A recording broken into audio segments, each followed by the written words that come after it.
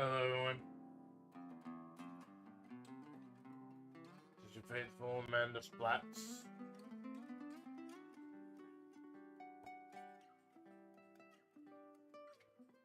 I'm trying a new mic placement this morning. Let me know how it works. Well, so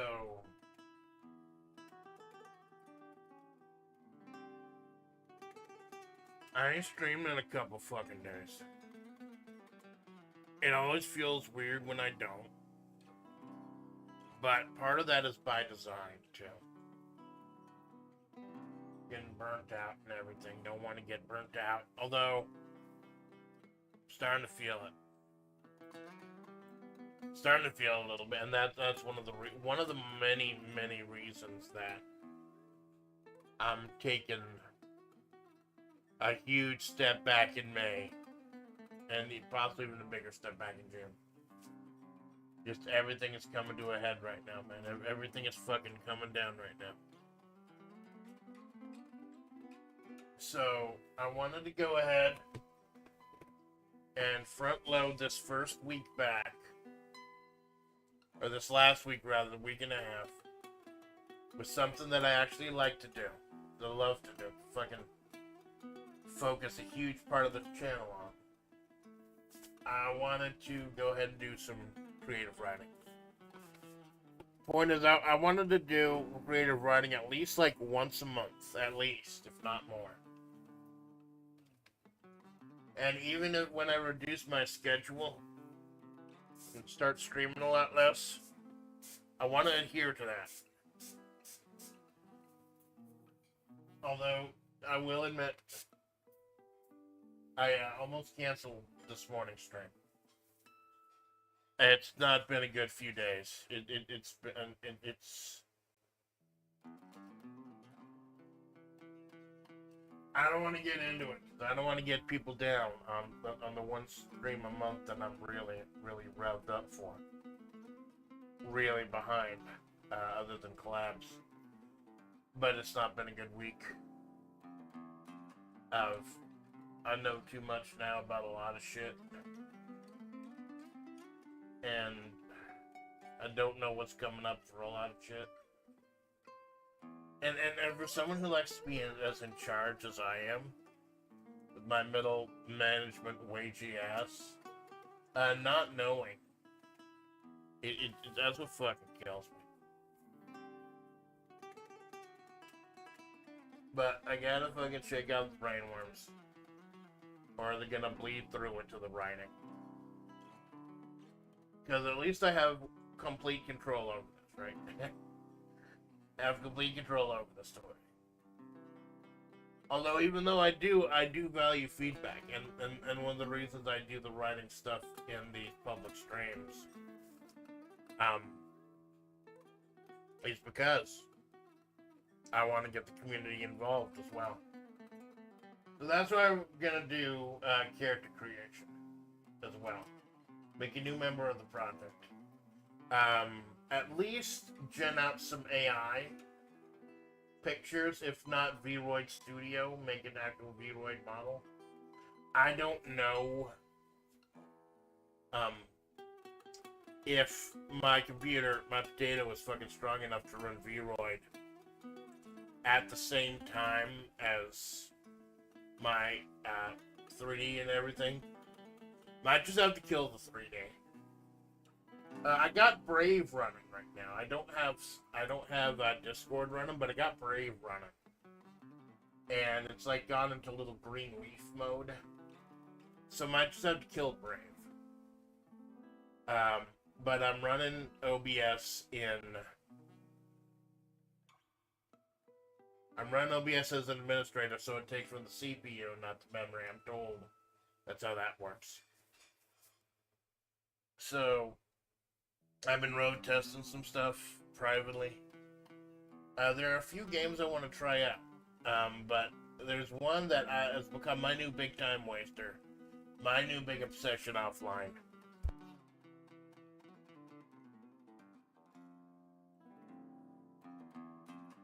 And I am fairly sure I can't stream it, but I want to try. It's called Fights in Tight Spaces. It's a deck builder game where you're actually on a grid and you're walking around, and it's a fighting game, but on a deck builder. And it's like the John Wick movies or the Kingsman, or like classic like 2000s action films and stuff, where you're in small rooms and small areas and fighting people. But it's a deck builder, so you have cards for punches and kicks and evasive maneuvers and weapons and grapples and stuff. It's kind of fucking amazing. Very stylistic look, too. It's hard as nails, though. Like, especially later on in the run, it gets hard as nails. And even though you can go back to a segment after you've unlocked it, you really do need to start all over again. Every run from the beginning. Because you miss those power-ups and you miss those abilities that you get during the course of a run. I say this and I've only beaten the first part so far. It's great. It's fucking great, and whenever I love something, whenever I think something is fucking great, I want to share it with you. But I think it might just be a little too strong for my potato. So I don't know if I'm going to have the time to road test it, but I might want this to be the Friday stream. If it fits the character we end up creating today. If it fits. It might not. I got a couple other ideas. I got a few ideas for the character. I got a few ideas for the scenario today. I have a lot of ideas. It just, there's no connective tissue there. No actual cohesive story. I just have a series of scenes I want. Focusing on Alpha. I actually want to focus this chapter more on Alpha than Amanda. Maybe some from her perspective. Because as we know, Alpha, the big hulking muscle-bound version, is Amanda from the future. Because time is bent and broken in Mahavre. Problem is, nobody else knows that. All who knows that there's someone with Amanda's head and Amanda's face connected to a fucking mountain of muscle.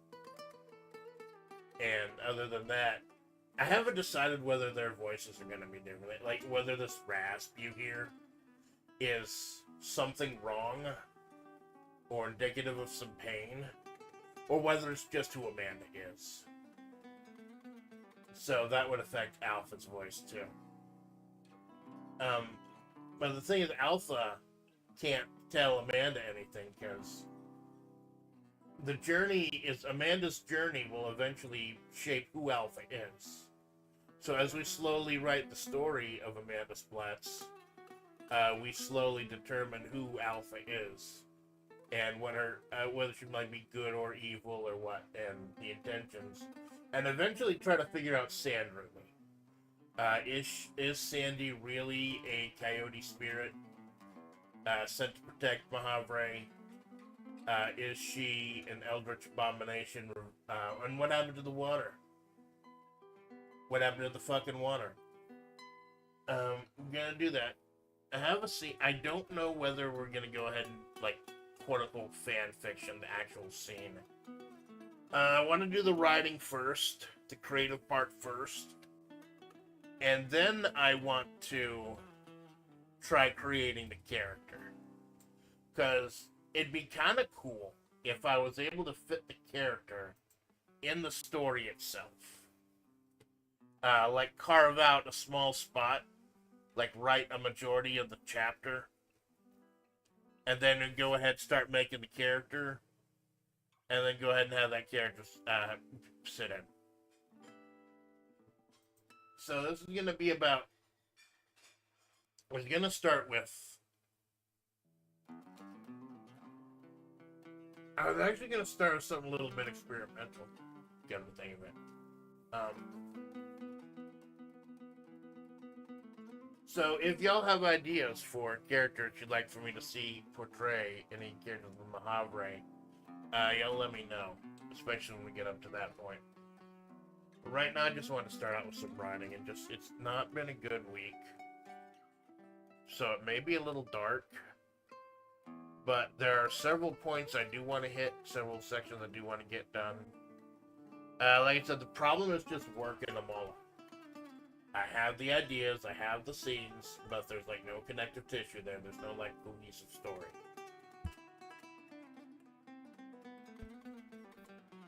I gotta remember the mic is on the other side of the fucking room now.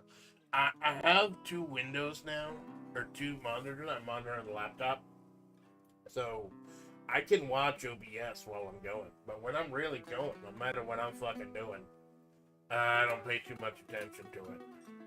I have to. I should. I'm working on improving my game, but I was recently looking over some of my older streams, and I'm like, yeah, I have come a decent way since then. Like, especially considering that I had literally zero streaming experience before I started doing this. Like, literally zero experience. I learned on OBS while I was waiting to get the internet installed. So, yeah. There's gonna be a tricky dance for Alpha Splatts. Now that she's come across Amanda, she doesn't want to tell her anything. She doesn't want to tell her what's gonna happen. Because number one, that could change what happens and change who Alpha is. And number two, it's Amanda's journey. And it's what she's... By the way, even though I am a male writing for female characters, since the story is about the characters, I will be using the female pronoun. If that annoys you, you can fuck off. But... yeah, you have Alpha out there. Let's go ahead and start right. I had an idea. Usually I do write very linear, like beginning, middle, end. The order of the story, like the order things happen.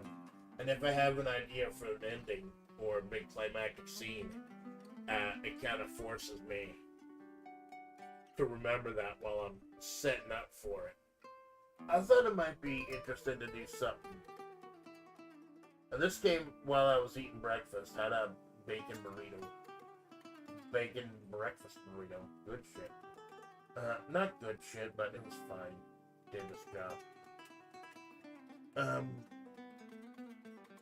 I remember this old sitcom called Grounded for Life.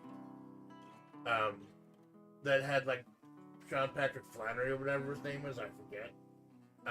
But the show always, it's a comedy, but it always starts in the middle of a plot. Like, it throws you right fucking in there. No straight, no chaser. And over the course of the episode, then you get, like, flashbacks and stuff. So I thought, since this is supposed to be about Amanda and Alpha, why not set up and start in the middle, and then just do a couple of flashbacks to how we got here.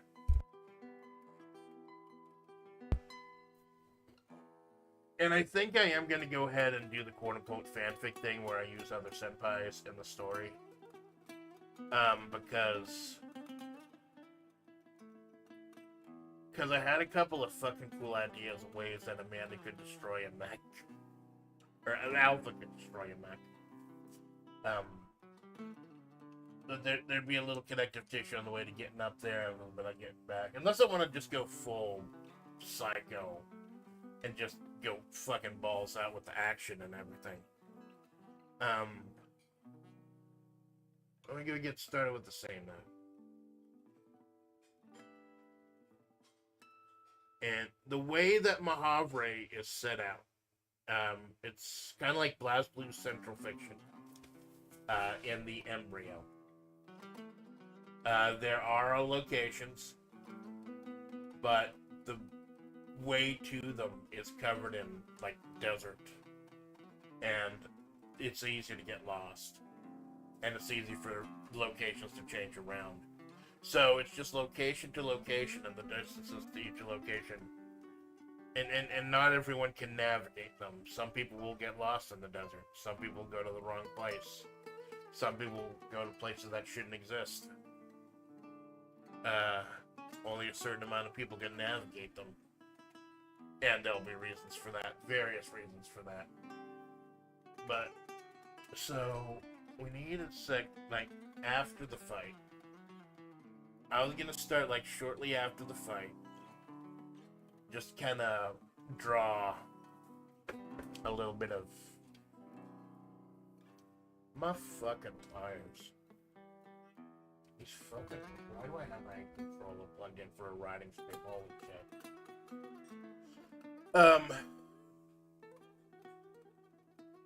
I can go long today. I got a collab later with Malone at 4 p.m. But I can go long today. I can go like up to 8 hours, because we're doing fucking Blood and Bacon, trying to finish that off. Just for the fact that I may or may not have obsessive compulsive disorder and just want to fucking finish everything I start. Unless it's total dog shit. So we'll be doing that, but I can go long. Like, I've blocked out today. This is the beginning of the end, quote unquote, for this channel, for a little while. As I don't know what May is gonna look like, I don't know what June is gonna look like. I have 3 or 4 streams planned, but I don't know when I'll be able to do them. So there's not gonna be any schedules in May. That's why I went so fucking ham for April. And then work throws me a swerve about next week and says, hey, Amanda, you know how you haven't had a Monday off in like 5 years? You're going to be working on Wednesday. We're giving you Monday off. And I'm like, what the absolute fuck? Something must have happened. Something bad, really fucking bad must have happened at work. If they're desperate enough to get me working on my normal day off, that they offer me a Monday off. Holy shit, that scared me more than a lot of shit. But no brain worms. No brain worms this morning. I do have some points I want to ponder, some pieces I want to catch in. Later will do the writing first to see if anyone wakes up and wants to help in on the character creation, and then hopefully that character will have a stream on Friday. Like you've seen Bun Bun stream, Bobo and Gun. You saw Juliet do the Spirit City Lo-Fi sessions. And Sandy's been all over this fucking channel. I was gonna do a stream as Redleg, the one babbling priestess, but she doesn't talk coherently, at least. So I don't think a stream would be as entertaining with her. That's one of the reasons I wanted to create a new character today to kind of replace Redleg. Not replace her, but be able to stream as her. So I'm gonna start off. Set the scene. I always like.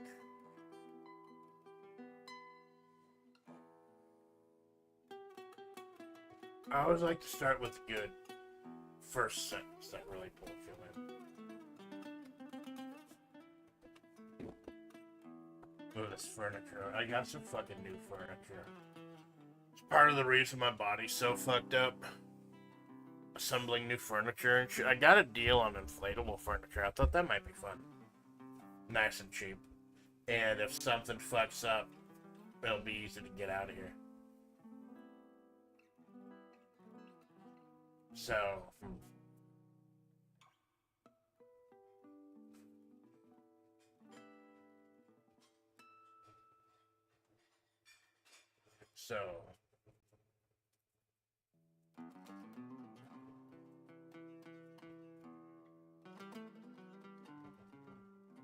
are mechs made of steel or are they made of metal?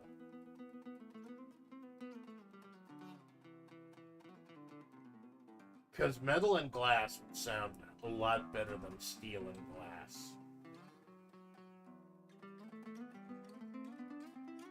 The mass of metal and glass. Mass of steel and glass. Well, Steel Battalion. I'll go with metal.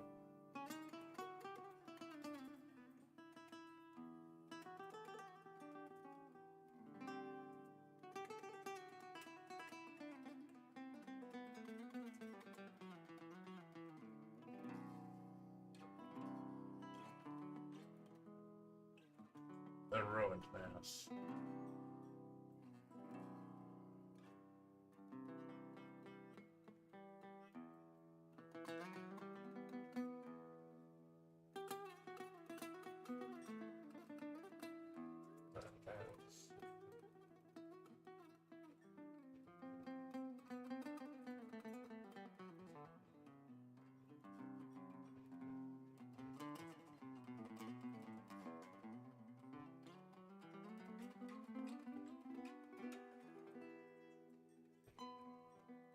The ruined masked metal and glass loomed large over the flickering campfire, yet not as large as the hulking behemoth of a woman that scrapped it into said ruin. I feel like that's good.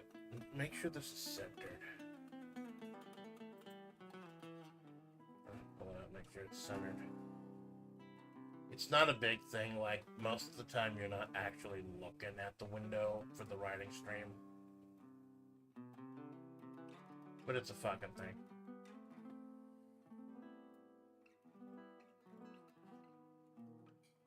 Yeah, I think that's good. So right there in that one sentence, you've got a lot of the elements. There's the mech that's already destroyed. It must be night if there's a campfire going. It must be a big open area out here in Mahavre. And Alpha is there.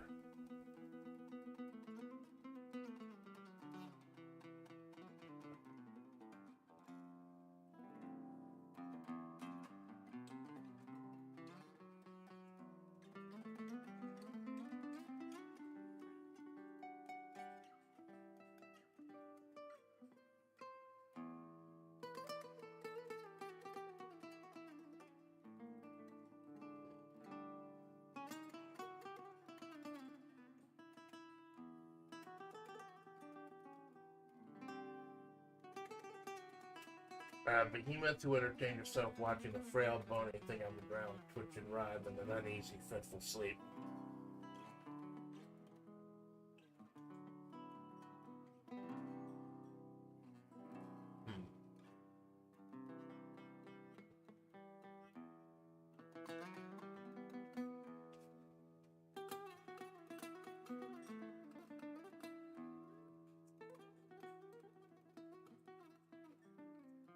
Figure they share the same things. Back down. That's where.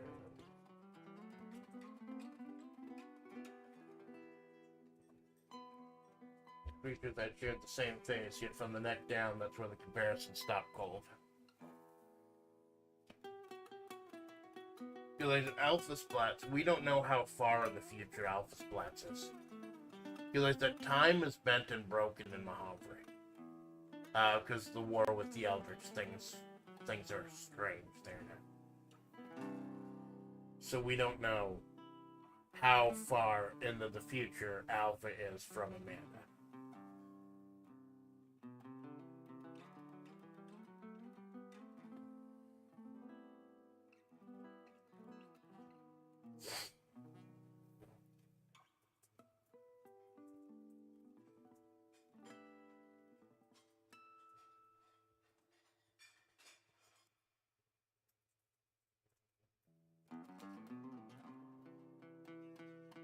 Glancing down at the restless streamer past the shelf of her own pecks.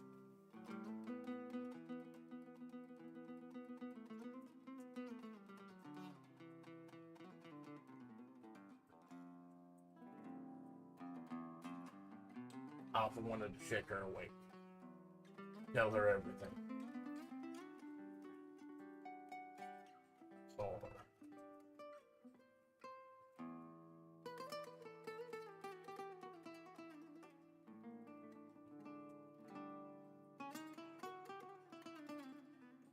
Soul her, to warn her, guide her, comfort her.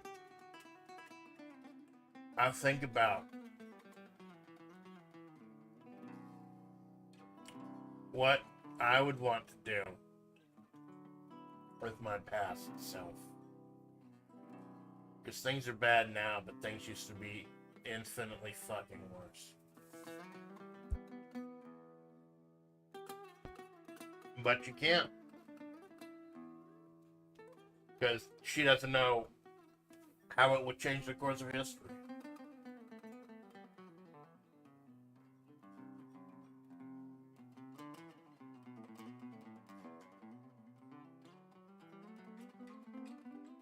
So, yeah. Alpha wanted to shake her awake, to tell her everything. To console her, to warn her, to guide her, to comfort her. But she knew she couldn't.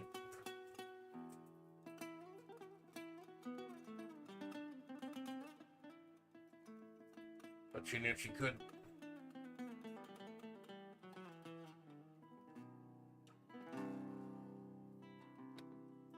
Because that would quite literally change the course of history.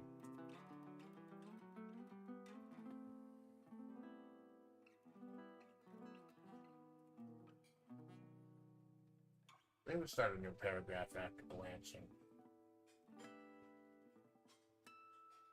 Because the first paragraph is about the physical differences between Amanda and Alpha. The next one is about Alpha's intent and what she really wants for her. What she wants to do at this moment. Blasting out the restless streamer past the shelf of her own packs, Alpha wanted to shake her awake, to tell her everything, to console her, to warn her, to guide her, to comfort her. But she knew she couldn't. Because that would quite literally change the course of history.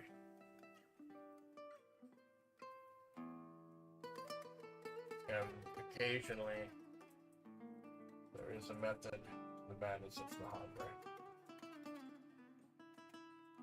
The overwhelming madness of the Hadra.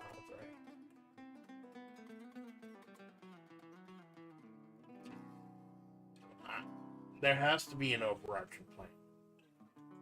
It can't just be a bunch of random people doing seemingly random things. Everyone's got an agenda. Everyone's trying to move at once, especially Sand Ruby. And the question is Sand Ruby the main antagonist? Is she trying to do something right and misguided about it? Is she just making shit up if she goes along? We don't know. I hope to have better answers at the 1 year anniversary, but the way that the story is being written, we may not have something in full. Plus, that might kind of kill any future intrigue. So maybe San Ruby will just be a mystery for a while.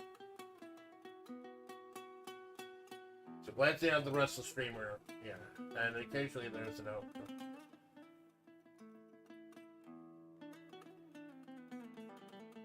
Alpha.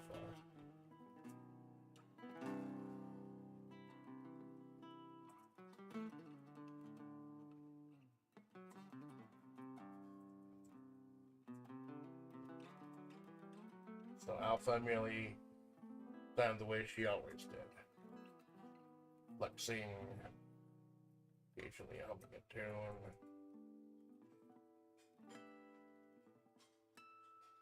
Keeping an eye on the third person in the distance. Now, I've not determined where they are, where this fight ended, quote unquote. Because I was gonna have that somewhat be determined by the character I create. And I didn't want to start creating the character yet until we see if people come in who are interested. Like it's, I know 7 a.m. is kind of early for something like this, but earliest in the morning is when I'm the most creative. Like, I couldn't do one of these at 2 in the afternoon or 5 in the evening. No. It has to be early in the morning. That's what works for me. That one has historically worked for me.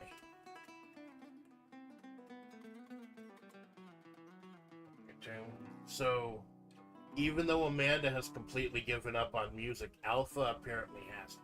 That's why I wanted to hint that Alpha has not given up on music, but Amanda has.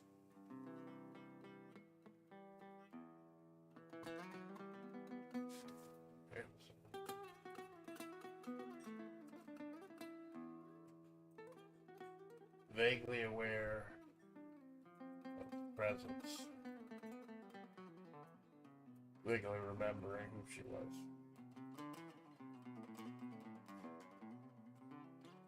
Very intense. Because Alpha, if Alpha's from the future and she's met Amanda, then she's actually remembering this day. Trying to remember what happened on this day. Vaguely remember who this person was. They're intense. Trying to go over what happened. Trying to remember what happened on this day.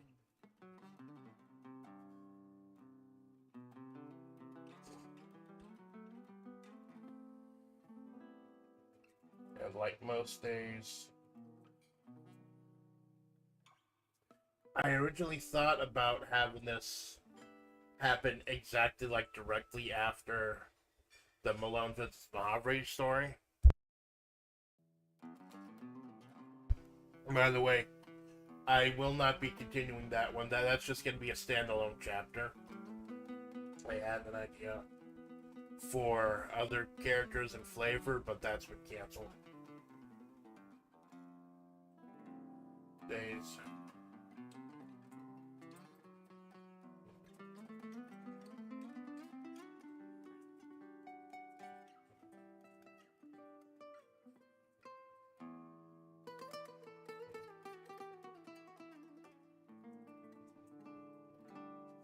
So Alpha merely passed the time the way she always did. Flexing, occasionally humming a tune. Keeping an eye on the third person in the distance, vaguely aware of the presence, vaguely remembering who this person was. They're intense. That is spelled correctly, by the way. It's not I-N-T-E-N-S-E as in intensity. Intent. I-N-T-E-N-T-S. Like demonic intent, etc. Trying to remember what happened on this day. Like most stations, it came for the stream. This one live didn't start well. That's right. Didn't start well.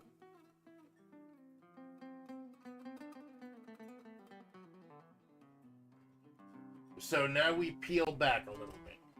We go backwards a little bit. Work back. One knows that they are in a that they are in a place that we've not yet defined. It's night. There's a campfire. Alpha is watching over Amanda. There's a giant mass of metal and glass. We haven't specifically said it's a mech. It's just a mass of metal and glass right now.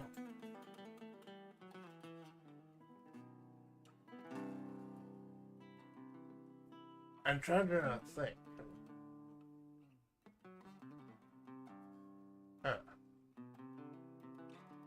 I had a few different ideas for where the confrontation between Alpha and the mech can go. Like, I know how it's going to happen. I know how it's going to happen, and I know the reason why. But I'm just not sure the where. I think I figured it out, though.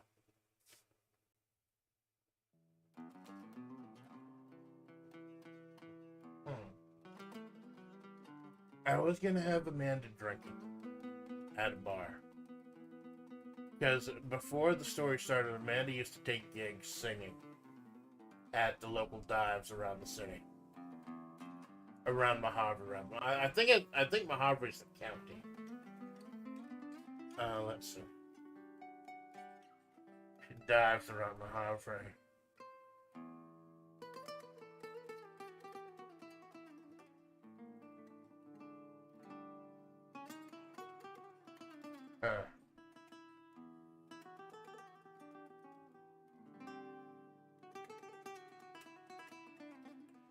I know I want Amanda to be at the bar, and I want Malone to be there. Yeah, I'm gonna go at least add. Yeah, I'm gonna be a fan for gonna add Malone. And there's other couple characters I want to add too. I add Malone because Malone is such an important part of Amanda's story. But I had a couple others that I wasn't able to fit into the initial story that I want to put in as well, and I really want to. I think I figured out how to do it, actually.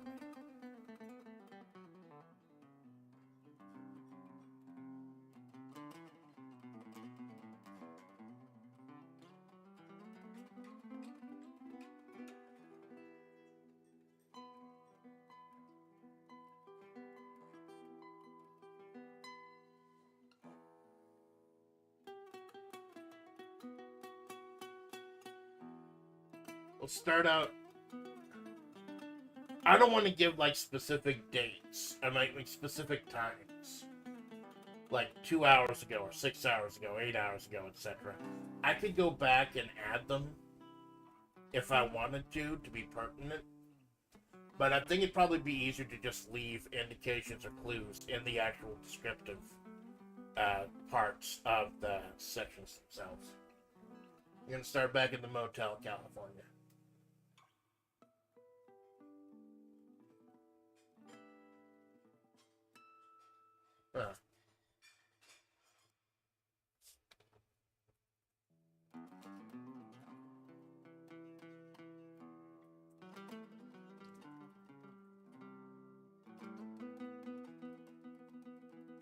Pool outside of the dilapidated Motel, California had been empty since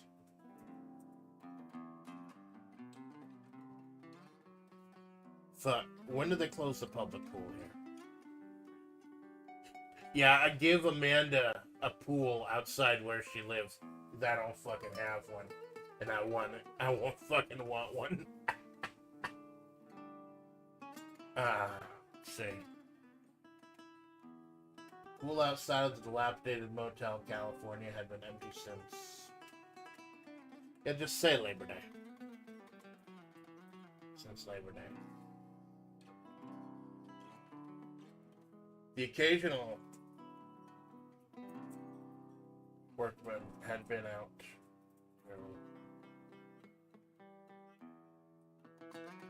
For tears in the liner for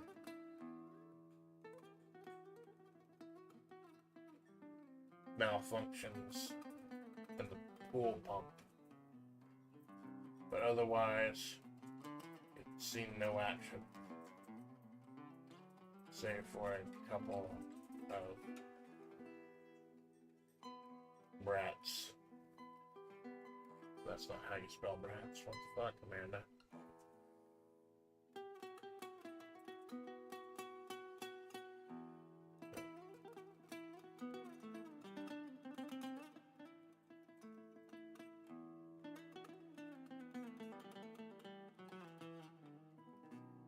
Pool outside the dilapidated Motel, California, had been empty since Labor Day.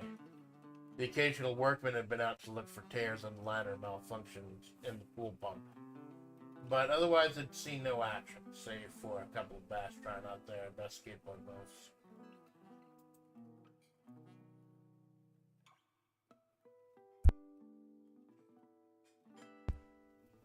So, kind of a symbolic representation that the water has in fact dried up.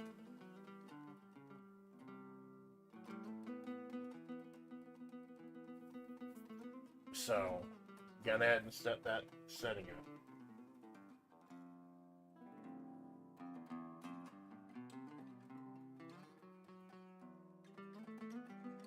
So,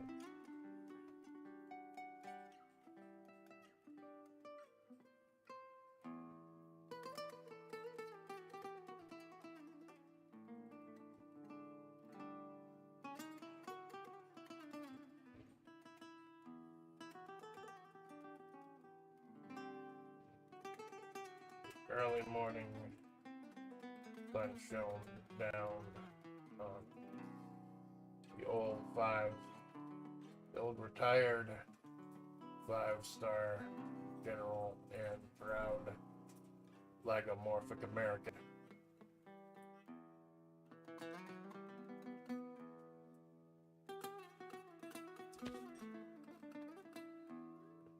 Bun. Austin family. General Beauregard Bun Austin family.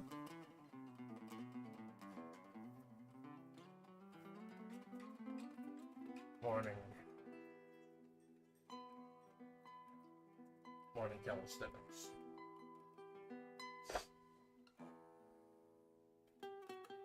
On the pool deck.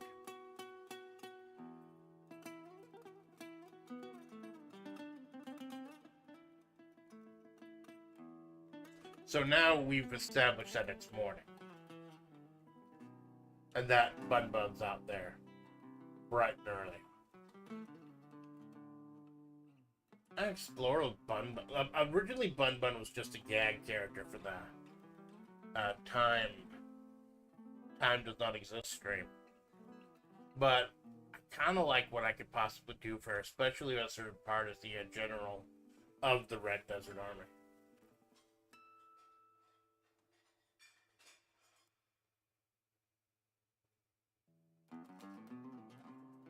There's the old bunny. I don't know if I want to say broad, the old broad. The old broad. She would say, I'm an old broad, man. I'm an old broad.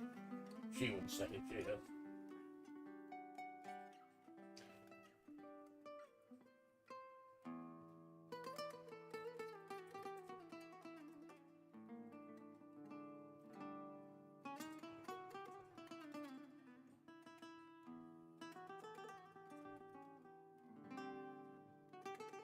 As the old bunny broad tout is that E-L-T-O-W-E-L-E-D? Yeah, of course it is.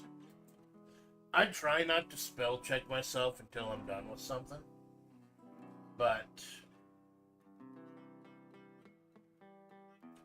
I try not to spell check myself until I'm done with something, but honestly, I see those fucking red lines and it drives me up the fucking wall.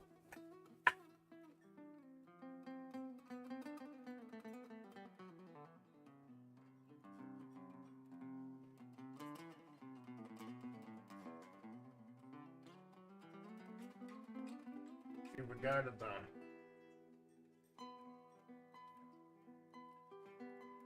orange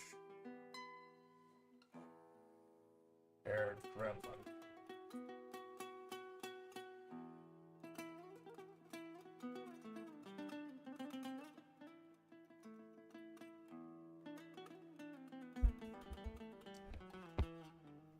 Repositioning the mic. We've been around.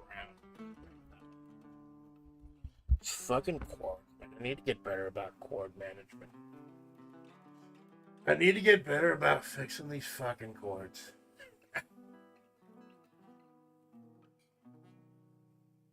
You know who the fucking orange-haired gremlin is. It's gotta be Malone. Or gremlin.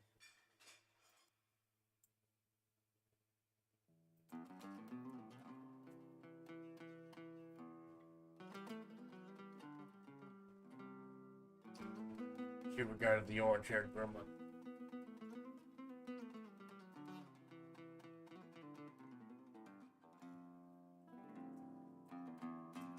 Checking her phone.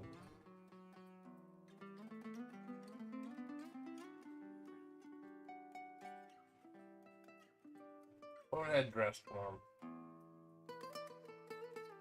Usually wearing her summer outfit. Open.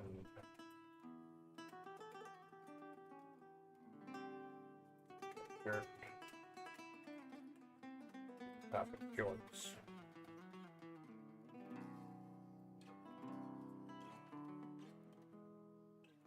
People dealt with the heat here.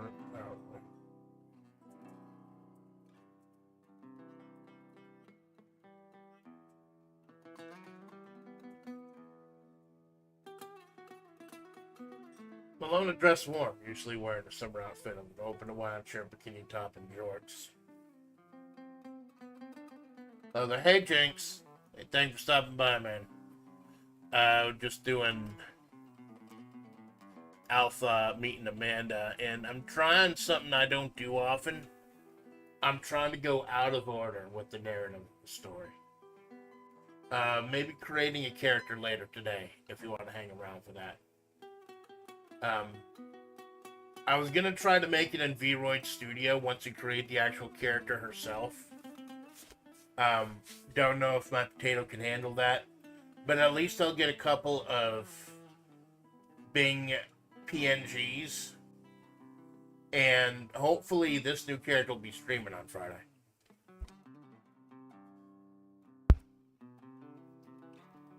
Yeah, Malone had dressed warm, usually wearing her summer outfit. Usually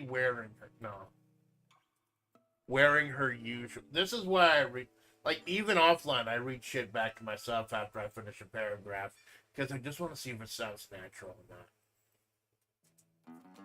Malone dressed warm, wearing her usual summer outfit of an open wide shirt, bikini top, and jorts. People that don't know way. Malone did reaching out for canister of buns, iced tea before the retired general swatted her hand away.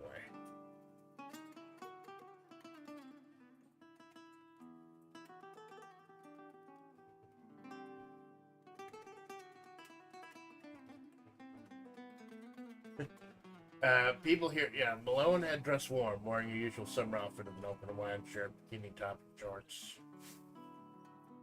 Usual summer outfit of not wearing her usual open Hawaiian shirt, bikini top, and shorts, because we know it's a summer outfit being described.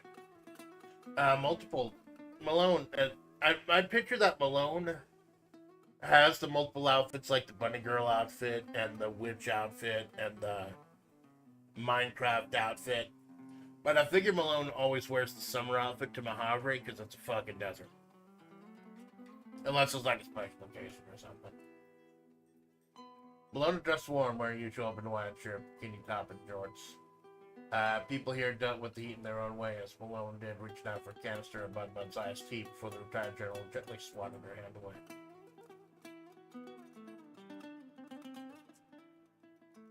If and IF apostrophe and ifin is a fucking word. Ifin is a word in the South, I learned. Ifin.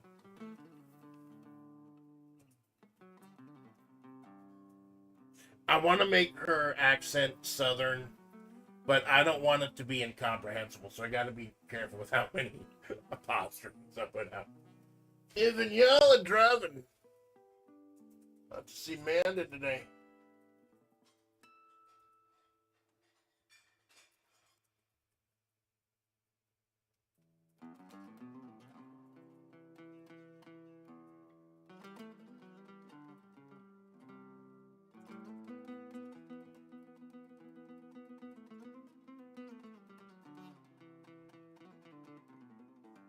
If y'all are driving out to see Amanda today, maybe you shouldn't imbibe too much of this, Bud remarked.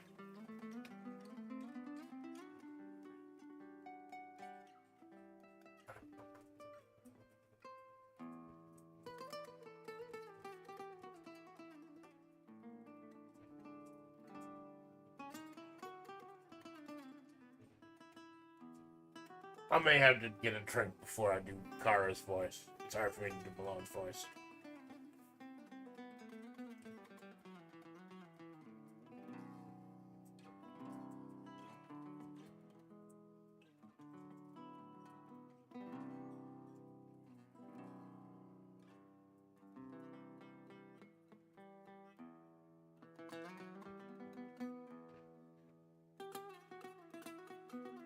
That's a dumb fucking joke.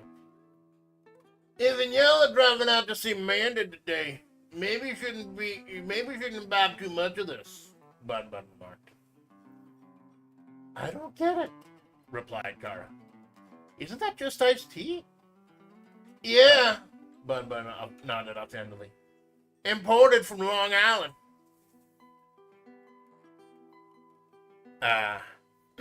Long Island iced tea is a very alcoholic type of drink. Bun buns getting smashed first thing in the morning.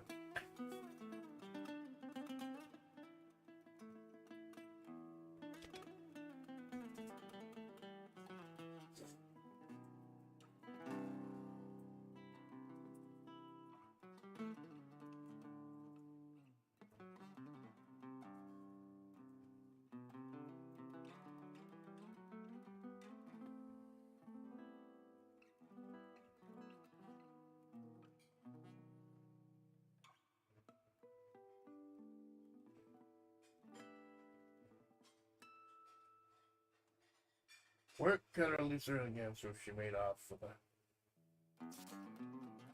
I don't know the name of the bar. A good name for, like, I know the Cloverleaf is the name for the diner where the Rattlers hang out. Need a good name for, nah. Amanda wouldn't hang out at a bar.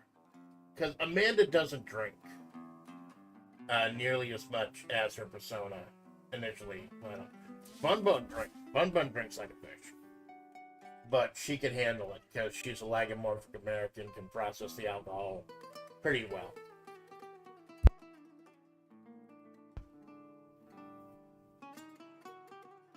Oh, coffee house.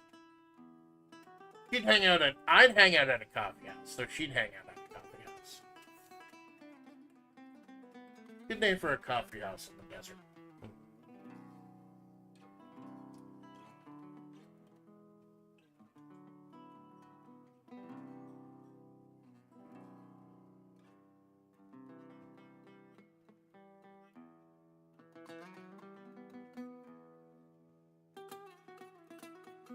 Mocha Havre. Oh god, that's fucking stupid. It's fucking stupid, and I love it.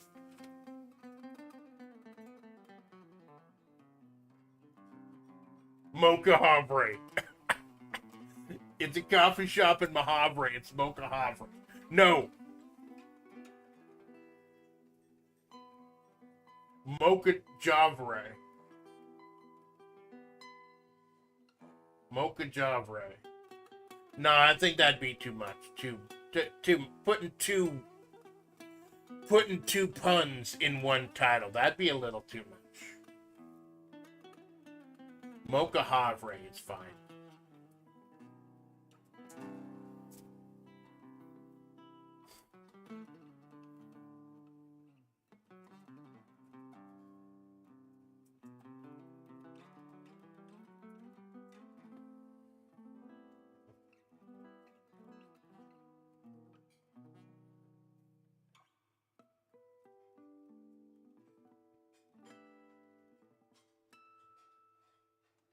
Keep raising apostrophe the price, the ice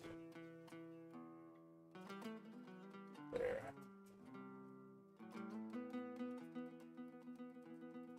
Now to get a second job.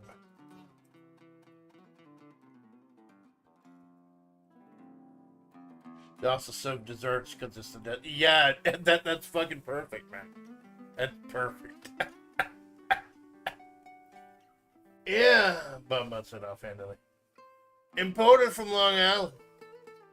I'm afraid Mandy ain't here. Nah. That's another reason I especially read out dialogue for the accents. To kind of make sure I get the accent. I'm afraid Mandy ain't here, sugar. Work cut her loose early again, so she made off for Mocha Havre. They keep raising the price of the ice bobo over there. Mandy's gonna have to get a second job.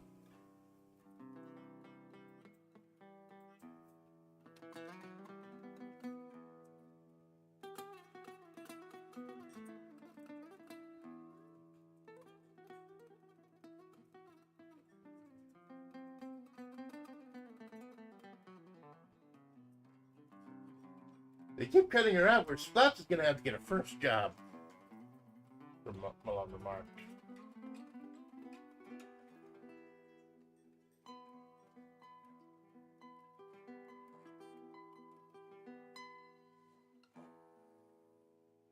They keep cutting her out, where Splatts is gonna have to get a first job. Malone remarked.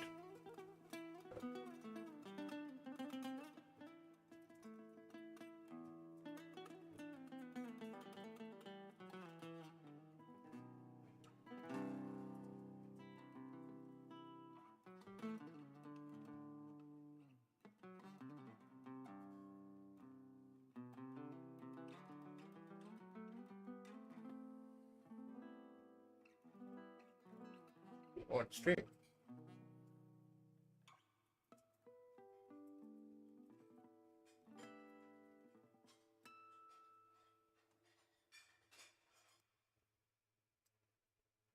Malone doesn't actually tell me this, but I figured it fits for the plot. Maybe set up a Ko-Fi? I don't know if it's a Ko-Fi or a Ko-Fi.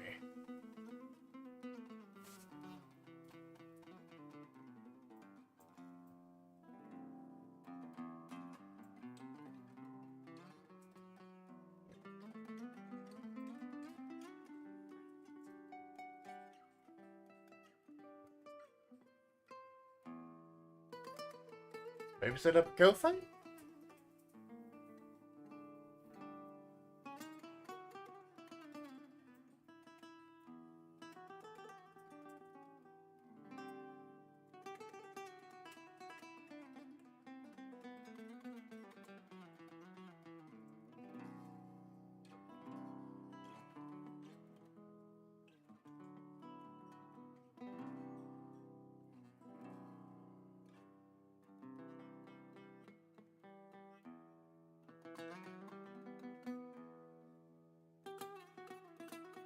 But I'm not taking another swig of her before sliding back down to the pool deck floor. Doing her cool down stretches. For someone of her age, she had surprising flexibility.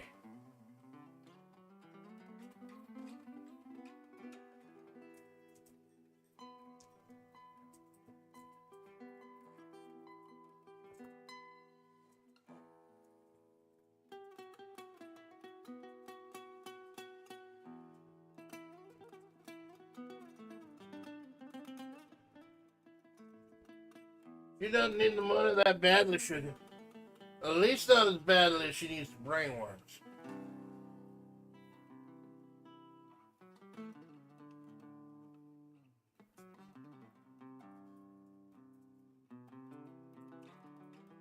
It's been pretty bad recently.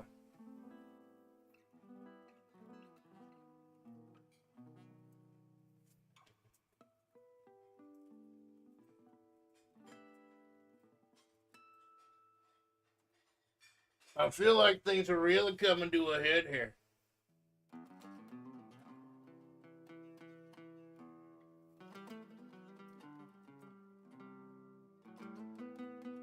A little expo dump here, nothing huge.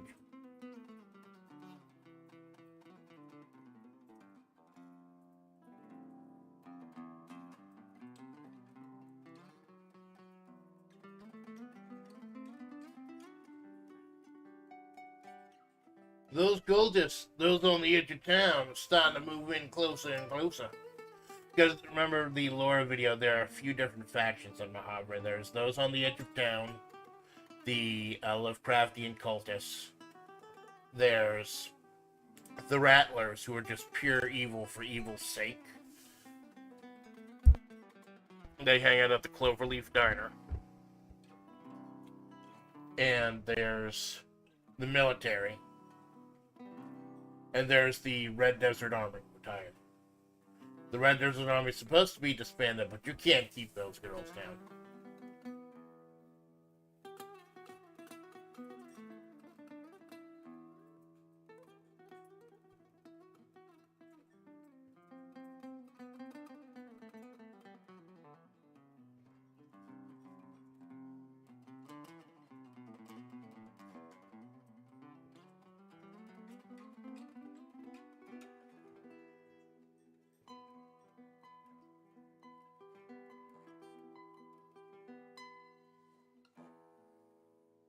Cloverleaf, I still can't remember. I called it the Cloverleaf because there's this movie that had a Cloverleaf diner in it. And I just can't remember what that fucking movie was that had a Cloverleaf diner in it.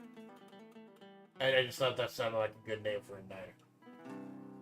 The Cloverleaf diner burned down recently. Those rattlers have been going mask off and just causing all sorts of hell. I kind of hinted at this with Sand Ruby stream. The mini idle dice monster. Part of that stream was just lore too, but the Rattlers are now getting bolder as well. All the different factions are starting to come together, and Amanda's going to be the target of some of it, especially the Rattlers. Those Rattlers have been going mask off and just causing all sorts of hell.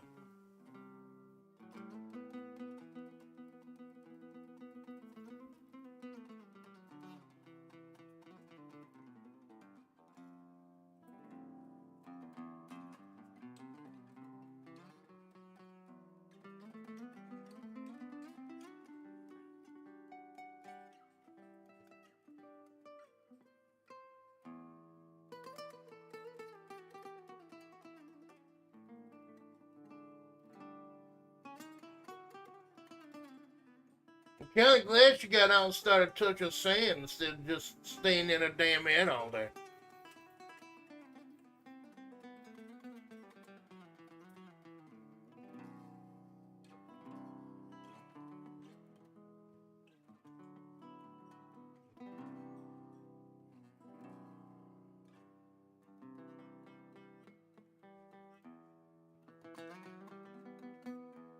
Well, nodded. Keep an eye on the elderly general.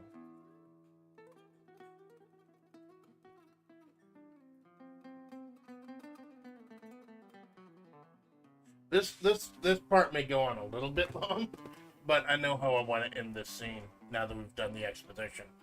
That shit is turning up to 11 in Mojave. Malone nodded, keeping an eye on the elderly general as she contorted.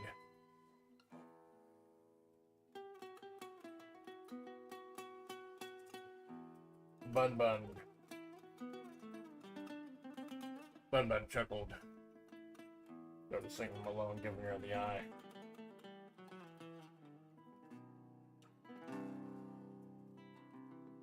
With the words, like always, when Malone opened her mouth.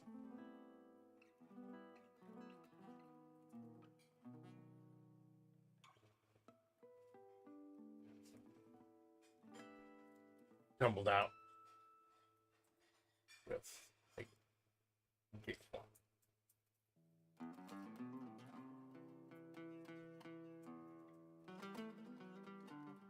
Can I, pat your ears?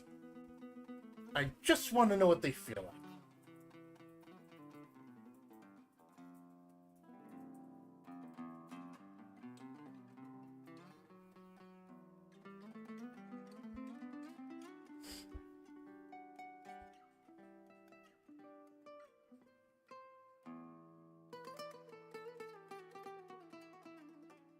Bun chuckled. Back up to face the slightly taller Malone. Bun's a short little thing. She's a short little bundle of energy.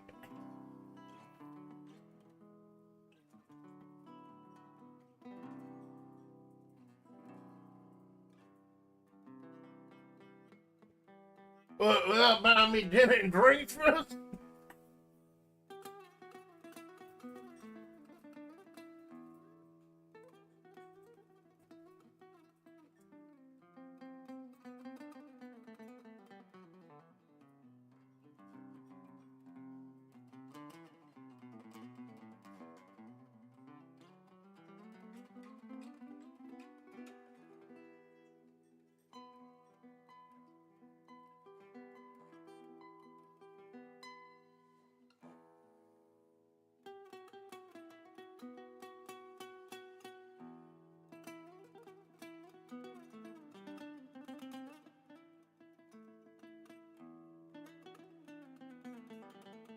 I'm sorry.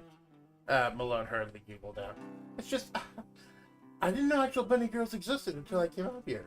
That's not something you see every day.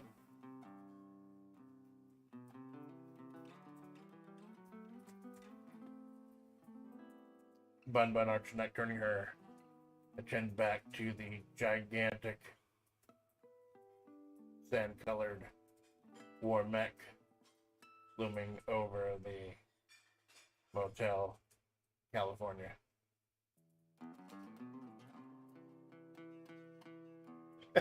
The mech has been there the entire time. I just didn't fucking say anything.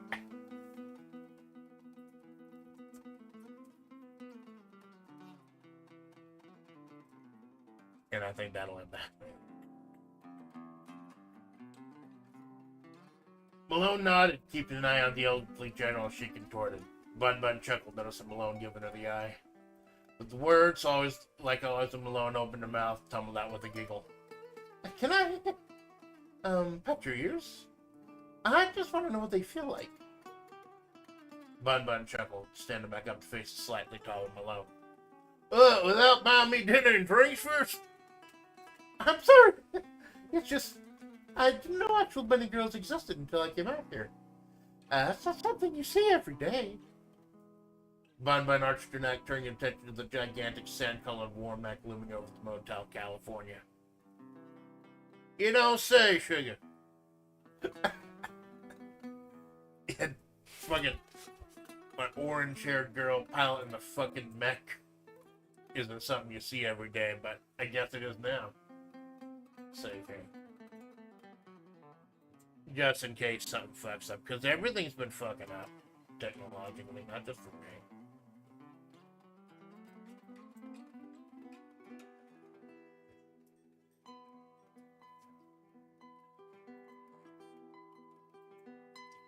So now we've set the scene in 2 different time periods, and like it's for someone who thinks as linear as I do, it's a little difficult to write a story like this out of sequence.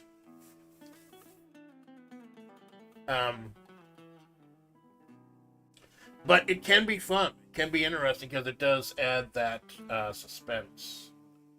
Like, how do these connect?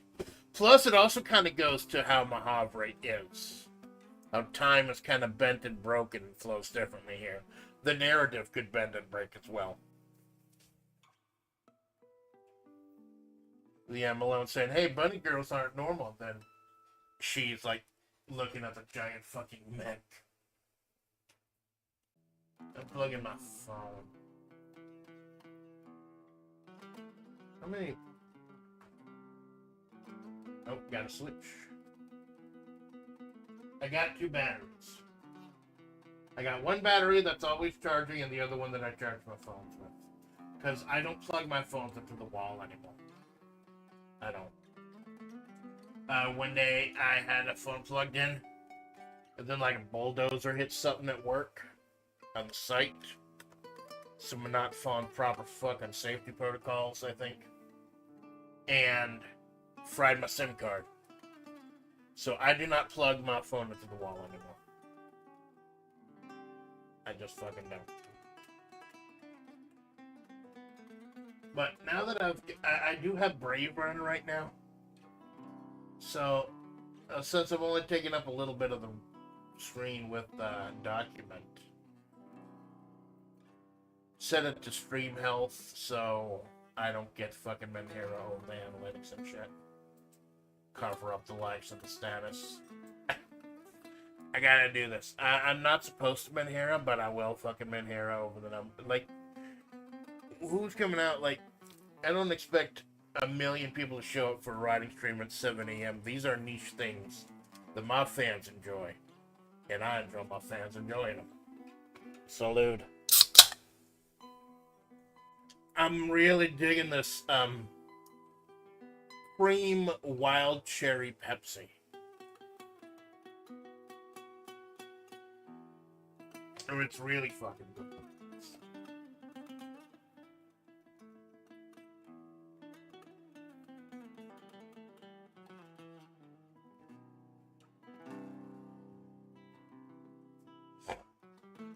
So now I'm trying to figure out. I almost thought I wrote myself into a corner with how now Amanda and Alpha and this other figure and the ruin of Malone's mech are some mysterious place and not at the coffee shop or something. But I think I could actually fix that with a meme once I get there. Like I said, we can actually go pretty long today. Me and Malone are collabing at 4. We're going to finish Blood and Bacon. But I can go until like 3:45 at least. Like 3:30 maybe. Probably not going to be that long. Definitely not going to be that long. But we can if I feel so inspired. Okay, so we've set up what happened that morning and we've set up what's happening at the night. So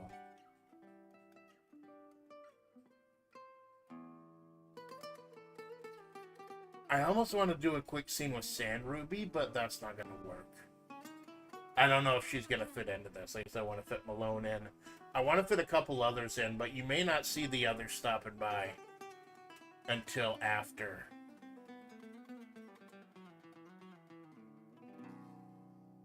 You know, I think we'll go ahead and go I wanted to cut to. I wanted to cut to the nighttime, the quote-unquote current time. But I don't think enough has happened narratively that going back there for a little while is going to help, since Amanda's still out from whatever happened. You'll notice that Malone is not there at the campfire, by the way.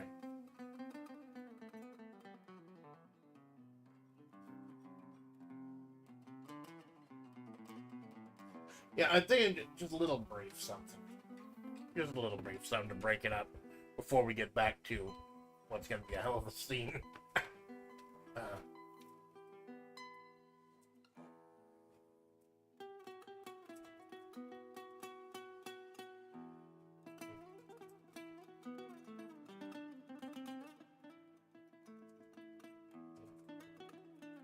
Yeah, because at the beginning of the story, I just said it was metal. It was metal and glass.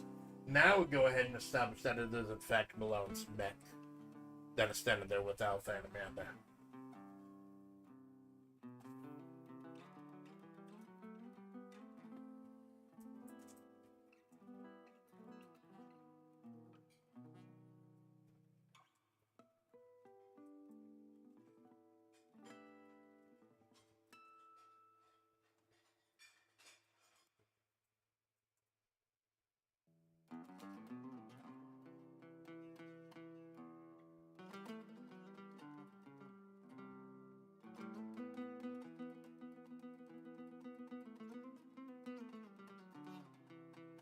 I want to do a little bit of a conversation, maybe. A little bit of a conversation to bring. Oh, it's already 8 o'clock. I'm surprised.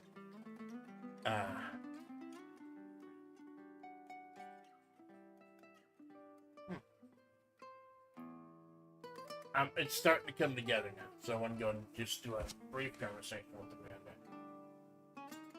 On the side.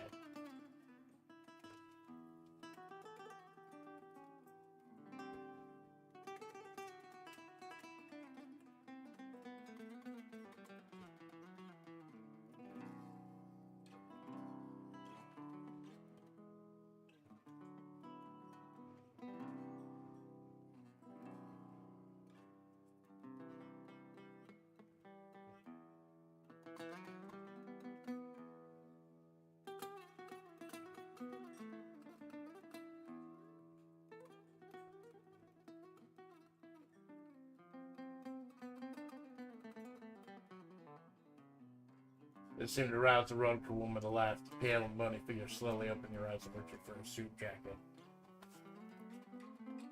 Alright.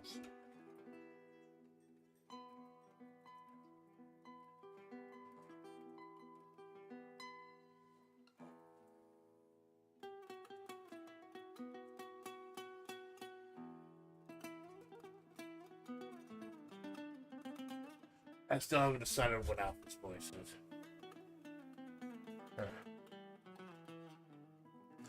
I want there to be a question in Amanda's mind as to who Alpha is. Like, we as the reader, narratively, know that Alpha is Amanda from the future. But I want there to be a question, because I think there might be a big reveal, and it kind of help shade what... If Amanda doesn't know that Alpha is Amanda from the future, then there could be a lot more that we could do with them together.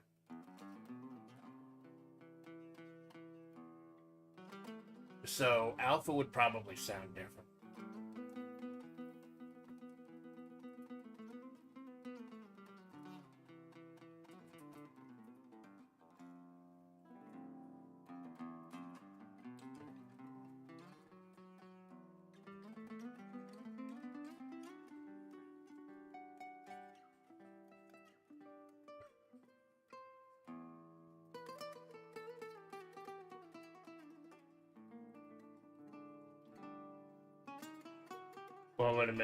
What would Amanda sound like without the rasp?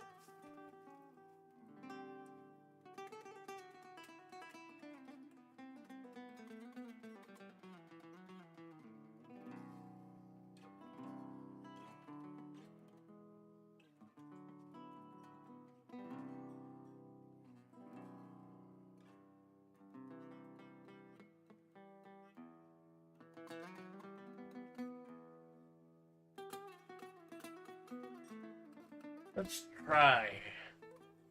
Let's try what would Amanda's voice be like without the rasp. He overheated again. The towering figure said, trying to speak as calmly as possible. It's alright. Your little friend is gonna be back soon. Maybe not no rasp. Maybe just a little bit of a rasp. Because I have a fucking rasp. It's alright. Your friends are gonna be back soon.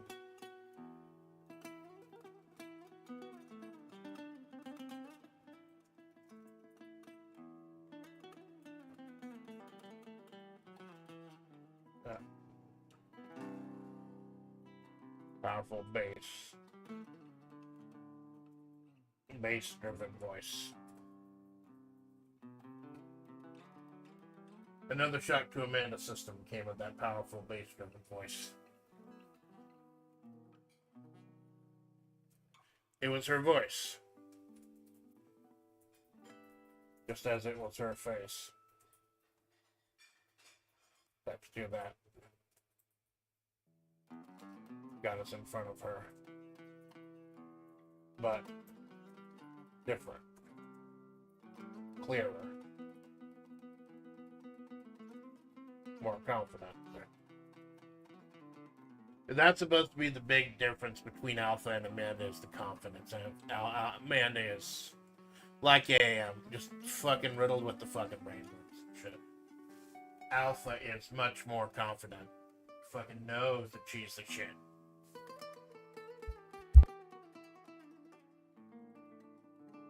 She knows that she's a shit and she's not afraid to fucking flaunt it.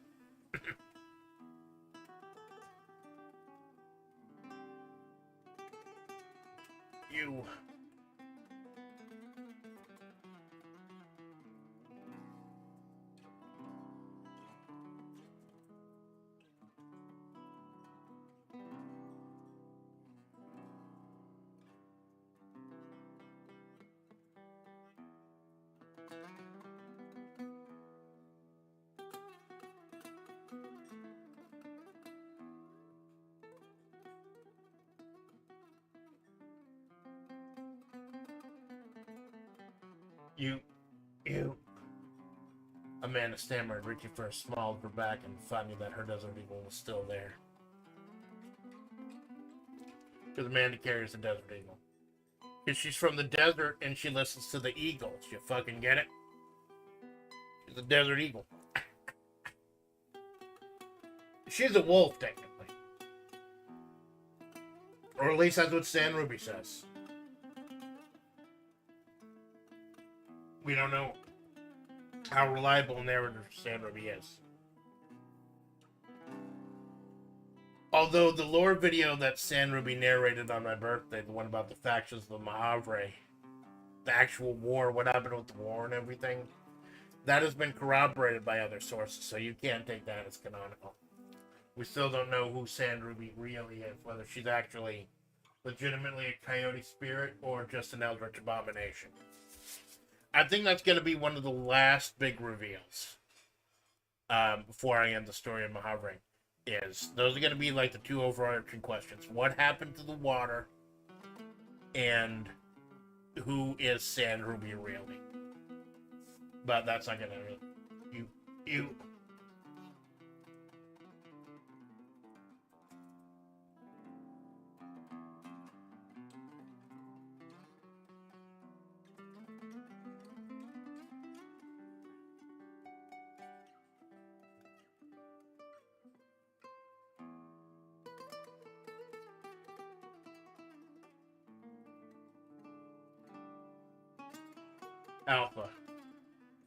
Alpha, she replied calmly. Alpha. She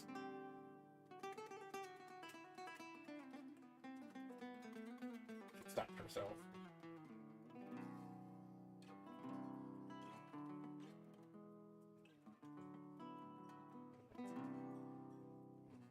Wouldn't be good. It wouldn't be helpful to give the game away at this point. Have Amanda asking questions you couldn't answer without altering the flow of events. There's also a question of, is Alpha too worried about the flow of time? Like, is this like a butterfly effect thing where you can't act... I mean, it's like Final Destination, I guess, where you can't actually counter the flow of time, where things are going to happen anyways. So she's stopping herself from saying Alpha Splatts.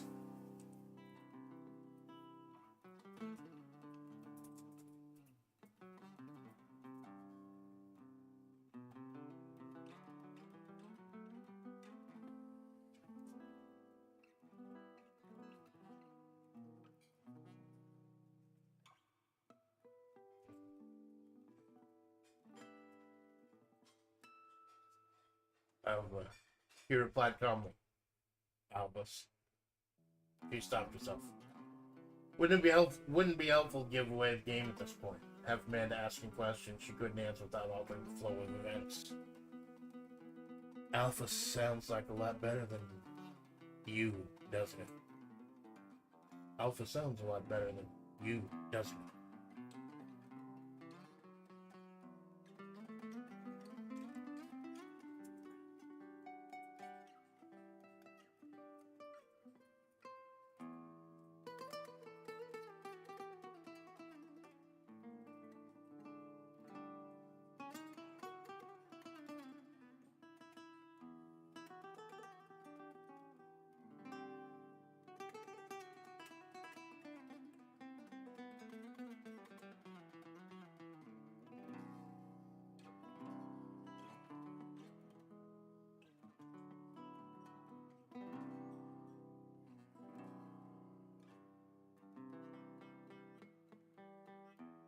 Amanda nodded, seemingly taking comfort from her, in knowing her Desert Eagle was still there. Although she got the creeping suspicion that she could fire off a couple rounds of this thing, and they just bounce off her pecs. Amanda fucking Splatts.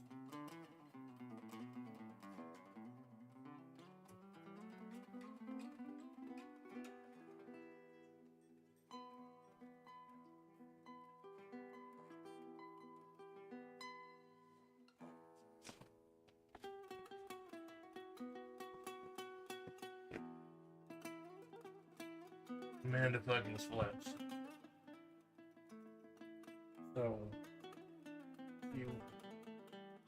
So you look just like... Now it's the time for Alpha to throw Amanda off the trail a little bit. We have, by the way, circumvented the whole paradox of, like, Back to the Future, where you'll break everything if you touch or talk to or dress your past or future self like Southtown Tales. But the fact that time is so bent and broken in Mahavre as it is, that the effects of actually touching or communicating with your past or future self is minimal.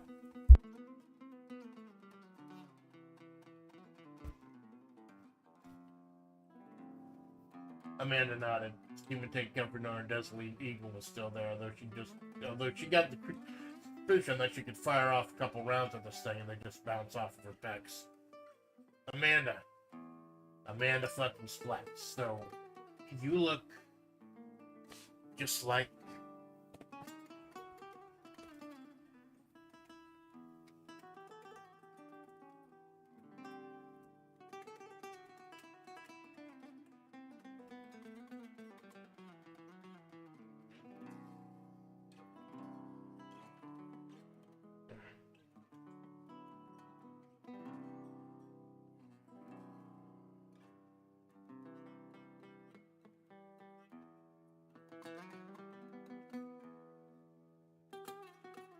Is that really that impossible?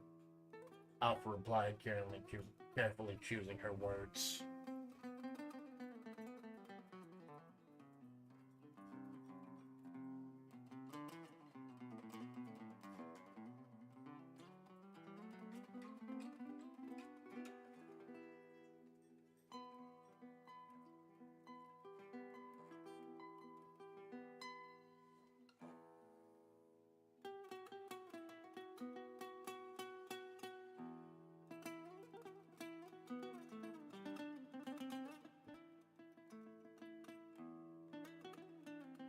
Huh. Even you didn't look like you did until that cigarette truck ran over. You were initially a wolf, right?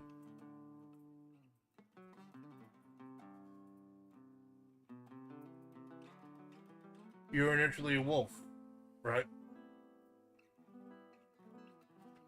So you've watched my streams.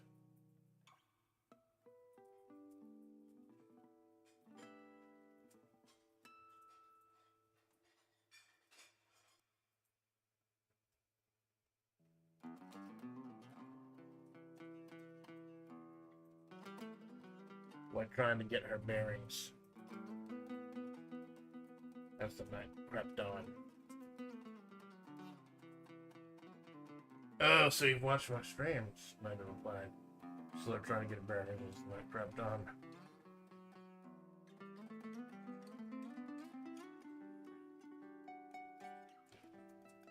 Alpha just shook her massive shoulders, having successfully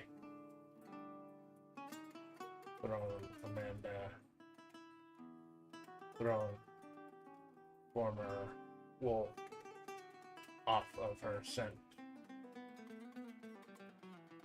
for now. Although Amanda got the feeling that if a truck were to slam into this woman, it'd warp and angle itself around her like a telephone pole. Oh, so you've watched my streams? Amanda replied, slowly trying to get her bearings as the night crept on. Alpha just shook her massive shoulders, having successfully thrown the former wolf off of her scent. For now. Although Amanda got the feeling that if the truck were to slam into this woman, why did it say warm? It auto-corrected to warm. It'd wrap and mangle itself around her like a telephone pole.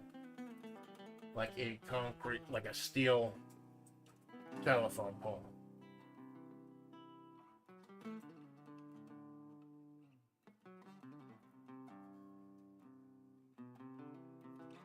Like a steel telephone pole.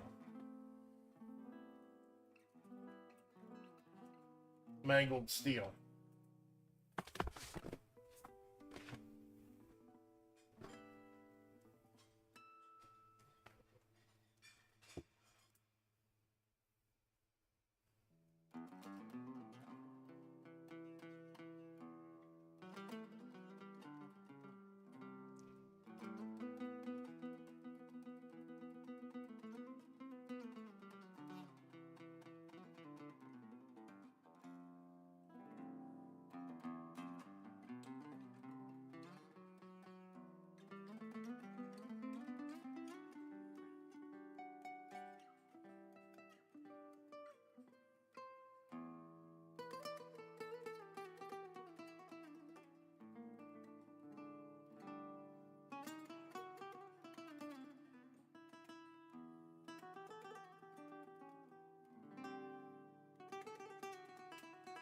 Mangled steel. Amanda suddenly realized that she had no idea where Malone was.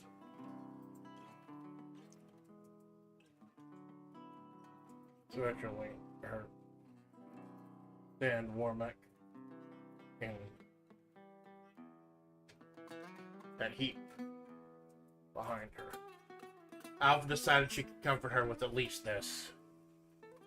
Your giggling friend left to get some help. She's fine.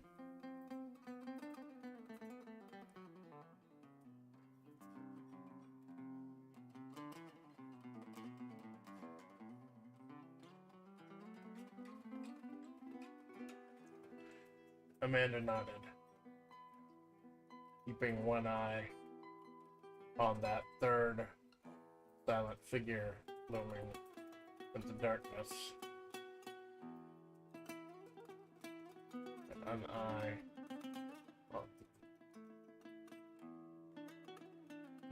the behemoth front for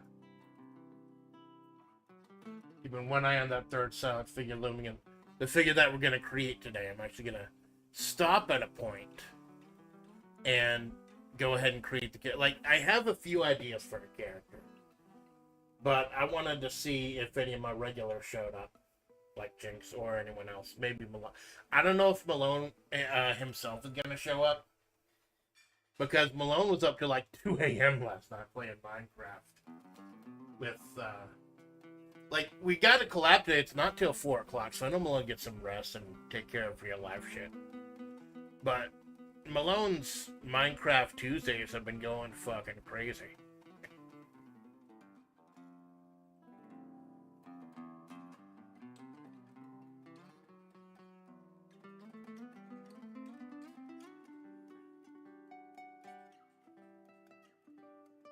Okay, everything just clicked. I'm sorry I get fucking silent during these streams sometimes. Everything just clicked in my head, and I think I know where, like, 90% of the rest of the story is gonna go.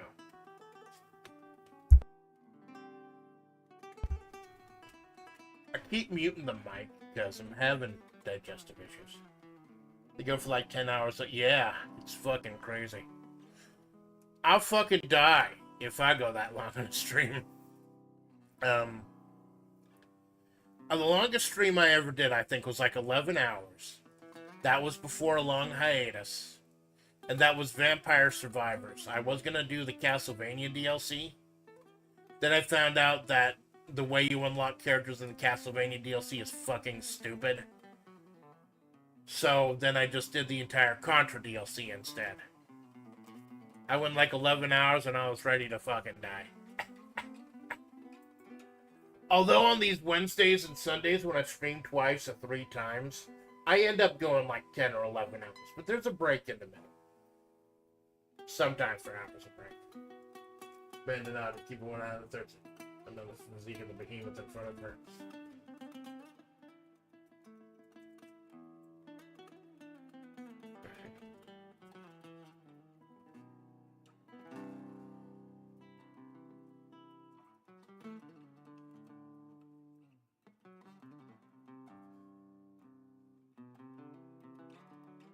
How can I trust? Amanda nodded, keeping one eye on the third silent figure looming in the darkness and one eye on the physique of the behemoth in front of her. How can I trust you? She let slip out, almost unconsciously.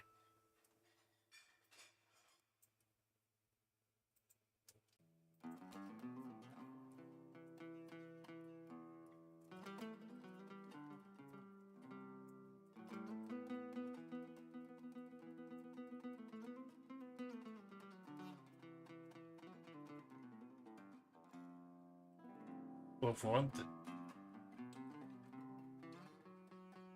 Alright.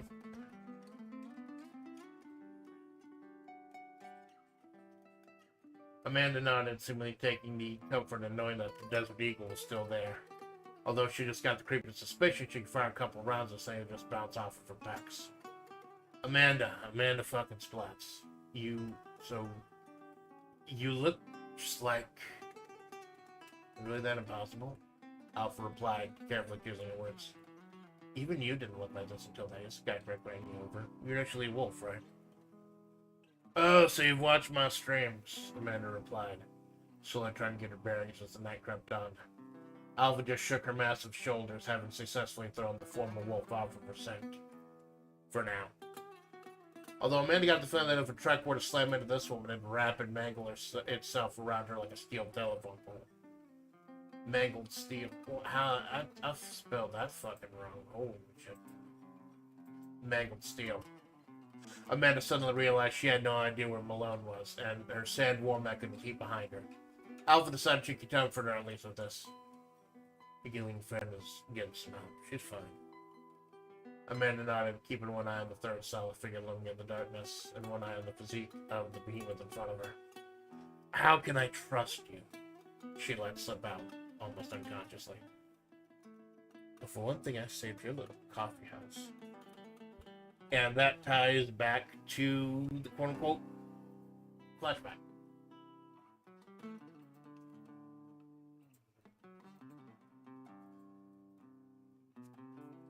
And we go back to the morning.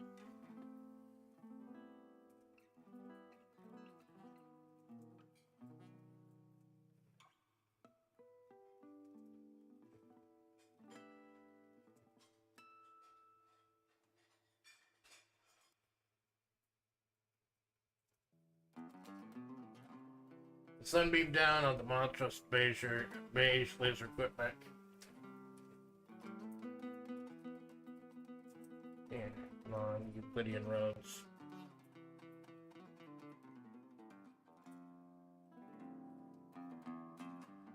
I'm sure I spelled that. E-A-N, not I-A-N. Euclidean, E-A-N. The sun beamed down on the monstrous beige laser equipment strolling down one of the non-Euclidean roads that connected in quotation marks. Connected.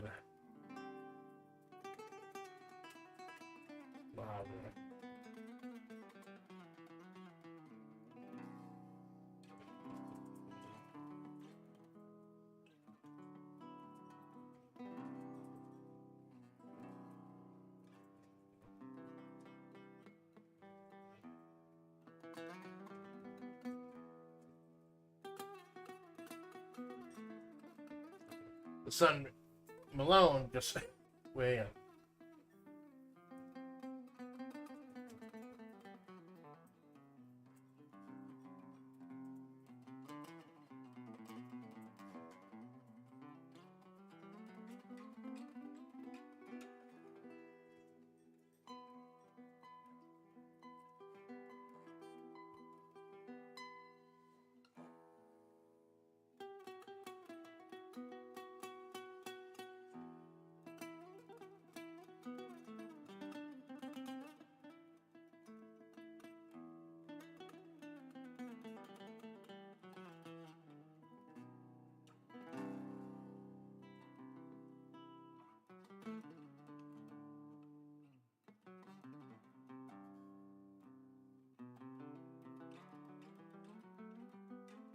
I keep forgetting what the name of the signal is.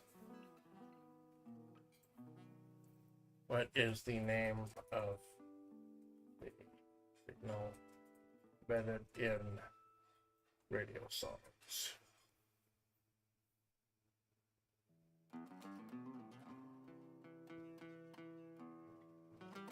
The signal embedded in radio using Brave search. The signal embedded in radio songs that provides information such as current song play is called RDS, Radio Data System. The system encodes digital information radio broadcasts use channel names, song titles. RDBS. In the United States, the system is known as Radio Broadcast Data System. Double check that. RDBS. Because, you know, they're Brave and all these places are using AI to answer some. The RDBS is a different thing, too. RDBS radio?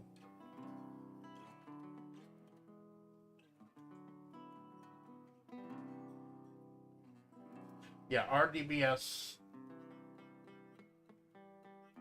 Radio Data System Protocol, used for distributing and propagating data by FM radio signals. So, basically, we've established this in the past, but we're going to have to reestablish it again for another point. No spoilers on the idea.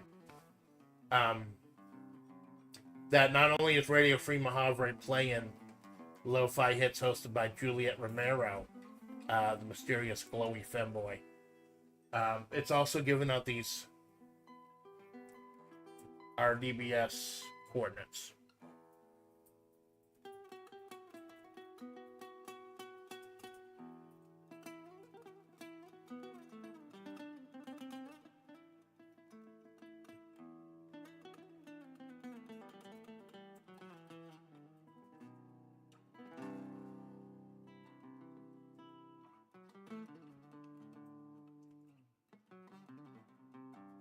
That's a lot of fucking exposition in one paragraph. But it needs to be just a... Go ahead, get the exposition out, because the fun part's going to be coming up. The sun beamed down on the Mosfet's beige, laser-equipped mech strolling down one of the non-Euclidean roads that connected the various locations of Mahavre. Malone just stomped away and blasted the latest hits of Kasane Tato. Had no trouble following these roads now that her mech was in tune to Radio Free Mahavre, the radio signal put out by the military. Even if you didn't enjoy the smooth lo-fi, you could appreciate the RDBS coordinates allowing travelers to current location. Broadcasting. Yeah, no, the RBS coordinates embedded. In case anyone doesn't know how to.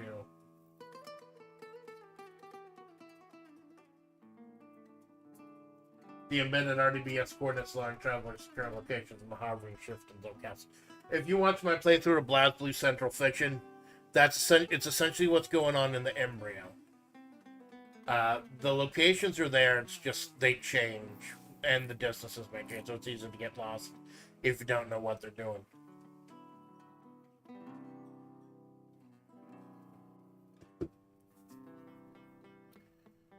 Like, then of course Malone. Of course Malone's gonna be in there, but I got a couple other people that I want to get in there also.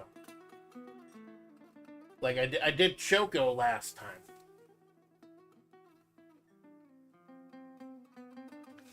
And there's a couple I couldn't fit in.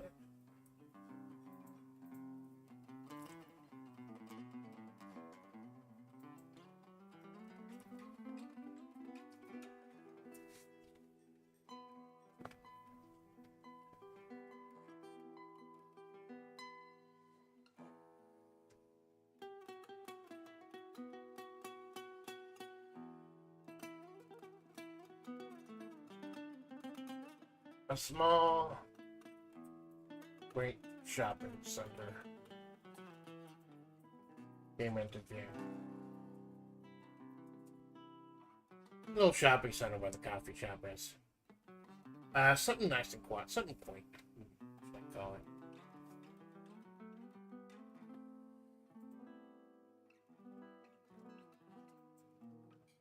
Good name for a quaint little coffee.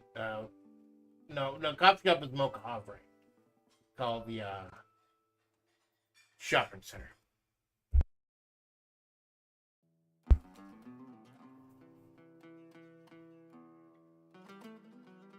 I got it. Just something simple, like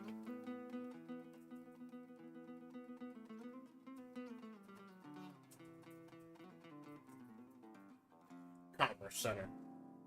Because it's the center where all the fucking commerce is. Small, quaint shopping center in Arcadia. The Harvard Commerce Center was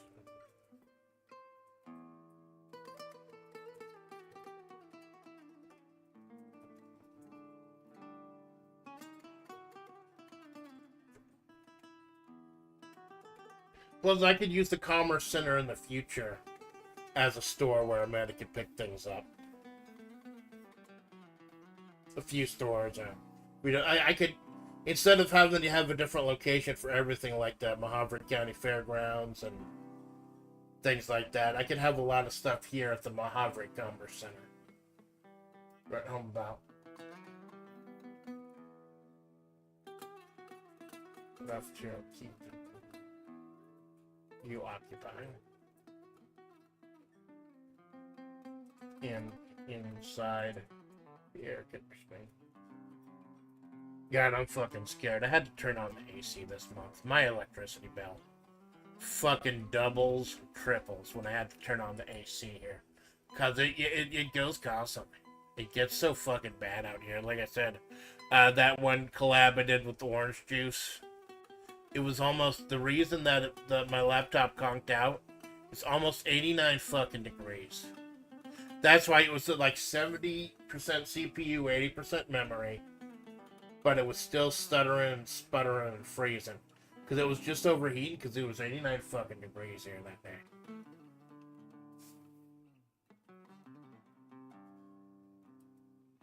Small, quaint shopping center. Mahavre Commerce Center wasn't anything to write home about. There's stuff to keep you occupied inside the air conditioning.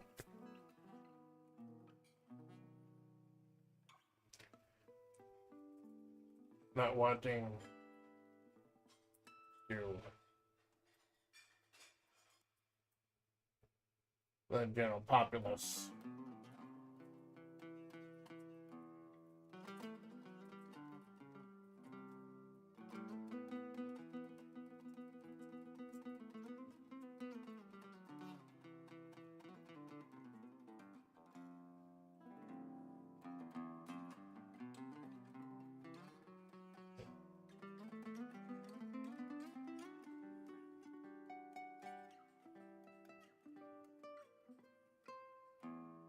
A small, quaint shopping center came into view. The Harvard Commerce Center wasn't anything to write home about. There was enough to keep you occupied and beside the air conditioning. Not wanting to stun the general populace, Malone parked the mech good ways from the Commerce Center. And that's long. Throw the factory for Mocha.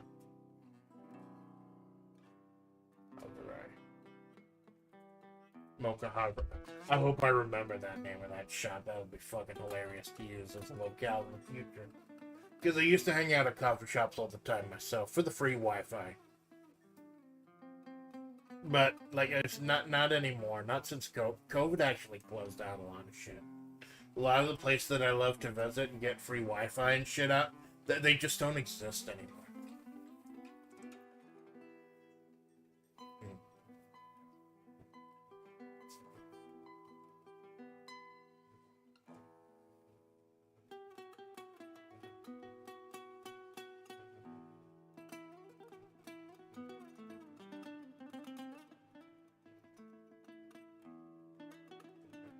As she did.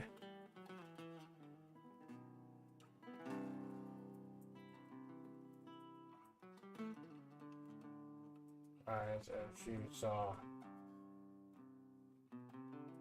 a 7-foot tall,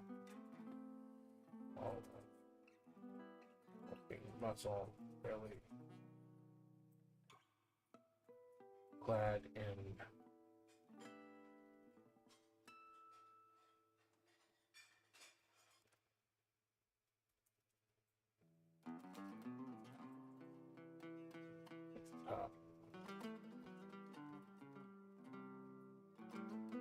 She looked up to the proudly saw a 7-foot tall wall of hulking muscle, barely clad in track pants and yellow top, coming out of. Going back in time, getting a fucking bird. Local millennial burger joint.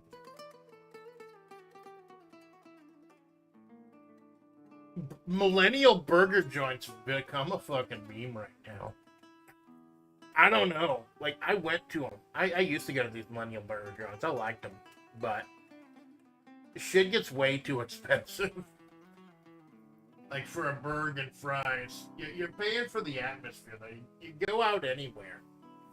You're paying for the atmosphere. That's why I keep warning about casinos. You're don't go in there expecting to win. Go in there expecting to lose, and only take as much money as you're willing to lose. That's one of the big things Father Splatts taught me. Don't bring more money than you're willing to lose at a casino. Because they've got ATMs in there now, obviously. They got fucking ATMs, though, that every fucking cent that they can. Because it's a business. Fucking business.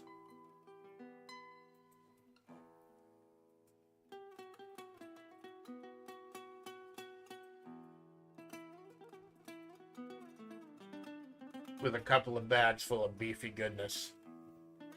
Alpha is the beefy goodness.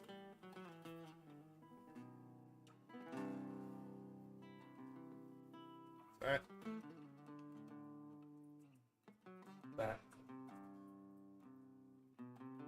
Amanda.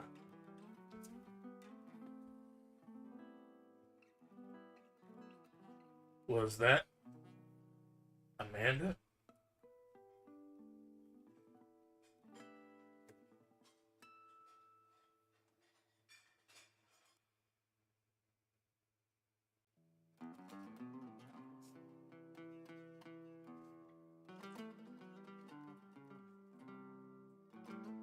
Alpha smirked.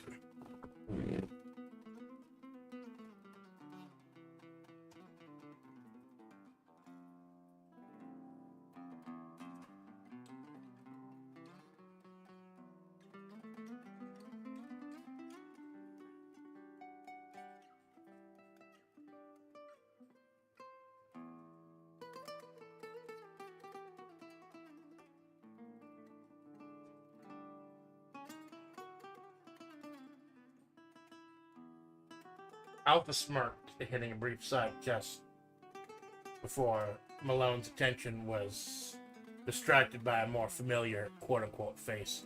Because if you've seen any of the pictures of Juliet Romero, you'll know his face is always obscured.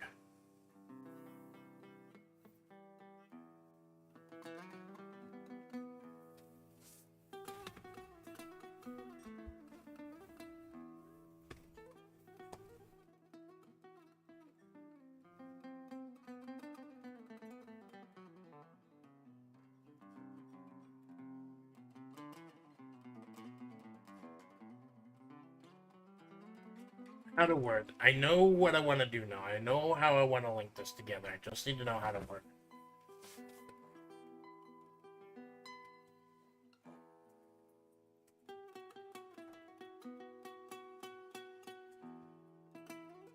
Oddly enough, even in the middle of the day, right as that desert sun was. Oddly enough, even in the middle of the day, bright as that desert sun was,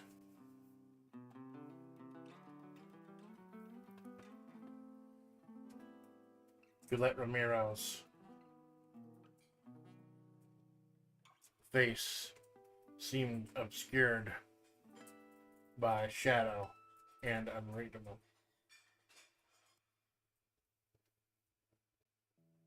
Yeah, it's supposed to be a little like if you're talking to her in the darkness or just listening on the radio, you could understand like being pictured with the shadow over the face.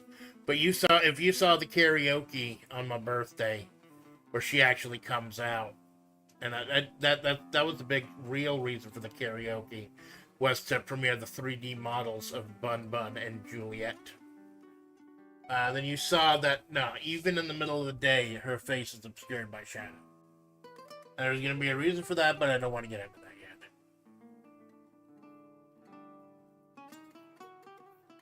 Oddly enough, even in the middle of the day, Juliet Romero's face seemed to...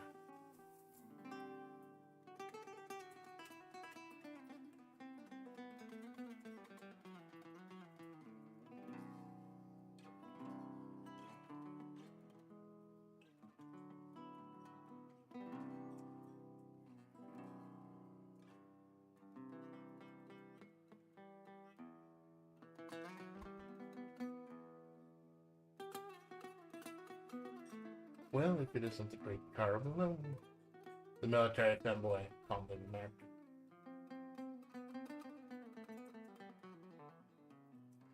Yeah.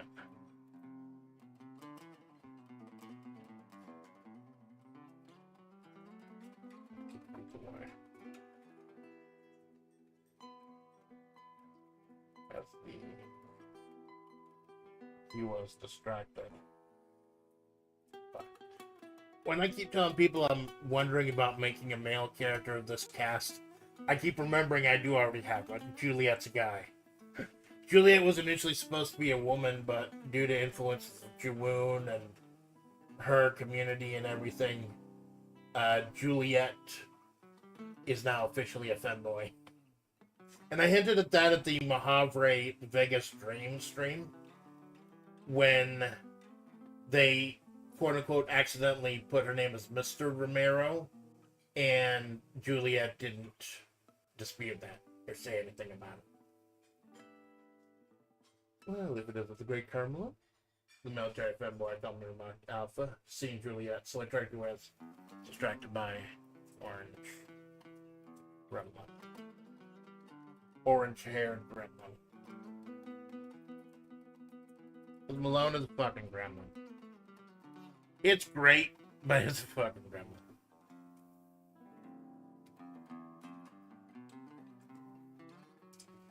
The sugar-free wild cherry cream Pepsis. Keep me fucking right in the bin. The fucking bin. I keep trying to keep this place relatively clean. Because I don't want bugs, like roaches and shit. But also, like, I want to recycle some of this. Like I get the cans because they're cheaper. And I do want to recycle.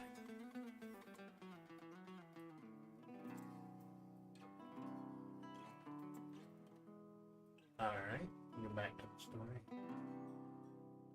The action is coming. The action is setting up.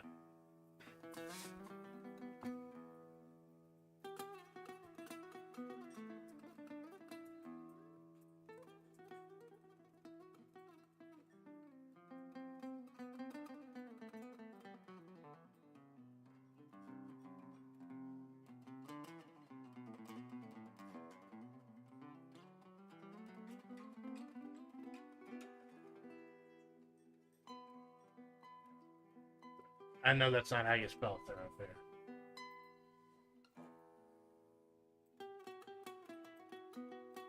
There you go.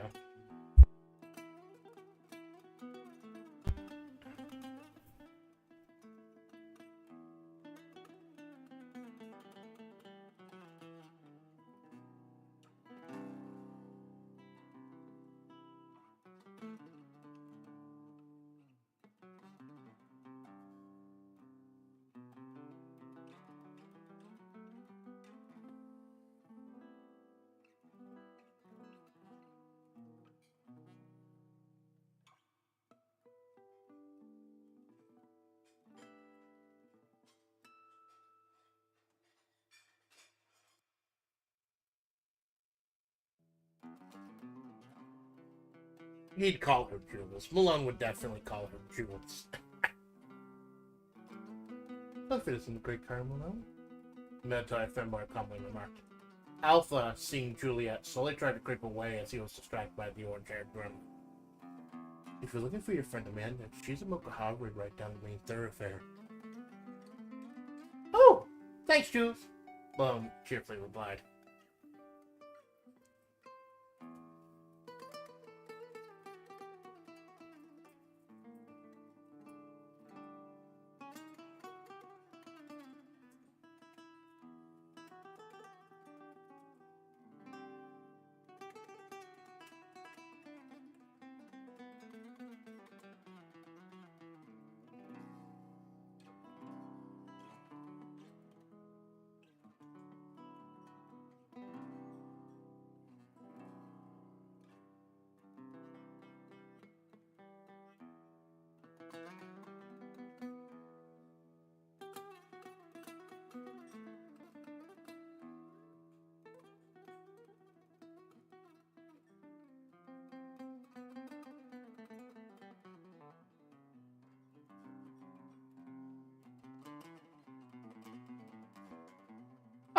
Thanks, Jules!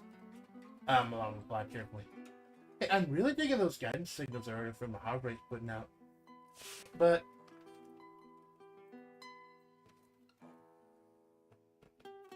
maybe you can play some more Kasane Tinker?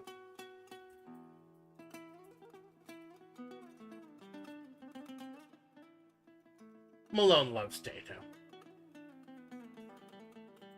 Been a little while since I sang a better fucking sing. Oh, almost 3 pages already. Damn, 3 pages in 2 hours. That's good even for me. Like I said, it could go as long as I want. It could go until like 3 o'clock. I didn't expect to go that long. It depends on how long it takes to create the new character. Like I said, I do have ideas for the new character. And we'll stop the story at a point. Because before the story ends, there's that third character is going to be looming in the darkness on at the campfire.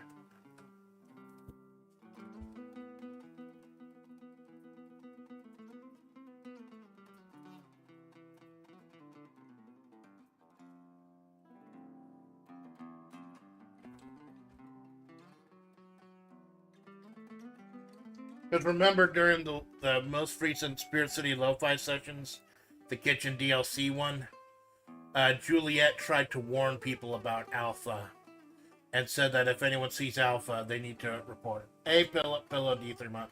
Hey, Pillow, how's it going, man? We're just doing some creative writing. How you know? I'm doing good. We're doing some creative writing, doing another chapter of the story of Mahavre with Amanda Splatts. In a little bit, we're gonna be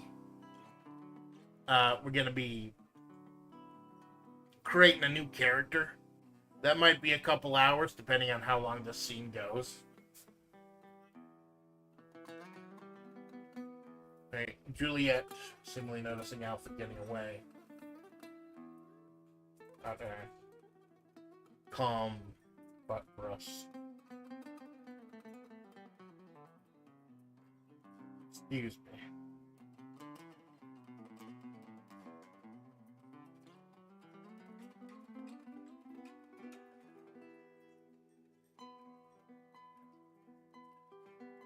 Rest. Around to be reach for his restaurant. And spitting. So.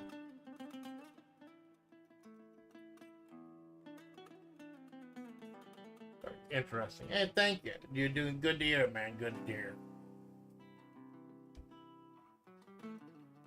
Juliet seemingly noticed Alpha get away and let out a calm but brusque excuse me before flowing like water around to confuse Malone. Reaching for his wrist collar and spitting out some below jargon. So that leads into what happened at the end of Spirit City Sessions, the Kitchen DLC, where Juliet's trying to warn everyone about Alpha Splatts. We don't know who or what Alpha Splatts is. We as readers know that Alpha is Amanda from the future. But other than that, this is like Malone's first time coming across the hulking, muscle-bound behemoth version of Amanda.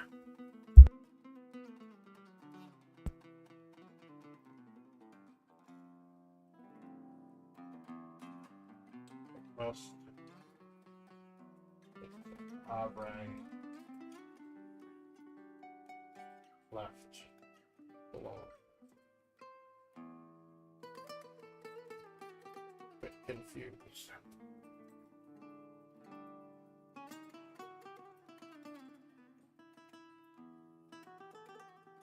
But never the one to roll with punches. Oh, I gotta go. Quick gig showed up. Hey, you would do you, Pillow. Not a fucking problem. At the end of these streams, I always read back the story anyway, so you can just like skip to the end of the VOD if you want. I recap. You enjoy yourself, man. Thanks for stopping by and saying hi.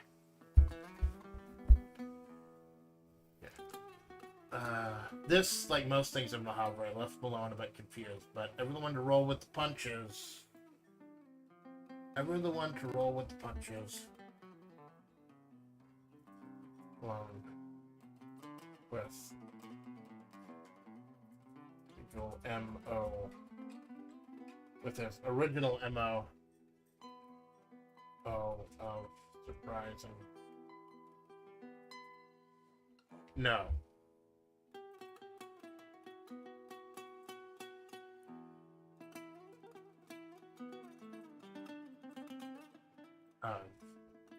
I fucking hate corrected because sometimes I am doing it intentionally wrong.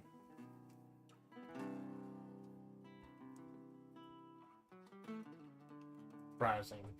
Splat. So now we've reestablished what in this. I love that Juliet is hunting down Alpha. Alpha knows that the military is coming after her for whatever.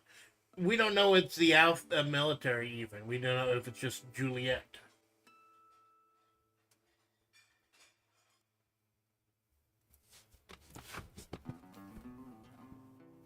Coming after the Splatts. Surprising the Splatts.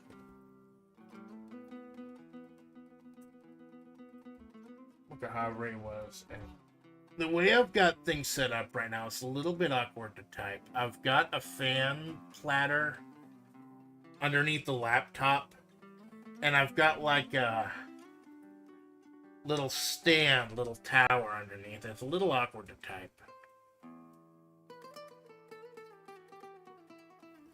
kind of want to adjust it, but I don't want to fuck everything up because I got like 6 wires coming out of it.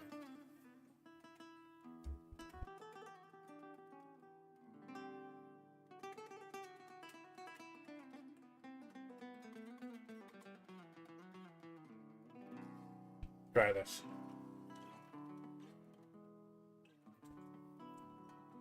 One of those quaint old world stops. Almost said coffee slop, so I almost thought about maybe it's an AI shop. No, it's a coffee shop.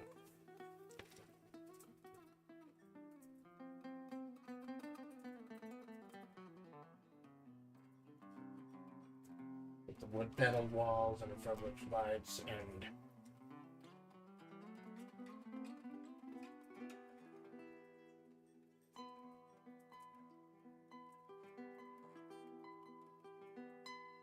Mocha Harbor is one of those quaint old world coffee shops.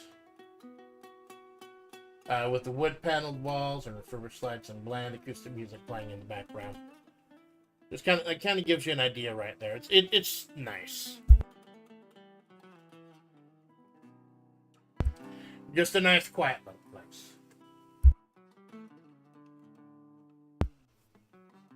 Type of place the man will go to clear her head. Amanda.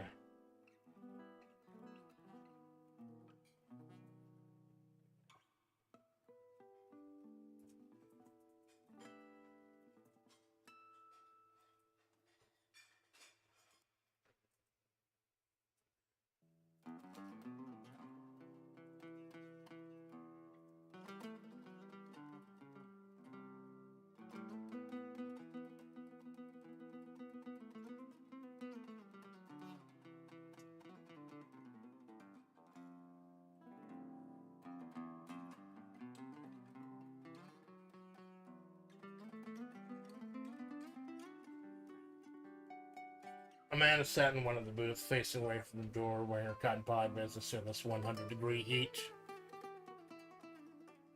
Yeah, Amanda wears that, like... I'm kind of getting to the fact that Amanda is not in the best mindset, not in the best headspace, as it is right now.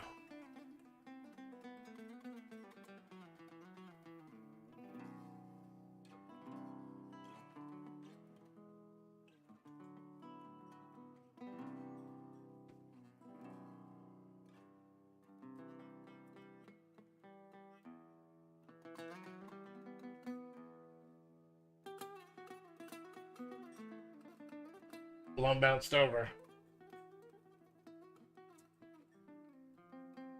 Man up behind. Amanda in the booth.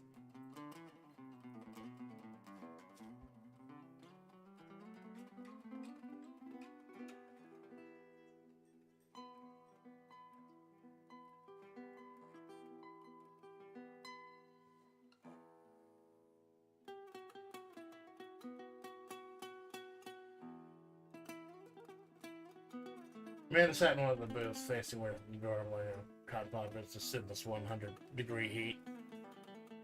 Malone bounced over right behind Amanda in the booth and put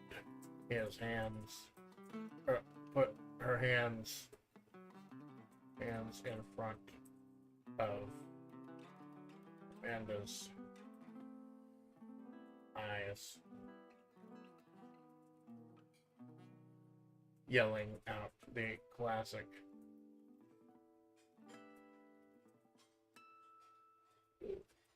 "Guess who?" I totally figured that this is how Malone would greet me. Mocha Harbor is one of those quaint old world coffee shops with wood paneled walls and refurbished lights and bland acoustic music playing in the background. I'm inside one of the booths, facing away from the door, wearing a cotton poly business suit in the 100-degree heat. Malone bounced over, ran up behind Amanda in the booth, put her hands in front of Amanda's eyes, yelling out the crowd, "Guess who?" I always have problems doing an impression of Malone. Like, we've streamed enough together. I've watched enough of his streams. You'd think I'd be able to do a better voice. I fucking can't. Meanwhile, there was that one period where Malone had real soreness and phlegm and blockage for like a week. And he accidentally ended up sounding exactly like me. So I better step up my fucking game.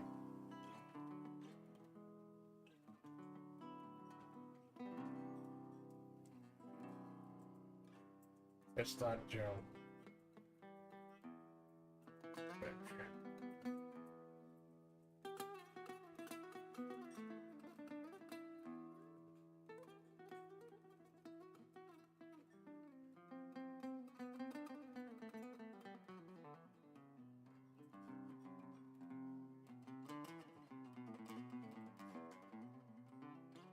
Please sing.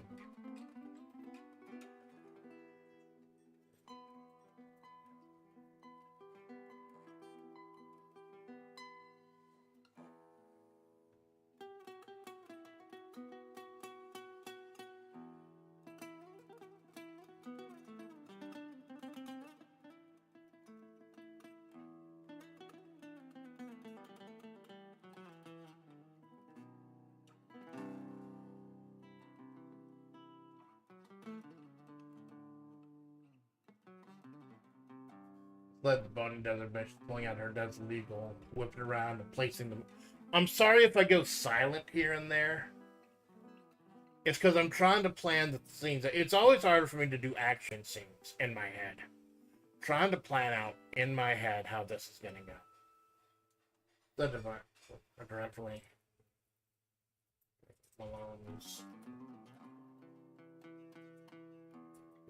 green eyes. Her with her the other ones.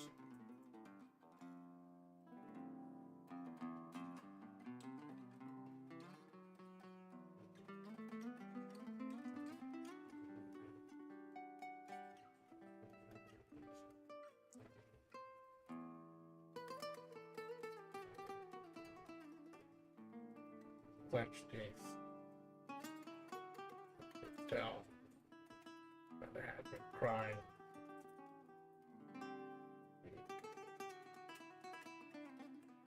Slide on her mark. Black sunglasses. Perfectly round frames. This led to the bony desert bitch pulling out her desert eagle, whipping around and placing the. This might have been influenced by the fact that I'm playing fights in tight spaces a whole lot. Down there with the jaundiced yellow ones. Through clenched teeth, Malone could tell Amanda had been crying before she was able to slide on the trademark black sunglasses and perfectly round frames.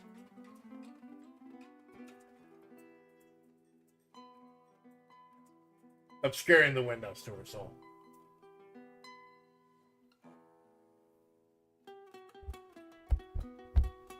I'm sorry about the mic.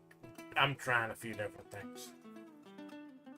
This led to the bony desert bitch pulling out her desert eagle, whipping around, placing the muzzle directly into Malone's shimmering green, between the shimmering Amanda staring down with jaundiced yellow ones. Through clenched teeth, Malone could tell Amanda had been crying before she was able to slide on her trademark black sunglasses, the perfectly round frame obscuring the windows to her soul.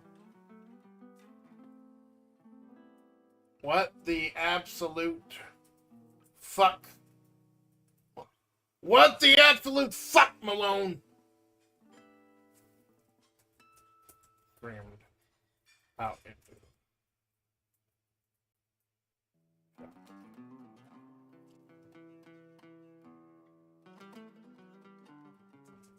got herself just a hair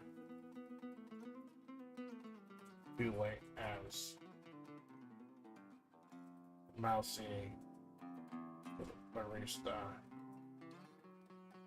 She cut herself just a hair too late as a mouse little barista. Handed her a baggie with a couple of peas, danishes, and a cup of black iced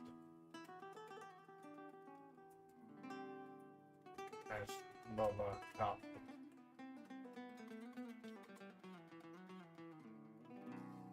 What the absolute fuck, Malone? Amanda screamed out of the once calm coffee shop. She got herself just a hair too late as the mouse little barista handed her a baggie with a couple of cheese danishes and a cup of black iced boba coffee.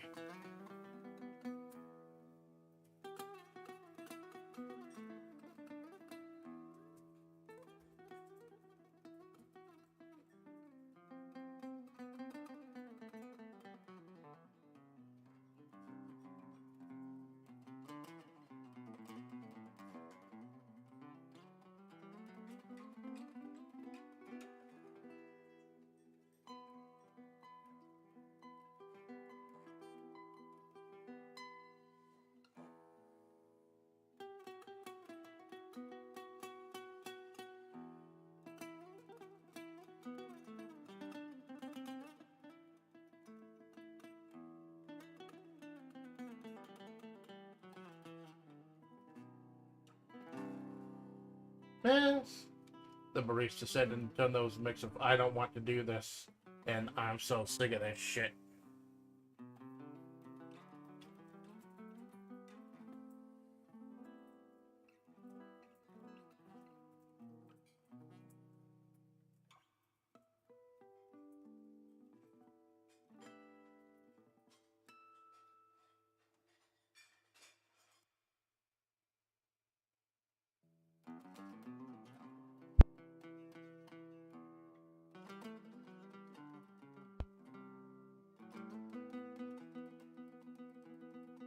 Miss, the barista said in a tone that was a mix of I don't want to do this, I'm so sick of this shit. We asked you not to bring the gun in here. I'm gonna politely ask you to leave.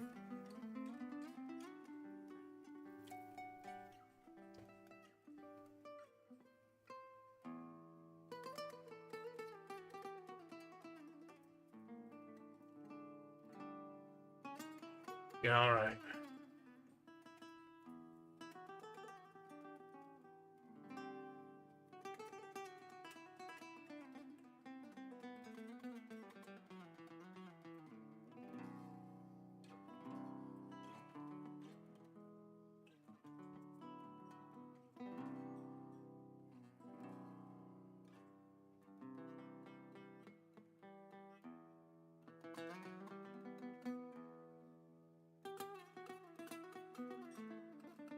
Amanda sighed, reholstering the dust evil in the back of Slack's waistband.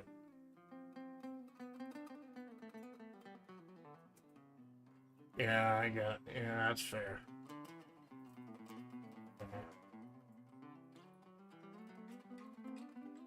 Yeah, that's fair.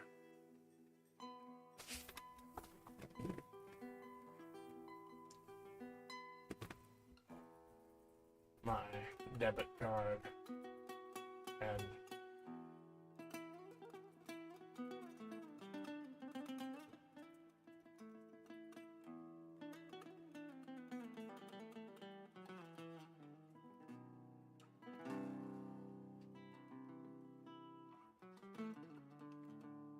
Amanda sighed, reholstering the desert eagle in the back of Slack's waistband.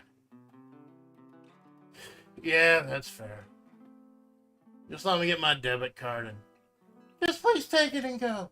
The barista freaked out.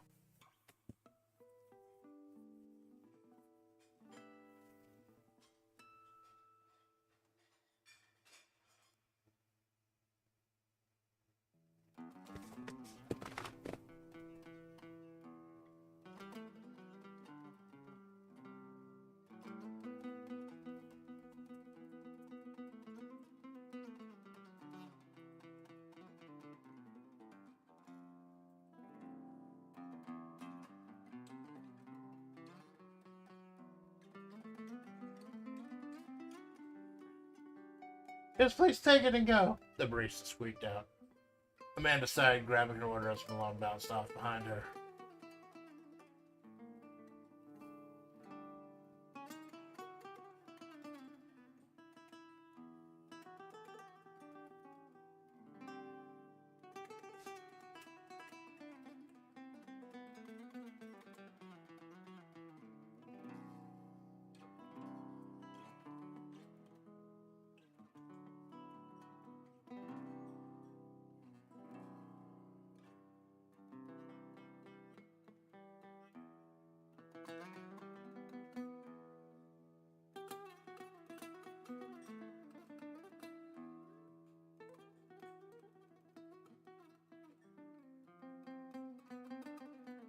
A little jumping today, Splatts. Blown ass wants to do it back outdoors.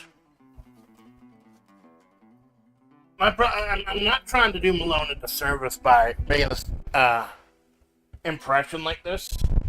It's just I'm no good with doing Malone. Like, if it's not cracking. I gotta work on that. It's gonna be an important part. Is I don't know, like, I got a whole fucking thing planned out for this chapter.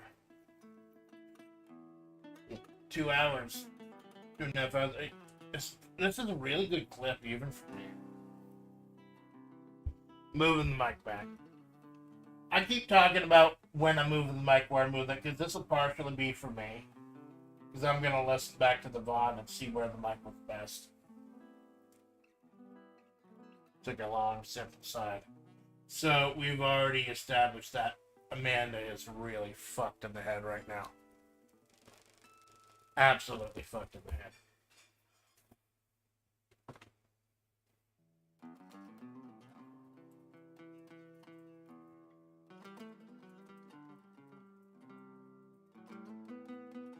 So now we get into a little bit of the plot. The meat. We don't have to. You're too long for why Malone is there. A little jumpy today, Splatts. Malone ass wants to do her back outdoors. Amanda just took a long step inside. So to what do I owe the pleasure? Well.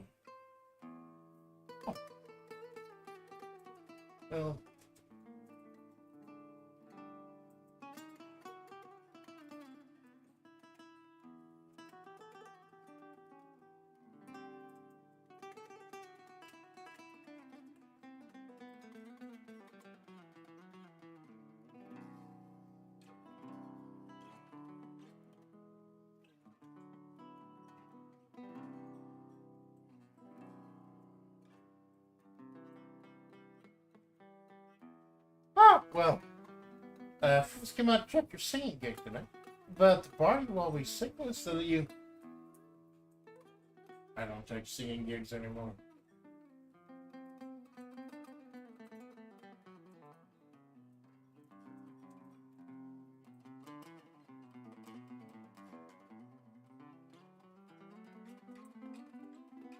Amanda Bruston replied. I don't take singing gigs anymore. Amanda Bruston replied. No more singing, no more karaoke.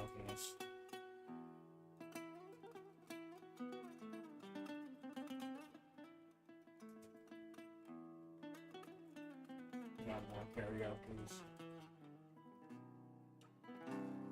I'm done with that shit.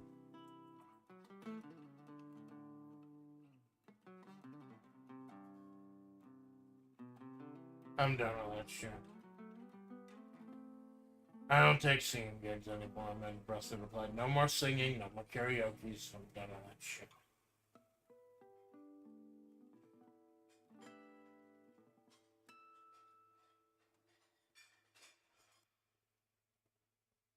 I just can't anymore.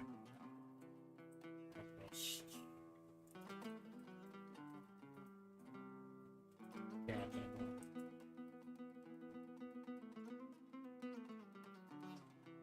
Kara, who was flappable.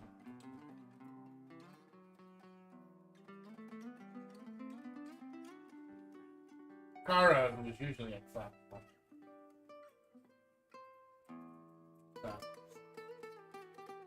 This was usually unflappable, was surprised and sounds. Early on, Amanda had made being a decent, integral part of her channel in the decade plus wondering how red we're becoming a flavor creamer. Yeah, there's no R. No flavor add.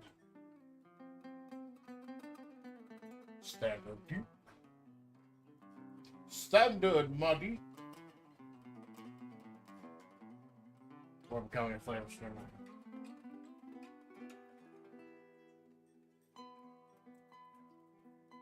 Putting that out cold.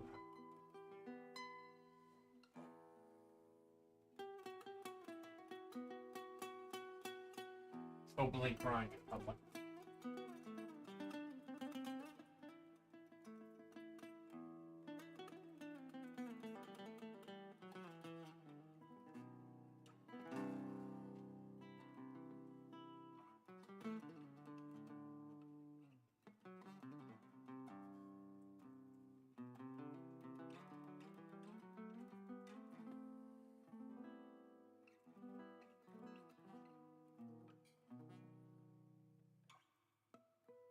Kara, who is usually unflappable, was surprised in the silence of this. Early on, Amanda had made being a V-singer an integral part of her channel. And the decade-plus wandering Mahavrit before becoming a flavor streamer. I think I mispressed something. But flavors, before becoming a flavor streamer. Seeing gigs all over the desert.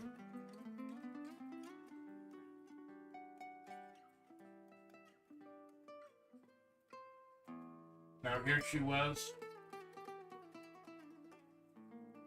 openly crying in public, essentially declaring that the music was dead. Was this another temporary bout of Manhera, or...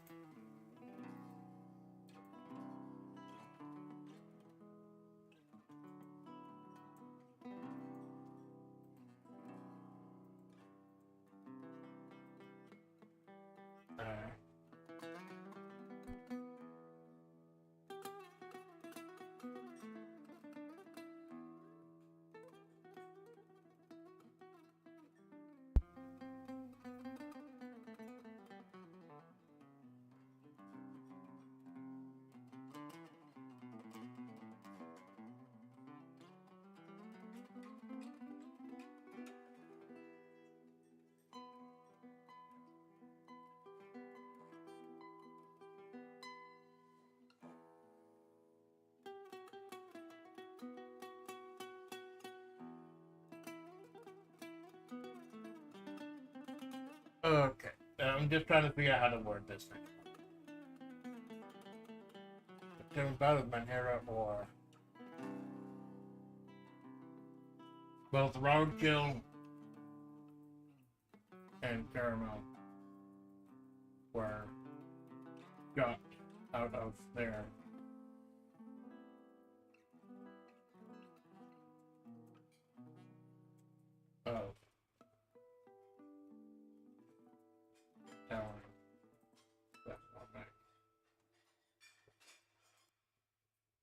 lurching to life.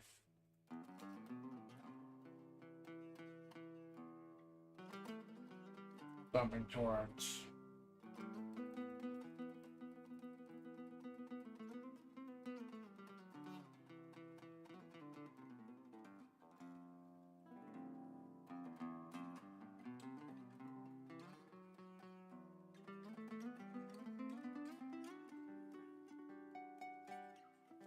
I'm sorry for the pauses. I know the pauses aren't entertaining, but I have problems with fight scenes.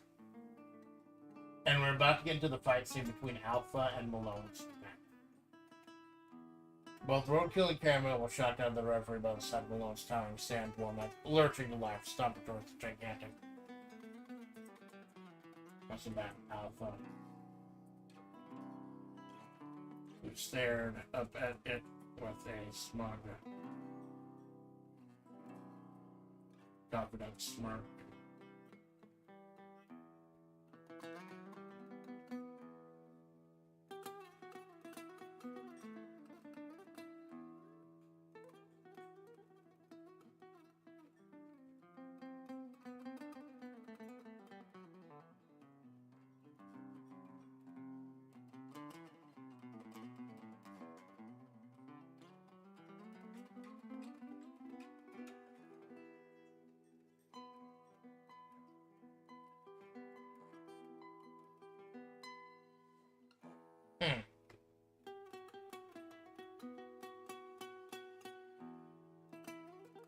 Trying to picture just what's happening. Like, I don't want to go for a Gundam. Like a thing with a head. Like, I guess, like, kind of like an ED-209 or something. Something that's got 2 arms and 2 legs, but also a fucking laser. Malone likes that laser.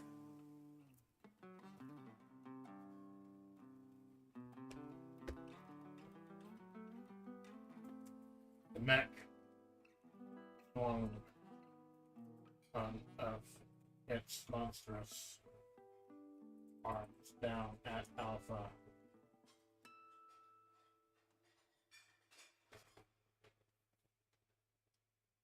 Only for her to punch back with her own monstrous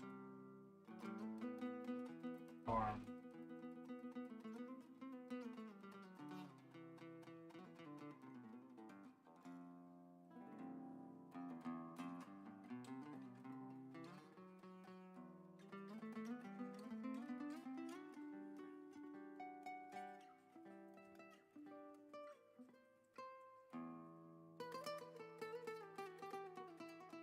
Splitting. It's like the thing where 2 things punch each other, but one of them is so far more powerful than the other one that it ends up split the other one's like arm. Both Roadkill and Carmel were shocked by the road to the side of Malone's towering sand Warmack lurching alive, stomping towards the gigantic muscle-bound Alpha, who stared up at him with a smug, confident smirk. The mech swung one of its monstrous arms down at Alpha, only for her to punch back with her own monstrous arm, splitting the mech's arm all the way up the body.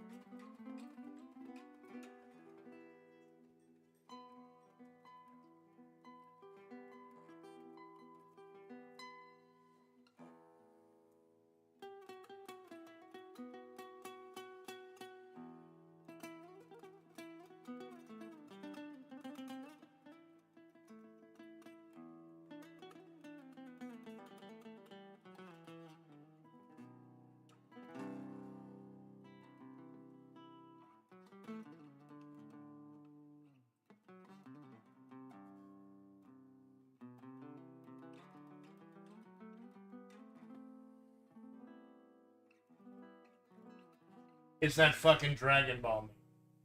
It's too populated here. Let's go fight someplace safe.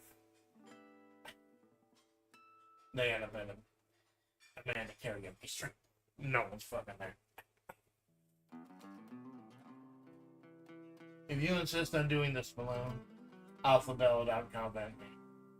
I'm gonna have to insist on taking this somewhere. It's safe.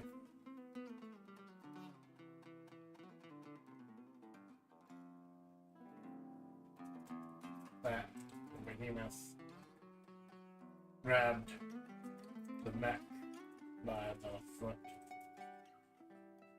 casually digging their fingers into it. Casually digging her fingers into it, lifting it over her head like paper mache. I know that's not how you spell paper mache, but it'll tell me how to spell it.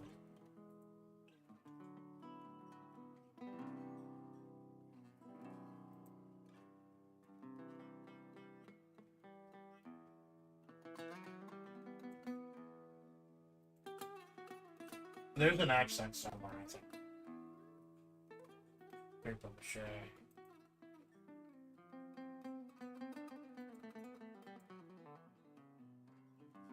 I got brave though.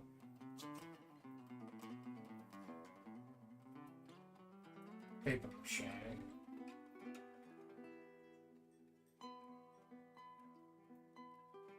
That's fucking weird. That's fucking true.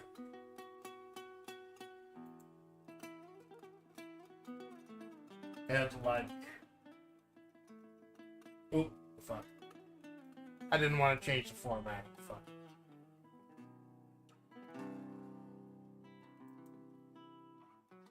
Undo paste clipboard.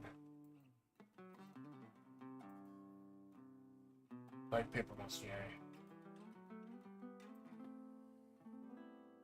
I'll keep it like that. I know what I'll fucking say. Casually dig your fingers and lift overhead like paper mache.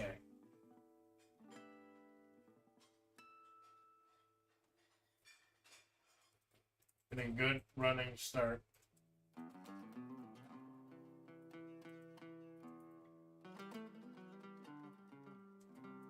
Of casually hurled loans back into the shifting sands in the distance.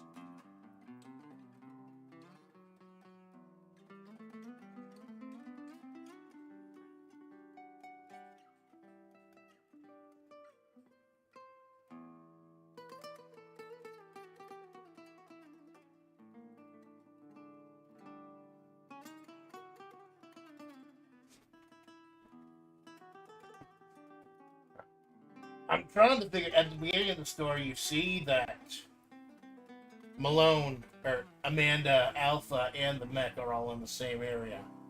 Now there's a question of how does Amanda get to that area where they're fighting?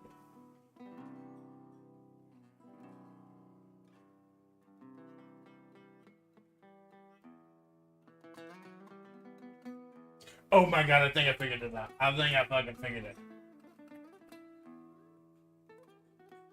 I figured it out, and I figured out how I can get another member of FlaVR in here. I hope I get this correct. You know, let me just check.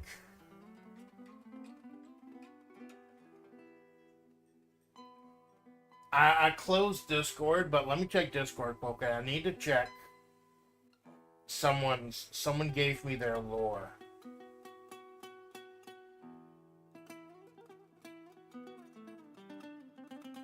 And I need to double check the lore. I think I got it right and I can correct it if necessary.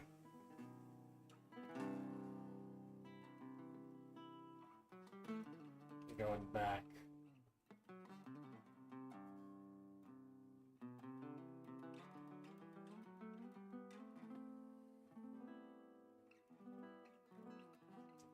Just making sure I get them correct before I write them out.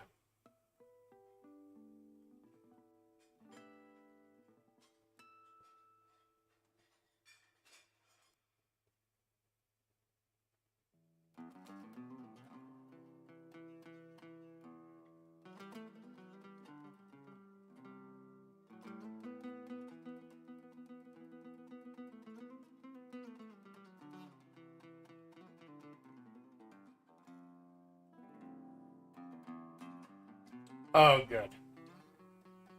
This actually fits in perfectly. Not only does this fit in perfectly, but it's a good. It's a way that I could go ahead and add someone else from FlaVR to the story to help out. Now, if I fudge it, like whenever I write one of these fanfics and someone is in it, I always try to include them or let them know just in case I need to go back and change something or fix something.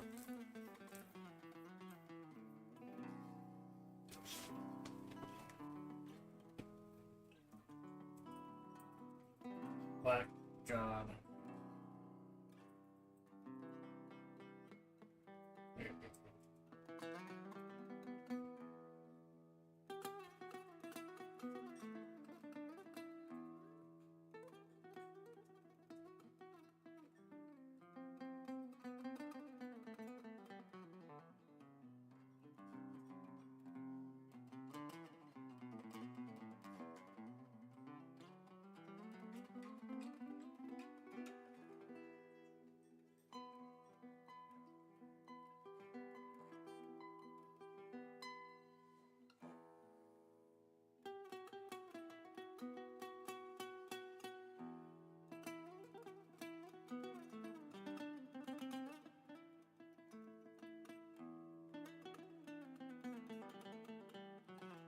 Alpha casually hurled Malone's back to the shifting sands of this with a slack-jawed Malone screaming. on! I turned the autopilot off! Amanda, had she been in her right mind, probably would have screamed. Apparently fucking not!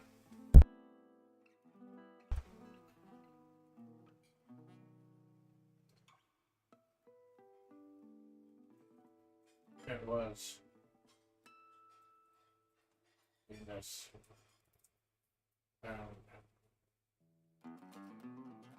Right out of her dreams/nightmares. Right of her dreams/nightmares. With everything else going on. With everything else going on.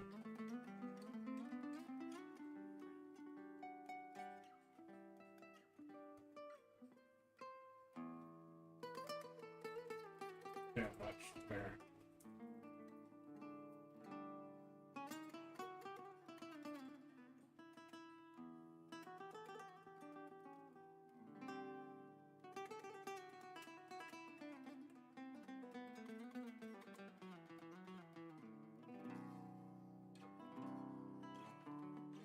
Much fair. Amanda dropped her coffee. Snacks. Yet they never hit the dusty ground as long arm scooped them up.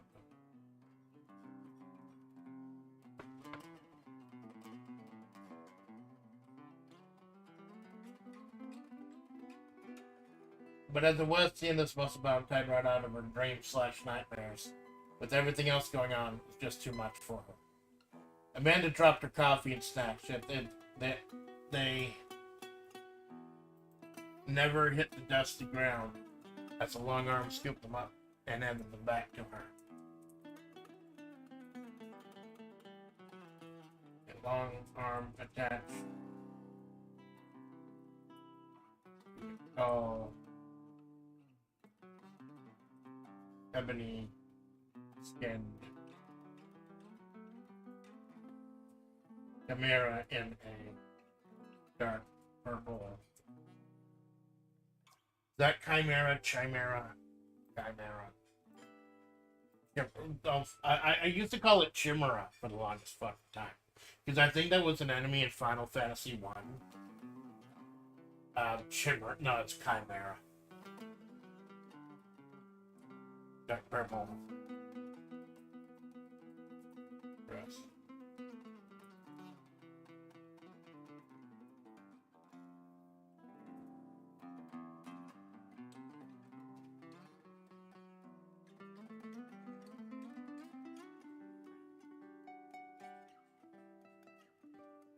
Amanda, had she been right in mind, would have probably screamed, apparently fucking not. But as the West End is supposed to bound tight right out of her dreams/nightmares with everything else going on, was just too much to bear. Amanda dropped her coffee and snacks, yet they never hit the dusty ground as the long arm scooped them up and handed them back to her. Long arm attached to a tall, ebony-skinned chimera in a dark purple Chinese dress.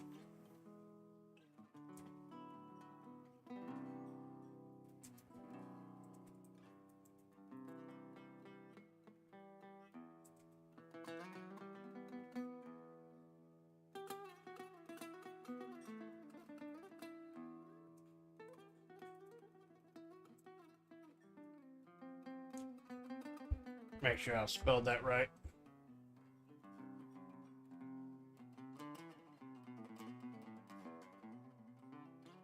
Star A Chimito.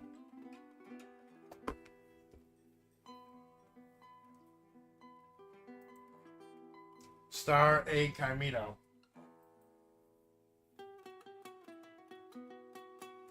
Ask. That deep voice.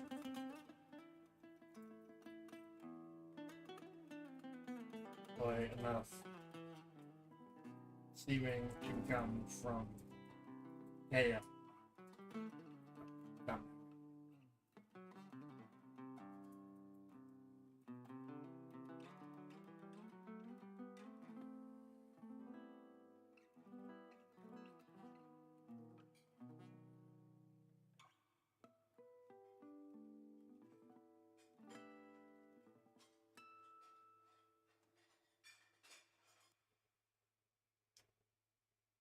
You okay, Splatts? Starry Kamado asked, and deep voice, strangely enough, come out from the tail of the chimera. Because she said that it's not the chimera itself, the woman itself, it's the tail that's doing it, the tail that's in control. That was one of the fun parts about the 3 hours Otsu we did together at that one time. It was like either last Sunday or the Sunday before that. They're actually hanging out with Dead Mac. Talking about the lore and everything. That was fucking cool.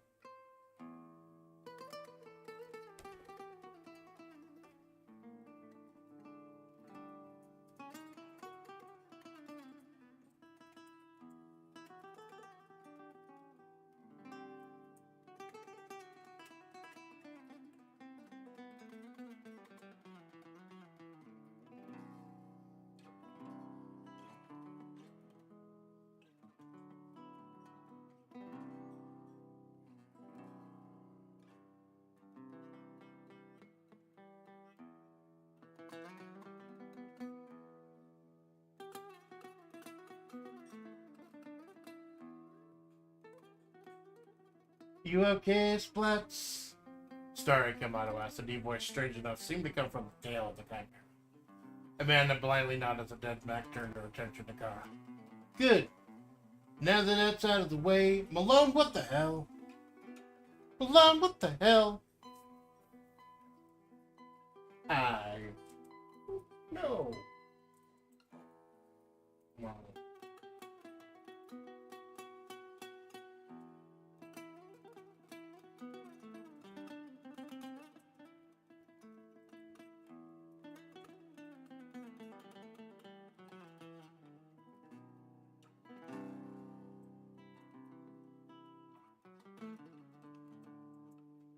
I don't know, Malone replied in surprise, trying to stifle some context-inappropriate giggles.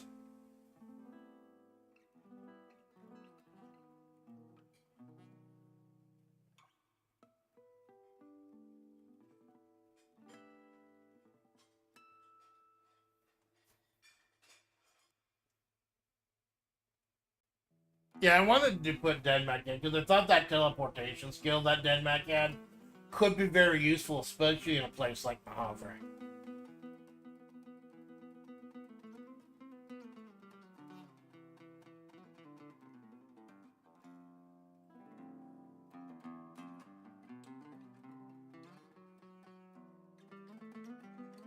But then it might be too cheap.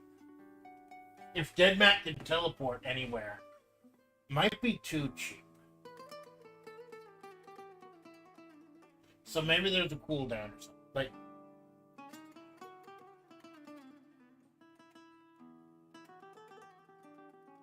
I think I figured out. I'm just slowly piecing everything together. I do apologize. I know it's not entertaining when I'm really silent for a while. But I'm starting to piece everything together, and I think I like how this could work out.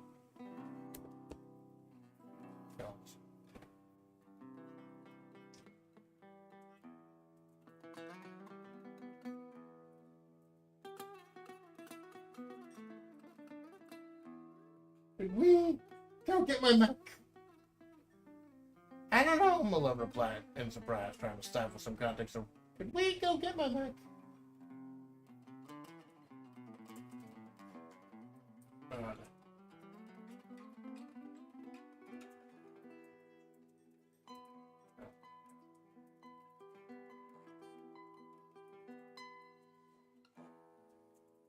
Star nodded, wrapping one arm around Malone's shoulders.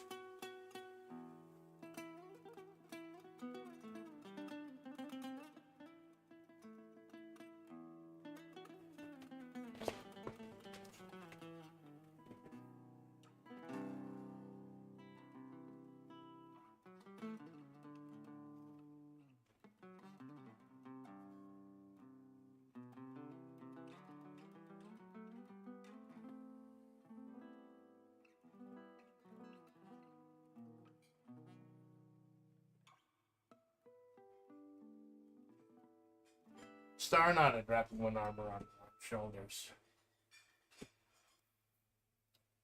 Malone pulling up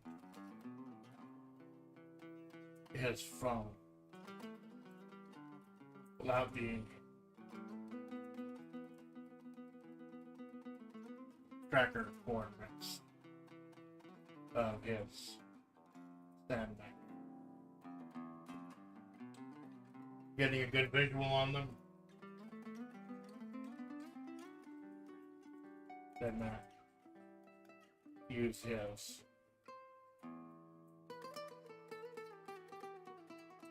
teleportation.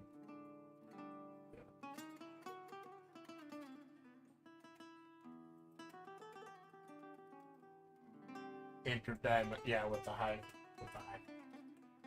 Star Knight interrupting with phone. Malone pulling his phone out. Pulled out. Loaded up. Loaded up the tracker coordinates of a sand. Getting a good visual on them did make use of internet virtual teleportation skills. And I keep switching between calling them Star and Deadmac because they're both the same person, but they're both kind of fused into one. Kind of an interesting contrast to Amanda and Sam. Those two ass diamond space.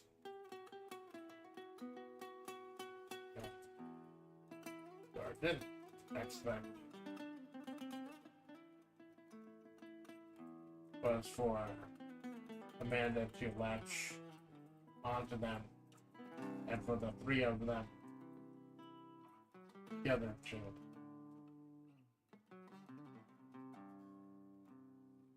wind up.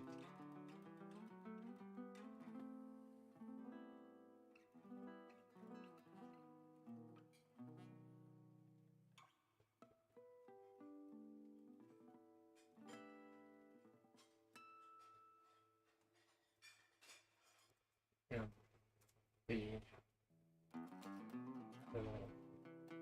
Of nectar. Star nodded, wrapping one arm around the launcher. We will eventually get to the point with creating the new character. Originally, I wanted to dedicate half the stream to the story, then half the stream to the character, and I'm like, oh, holy shit, no way. There's no way that this could go for 4 fucking hours just writing, and it's already been 3 hours and we're just getting up to the main fight. Quote-unquote fight. Star nodded, wrapping one arm around Malone's shoulders. Malone, pulling his phone out, loaded up the track coordinates of the Sandman. Getting good visual on them, Deadmac used his interdimensional teleportation skills to haul ass across time and space. The only thing Star didn't expect was for Amanda to latch onto them, and for the three of them together to wind up seemingly in the middle of nowhere.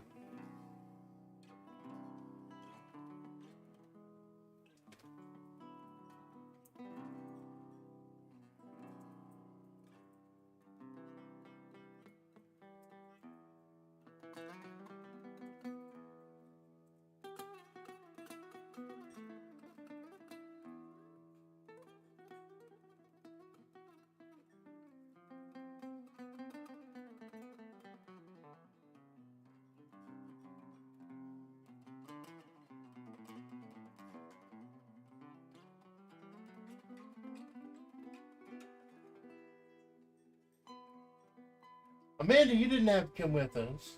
Star stated once we returned to this plane of reality. We were gonna come right back.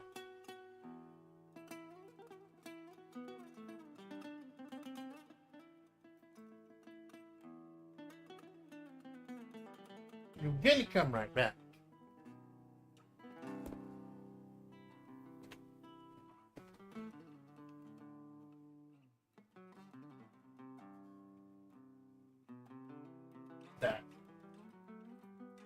That thing. Amanda choked out.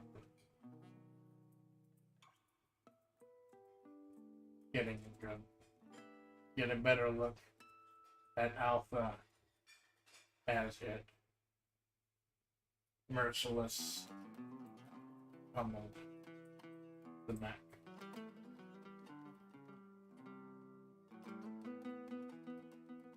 That thing, Amanda choked out, getting a better look at Alpha as it mercilessly pummels Mech with its bare hands.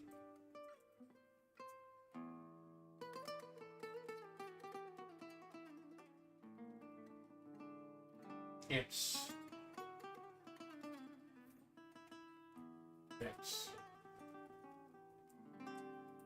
me. And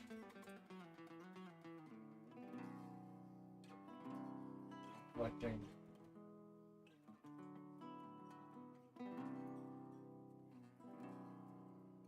is an S. I keep getting an S.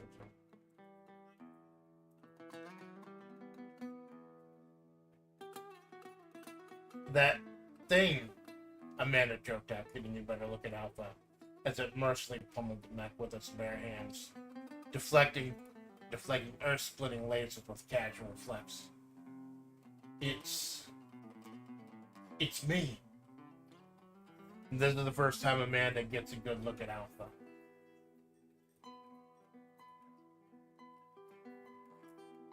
And now that we've established that that's how Malone, Star, Amanda, Alpha, and the Mech are all in the same area, and now we go ahead and cut back to the present.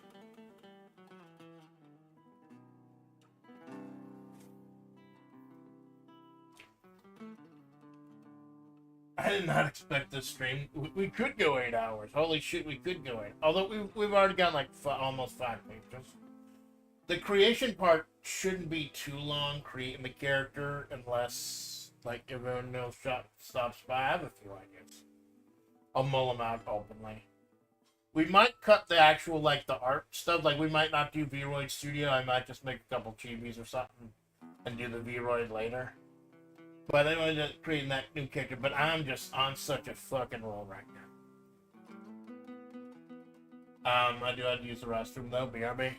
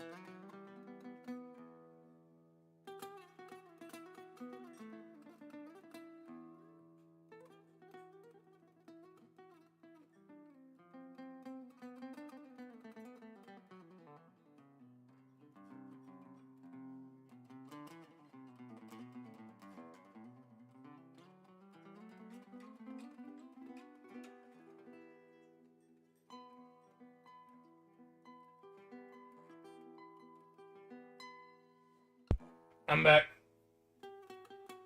I didn't notice we'd gone 3 fucking hours already.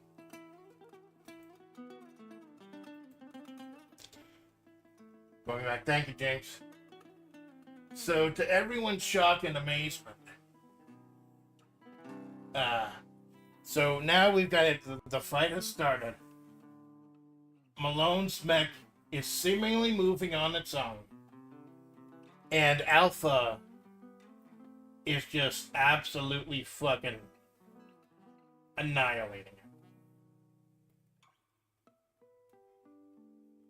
Like I said, we're going to go ahead and take a break in the middle of the story, because I know where the story wants to go now that we've got to the part where Alpha is just fucking destroying the mech with her infinite strength and invincibility. I know where I just know that third thing in the darkness. And that was going to be the character I create today. I have a few ideas, just seeing if anyone more shows up. Just break it up the right a little. We will.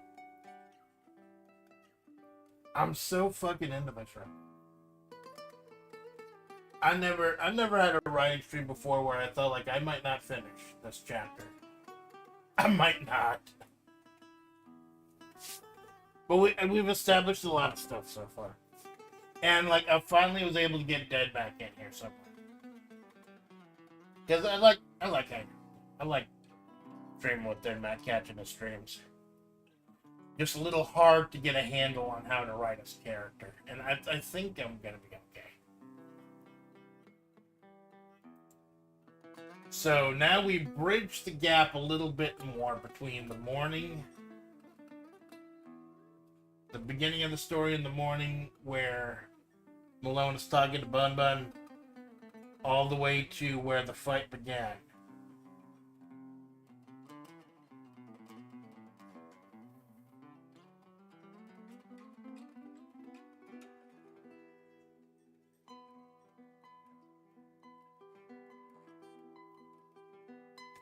So now we come back to the campfire.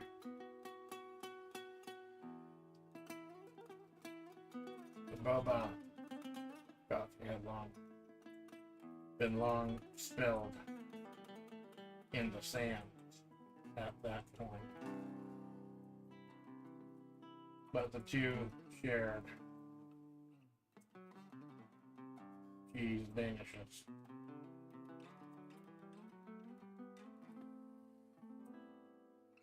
Next to the campfire.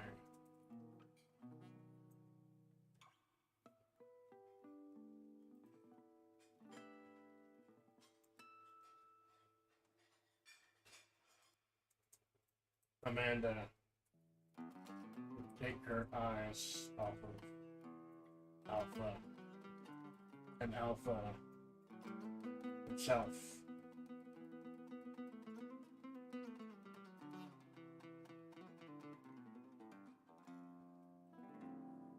followed in the time of wonder or past self had over her current self. The boba coffee long.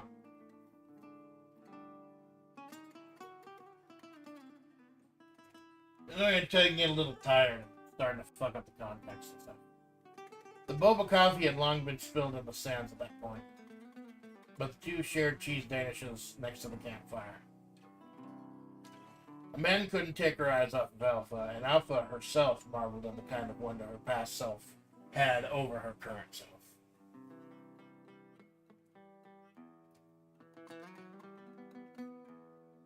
Going back up.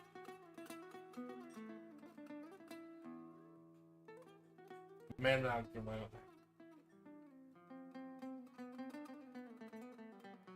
So her sharing her fucking cheese danishes with her. Actually, yeah, she does trust her.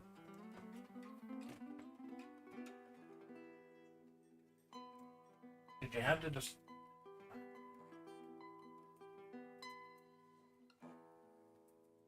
You had to destroy the fucking thing.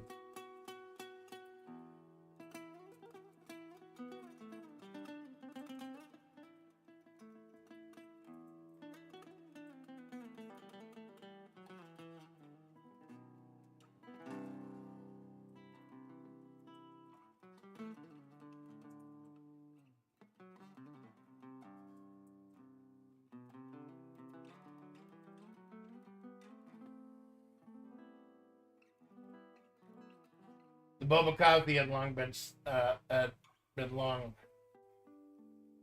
I'm fucked up.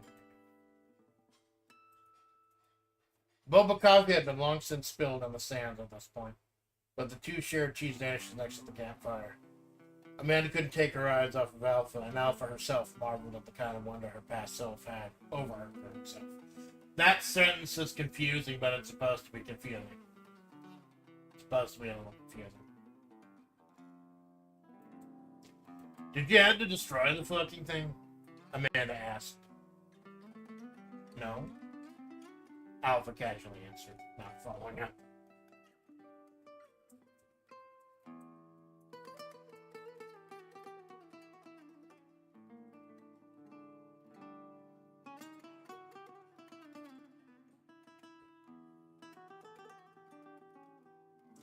Amanda, in her exhaustion, still trying to put the pieces together.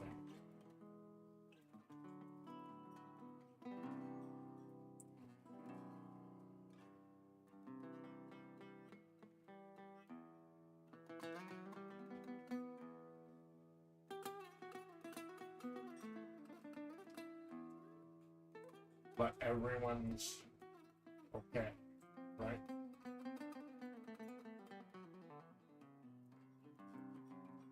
And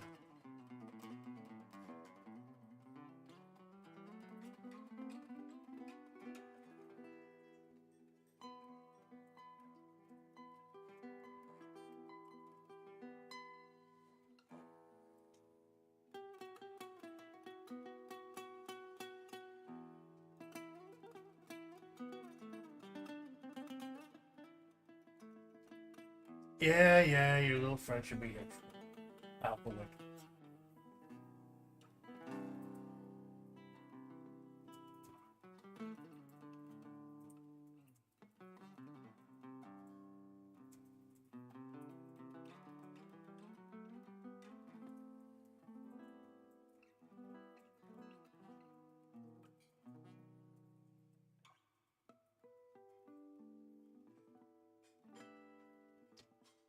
Did you have to destroy the fucking thing? Amanda asked. No. Alpha casually answered, not following it. Amanda in her exhaustion was still trying to put the pieces together. But everyone's okay, right? Yeah, your little friend should be here shortly. Amanda waved her concerns. Alpha waved her concerns off. Gonna go get someone to see if they can repair this fucking scrap, she said with more than a flitter of smug pride.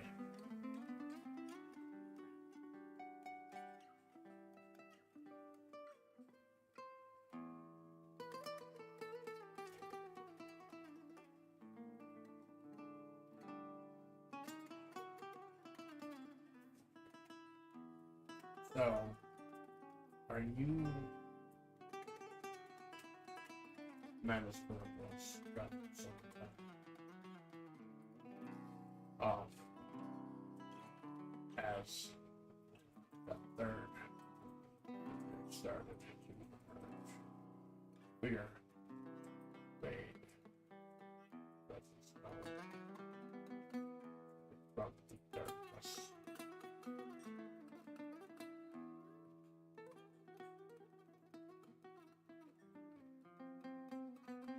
Because what happened with the I already have an idea of what happened with the Mac, of who else is going to stop by, and I don't know how long it'll be to take it. How long it'll take to create a new character. I don't know how long it's going to take, but let's go ahead and do it now because it'll actually fit in there. Have them appear right now. So, creating a new character for the project. I had several ideas. I had several thoughts. None of them really fit into the Mojave Southwestern aesthetic. If anyone here has any ideas or likes anything, just holler it out in chat. But so far, the main characters of the project are Amanda, Sand Ruby / Maki, General Bun Bun, and Juliet Romero. I wanted to try to do a type of character that was not... who has a personality that is different from someone who's already in the thing. Different from someone who's already... So, assessing the attitudes of who's already there. Amanda, he's angsty, scared, aggressive when necessary, but mostly she's a fucking wreck. Like, I'm a fucking wreck, but she's a fucking wreck too. Salute.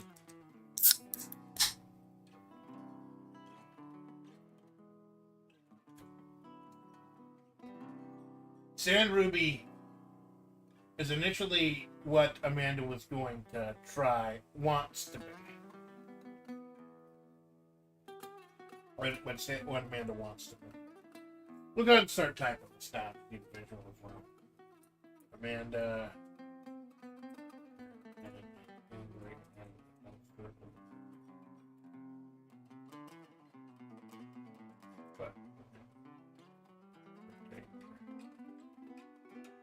Ruby.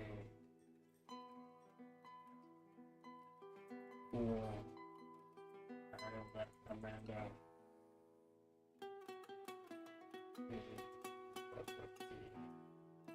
Cruelty, she can't stay up. So Amanda's just like trying to be cool. Trying to be cool, but is fucking failing horribly. Sand Ruby.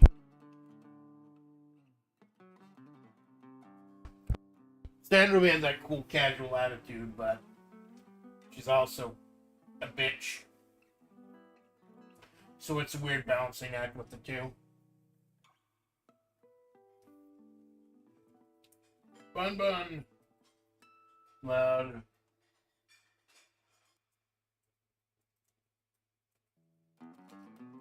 Bun Bun's a loud southern belle.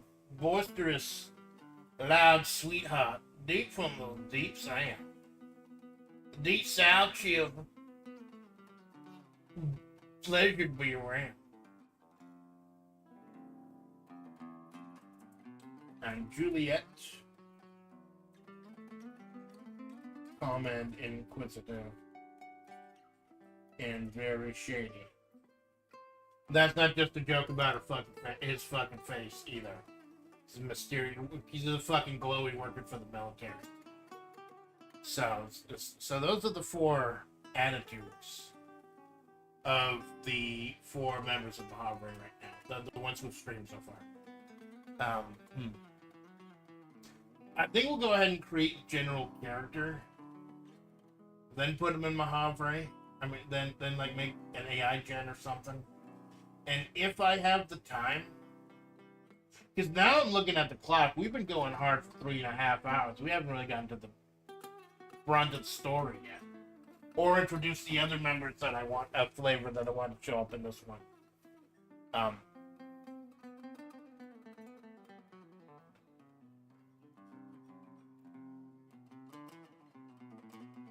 And then, if there's time, then I'll go ahead and try to fire up V-Roid Studio and actually make them. If not, I'll do it in my off time. Because, like I said, there's a card cut off at 3 o'clock today. I didn't think we'd be here till 3 o'clock. Holy shit. But we just might. At the pace I'm going, we just fucking might. So, I'm looking for a kind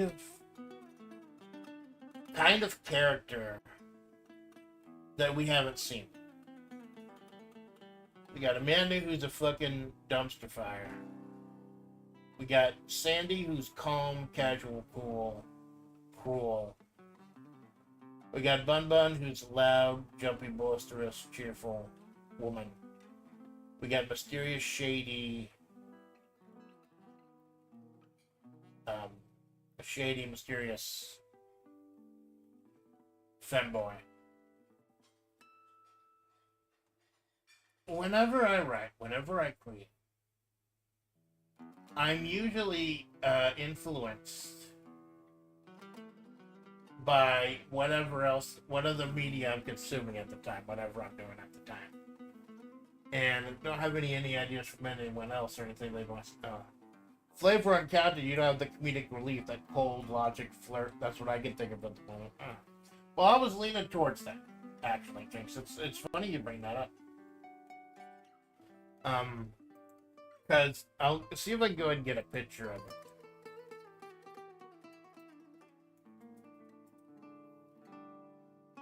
I wanted to like a secret agent type or something, but we've already got Juliet who's with the military.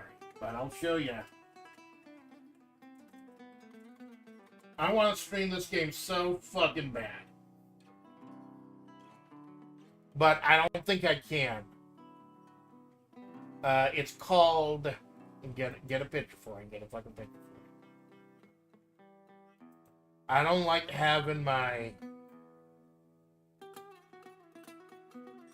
I don't like having my fucking video screen showing. My fucking window showing. Just in case, like, some autofills types in. If nothing else, I go with looking towards some of the media that I've had or done recently. And what I'm fucking stalling. I know. Because it takes a while to load some of the shit and get these pictures.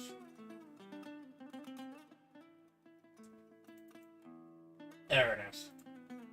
What I've been playing offline recently, what I really want to try to stream if I can get everything to actually work, it's called Fights in Tight Spaces. I got it for a really good deal, and it's fucking cool. What it is it's a deck builder fighting game. Grid-based fighting game that's kind of like a 2000s action. Like, I talked about it a little bit before the stream, where it's like you're a secret agent, or not a secret agent, just a straight-up agent, and it's a fighting tons of enemies in a small enclosed space. But it's a deck builder game. It's, you get a deck of cards, and the deck of cards has actions on it. And, like, you movement or moving someone back, and it's a board game, it's a card game. It's real fucking cool, and I love it.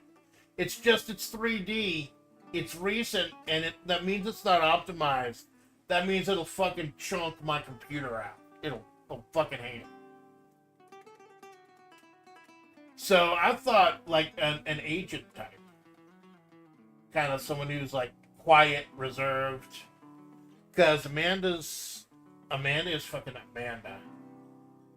Juliet is calm and cool, but inquisitive. Got to a point of exposure, she's fucking glowing. Sandy is cool but cruel. And Bunba's just a bundle of southern love.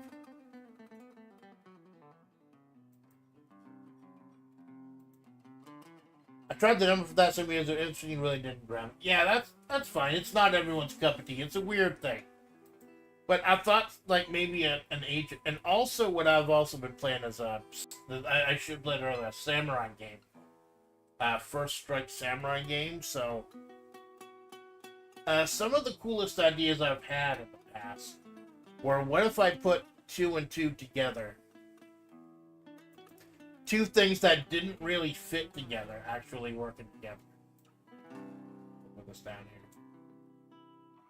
here. Delete it, yeah. So, I didn't know whether I wanted to do a secret agent type, a mysterious agent type, or maybe a samurai.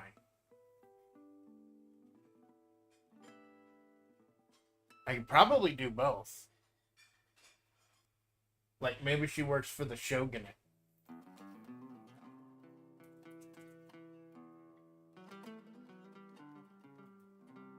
The problem is, as cool as it would be to have a fucking samurai in Mahavre, it kind of wouldn't fit. Because at least Sandy is at least that she's a coyote spirit. Supposedly Sandy is a coyote spirit. I'm trying to think of the established groups. Like, we're not doing any of the Rattlers. The Rattlers are there for a reason. We're not streaming as one of the Rattlers. I almost wanted to do someone that was driven mad. One of those on the edge of town.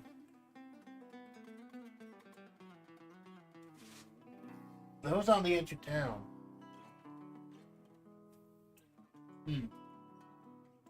What if? So those on the edge of town are supposed to be Sandy's cult. Quote unquote. Agent 47. Yeah, kinda. What, like, they're supposed to be the ones who follow. But, what if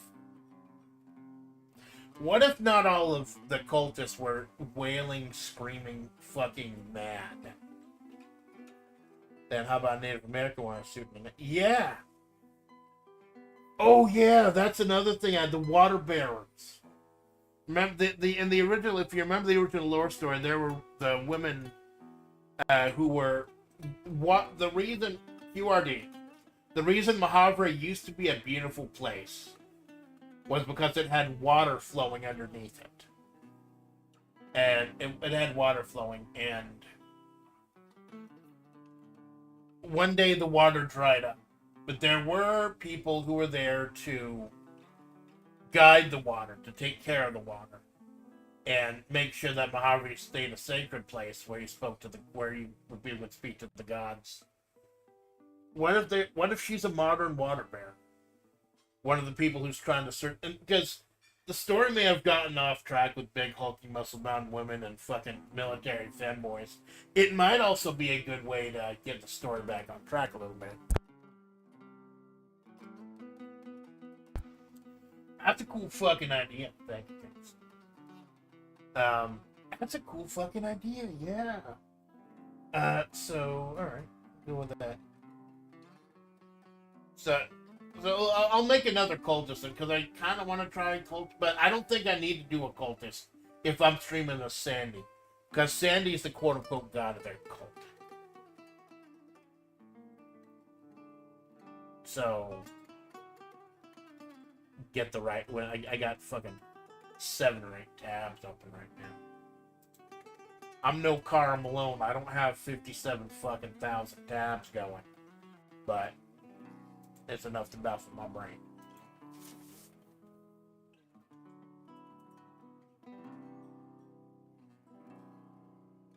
The water barrels have not been.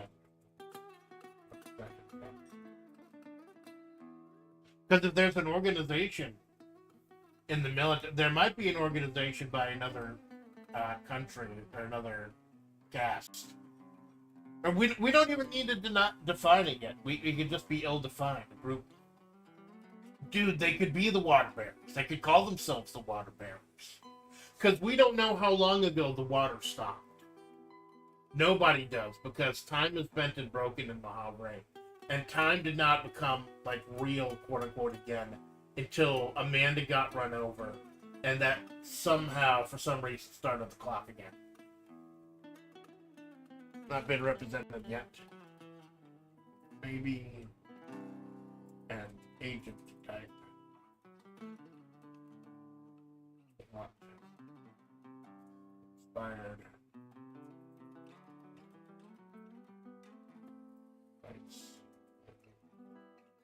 Spaces. Uses old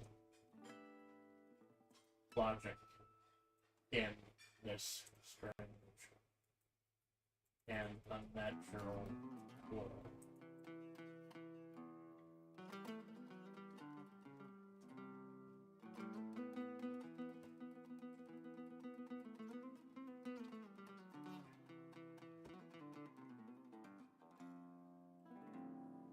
And the question is, what time period? Would she be modern? Would she be from the past? Would she be from the future, like a man? We don't need to figure that out right now. We can kind of leave that nebulous right now, is that she is there. Water bears have not been represented yet. Maybe an ancient type, so it's right. Cold dog in a strange and unnatural world. Yeah, someone who's just like, no fucks given. She's got shit to do, she's got an agenda, she does not give a fuck about you.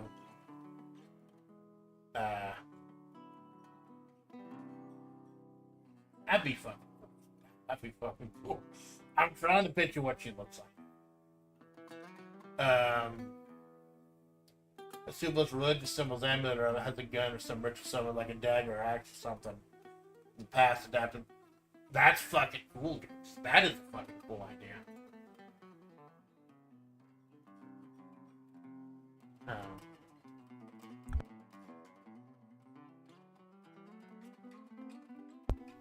Yeah, like, because the trope is.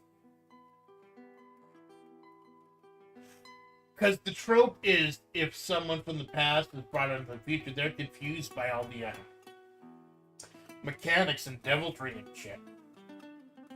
But what if there was someone who was smart enough and agile of mind enough that they could actually fucking adapt to what's going on and thrive in that situation? That's fucking cool. Yeah.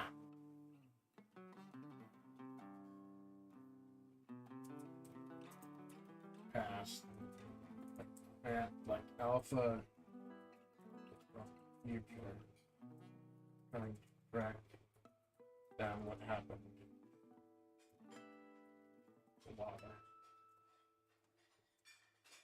That's who is actually able to adapt to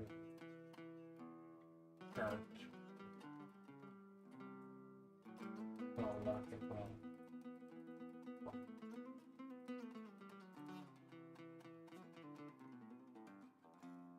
You're hitting on all aces. That's fucking cool.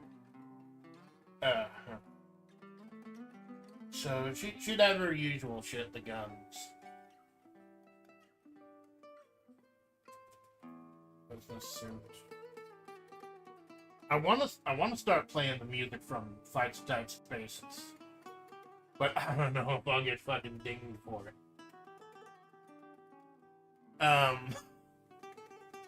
Just kind of inspiration for myself, too. Do I fucking dare? I think I'll fucking dare. Because when I got Fights in Tight Spaces, I got the soundtrack for free. So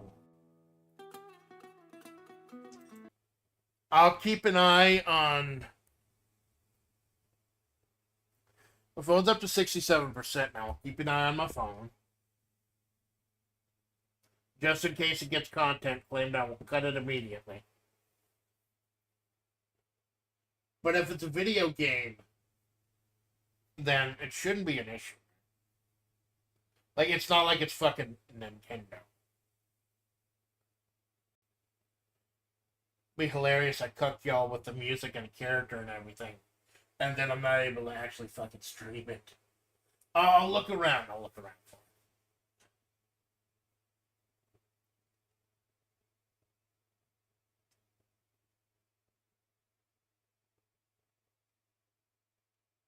But it would have to be something. She had to wear something that like wouldn't get in the way of doing action and shit.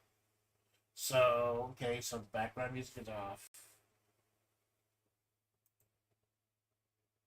Application audio capture.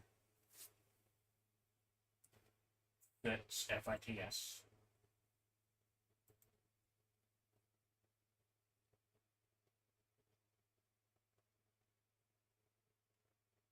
Oh, Steam is closed. That's why it's not showing. It's weird. Steam is fucking weird. You gotta close it like 3 or 4 different times. Yeah. We'll start it on my favorite track called Tell Me.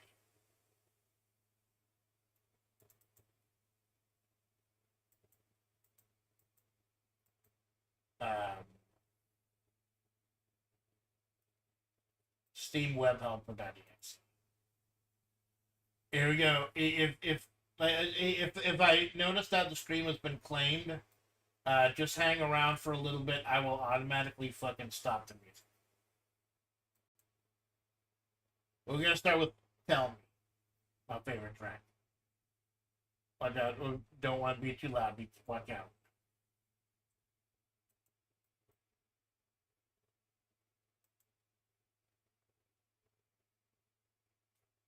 It's not picking it up. That's weird. I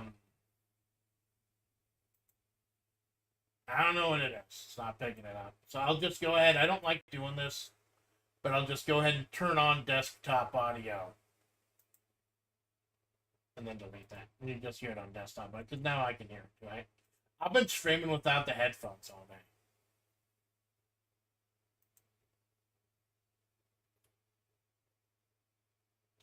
So I'll go ahead and see if we get fucking dinged for this.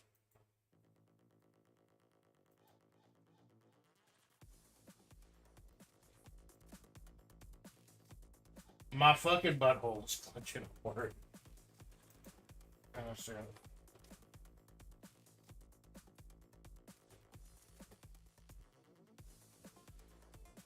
Yeah, functional.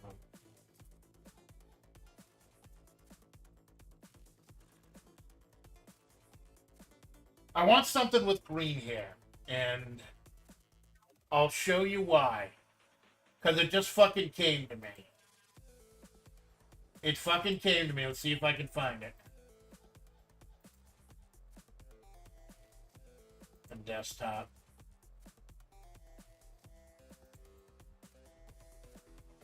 There's this one generation that I did for the... I did this generation as part of the birthday lore video talking about the Warren Mahavre. And this one kind of really fucking stuck with me. This one came out really good. Get really fucking... Like, what if it's her? What if it's her? Minimize that a bit. Put it up here.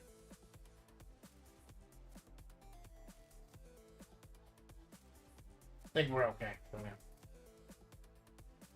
Long green hair.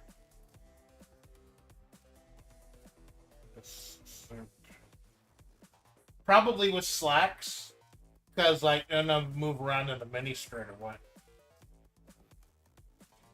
Has all the modern tools of the firm, but also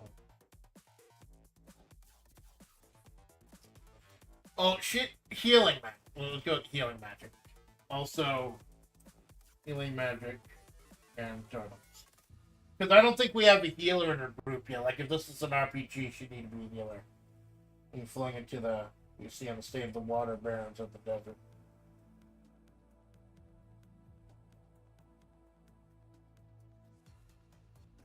Yeah. So she's a little bit, like, she'll kick ass, she can also patch you up afterwards.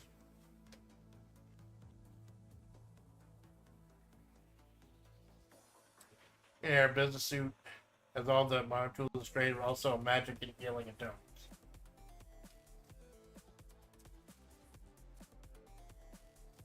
They're part of the modern day water bearers looking for the water, or the one who started the organization or stuff.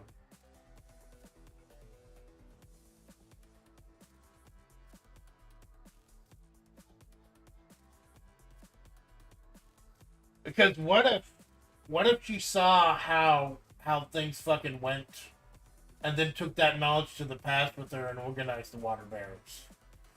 You see, I don't like writing time paradox shit. I find it too confusing. I find it could be a little cheap. But when it's done right, it can be fucking great. So, she's flung into this time. Maybe. Pray for guidance. He ended up missing the war in Mahavre.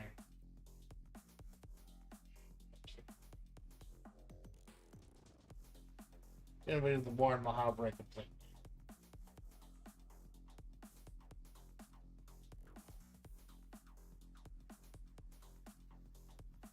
So she wasn't around during the horrible shit with Bun and the Red Desert Army and Juliet and the military. So she has no agenda. She wasn't aware of the horrible war that's going on. She's simply looking for the water. That's it. Could kind of help, because they're gonna. I want to do something with some big revelations for the 1 year anniversary. So I figured, yeah, it's good. She's getting the water bear. Kind of helping get the story back on track too. So if she's a water bearer, then her color scheme's probably going to be blue. Because, you know, we got Amanda yellow and black, Sandy red and white, Bun red and gold, Juliet purple and black. It'd be blue. I know, green. Blue and green, aquamarine, that'd be kind of cool. I'll go ahead and fire up Bing. Now that we've got a general. Let's see what Bing could give us. A tall, fit, athletic, Native American woman. Now that's a trick I had to find out recently about making something with Bing AI. If you say if someone has dark skin or tan skin or bronze skin, they'll still make them white. You have to put a moniker beforehand, like African woman or Asian woman or Native American woman, in order to get the skin color correct. American woman with marine eyes and an aqua marine business.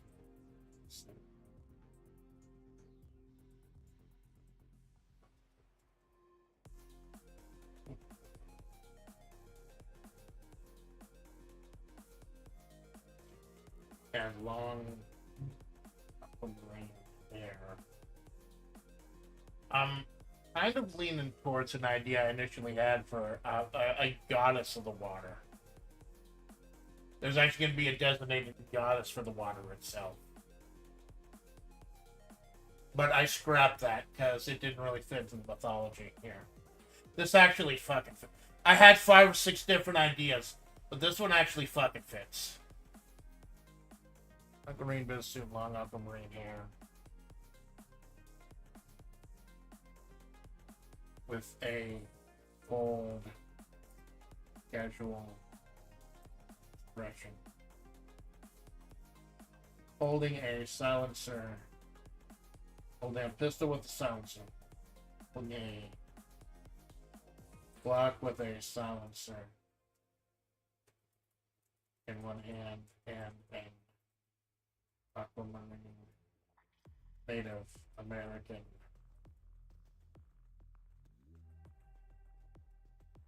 totem in the other. And underground part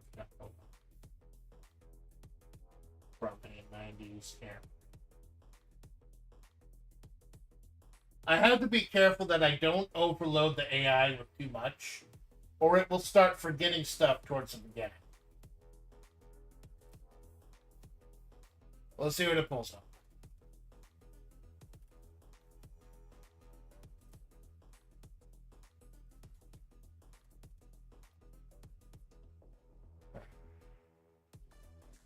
I gotta go ahead and...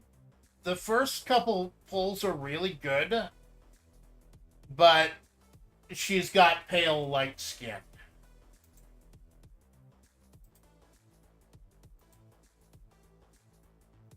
I'll go ahead and save them, but I am gonna have to re-roll them.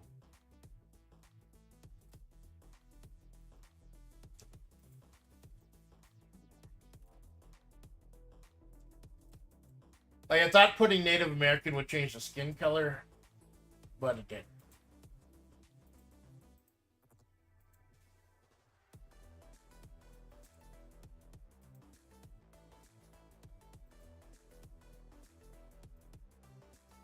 Alright, image. Load those up while I go ahead and pull again.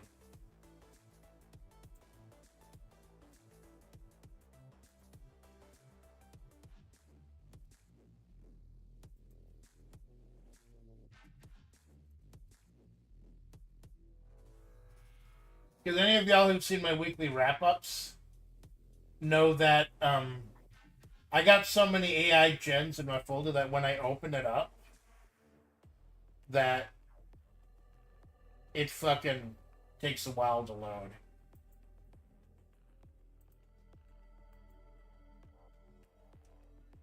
It's still not giving me the color I like. Maybe it doesn't have to be obviously like dark Native American color. Because I'm getting some cool gems. Like dark skin female. Well, what I'm doing is the way that Bing AI works is actually different from normal. Bing AI does not use tags like Stable Diffusion or anything else does. Bing AI just uses a normal sentence and it parses things out from that. So resize it.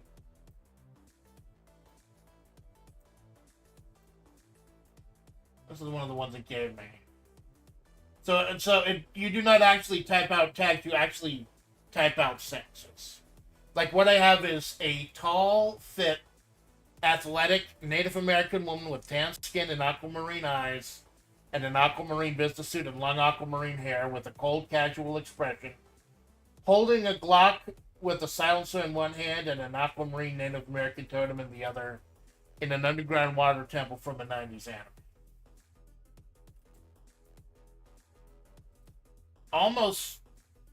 Almost picturing kind of a marriage between Sailor Uranus and Sailor Neptune.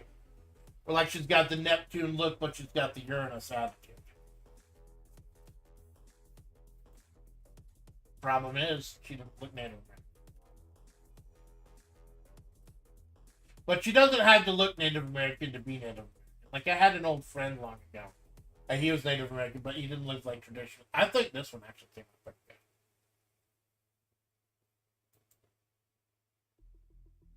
I'll roll one more time, but I think that one came.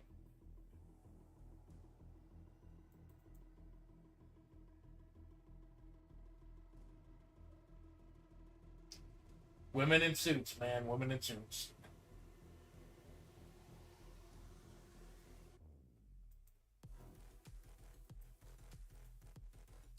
Let's see.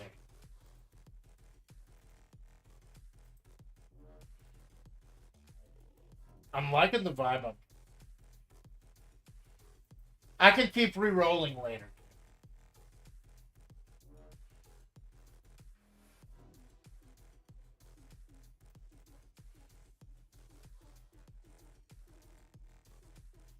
I like a couple of these.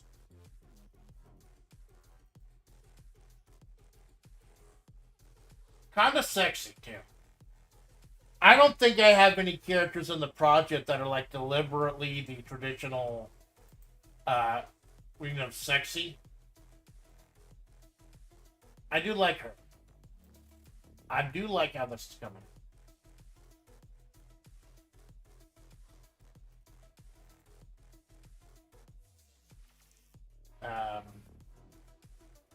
I'll pull one more time. And if I don't get something that blows me away, we'll go with this. Although I think that's more of a Buddhist statue than a Native American statue in the background.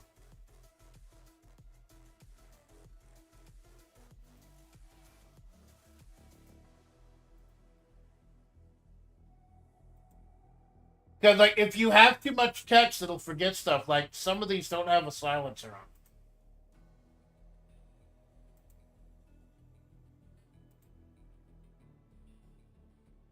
I'm definitely getting elements of Kioni from Tenchi Muyo on this. That was pretty good.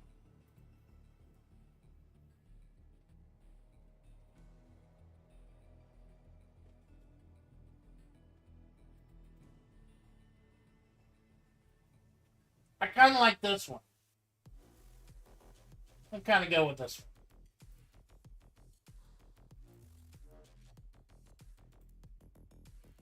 So instead of Juliet, who's overtly with the military, kind of a gay ops, not gay ops, it's psyops type thing. Could be gay ops, depending on how successful they are.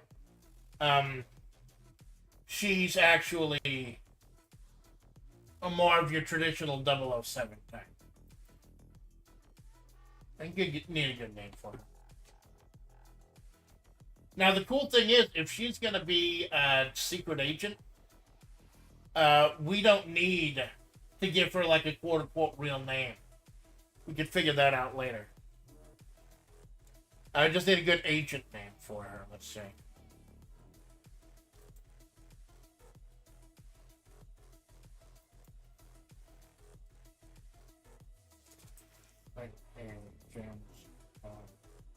Type. But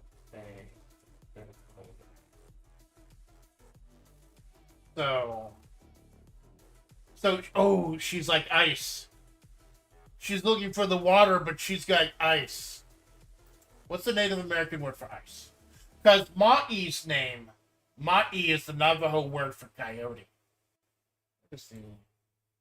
What is the Navajo word for ice?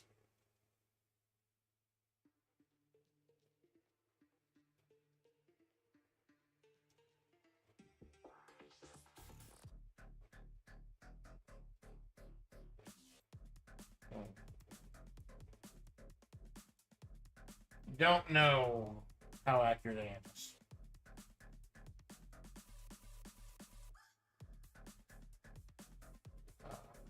That's for it is cold.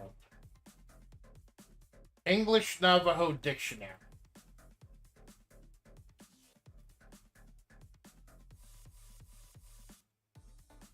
Tin or Tkin?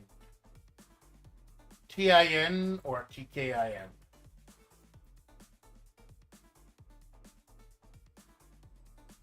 Oh, I like this. I fucking like this.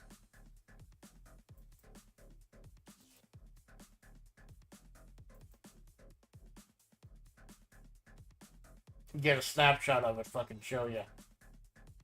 I'm on Globe C.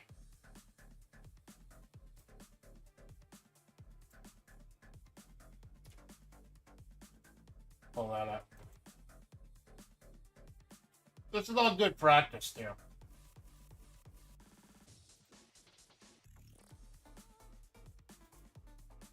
Pictures. Captures. No, that's... I have a folder called Captures and a folder called Screenshots. I remember Captures is what I do when I hit the camera button on my controller. Screenshots is when I use the snipper. Alright, it says right there. This is probably going to be inaccurate. I'll change it if I need to. But right there it says Tkin, Tkin. Translations of Tkin in Navajo. English Dictionary. Ice or kill.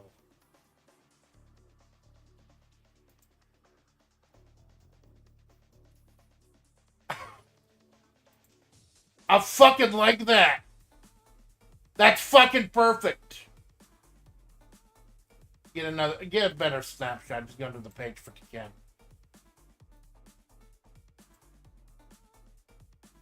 That's fucking perfect.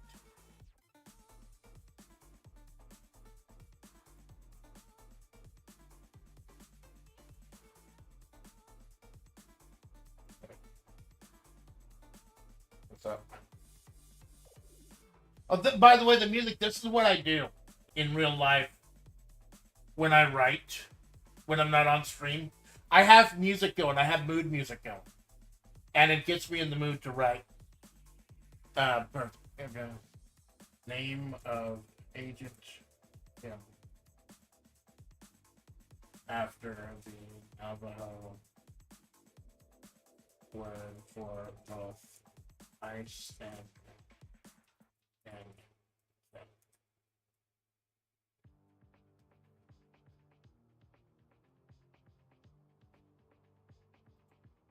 How to pronounce it? Mute this temporarily. Let's get the pronunciation. Let's get the pronounce. Oh, cool! My Steam refund back. I had to refund a couple of games that I just didn't like.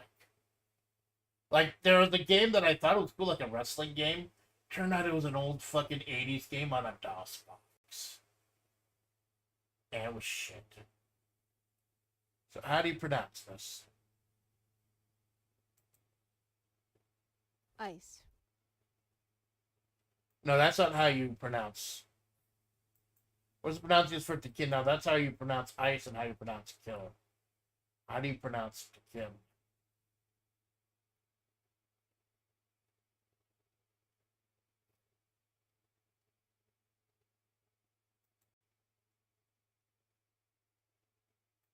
There's no pronunciation for tequila.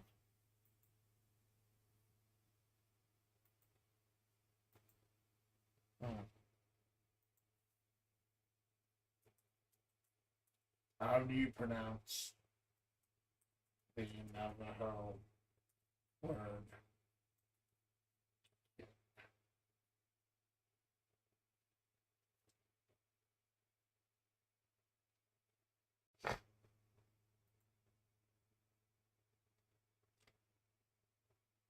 Oh no, Cloudflare error. That's never good.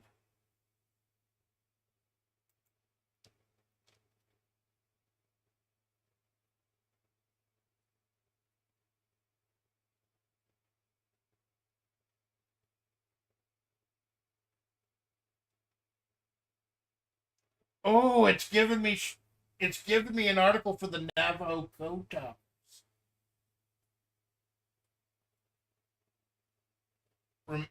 Revised June 15th, 1945, declassified under Department of Defense Directive 5000. They had these back in the day where they used Navajos to with the codes. See if I can find it again in there. Again, ice, yeah.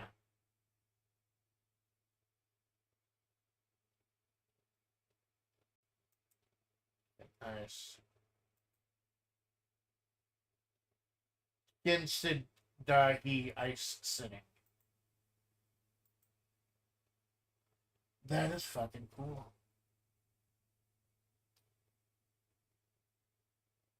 But I can't find a way to pronounce it. I'll just go with the kid. Again. Right now.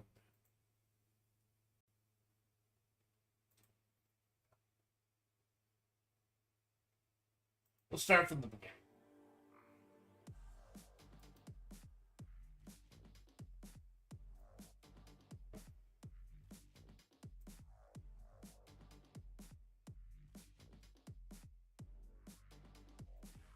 So you can actually see what's being attacked.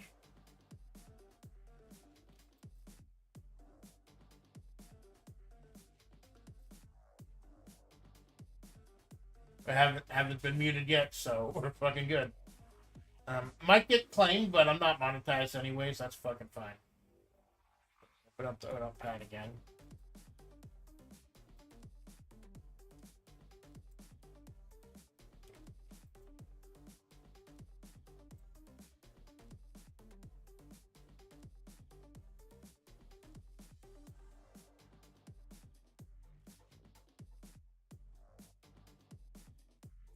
But does Amanda know about the water?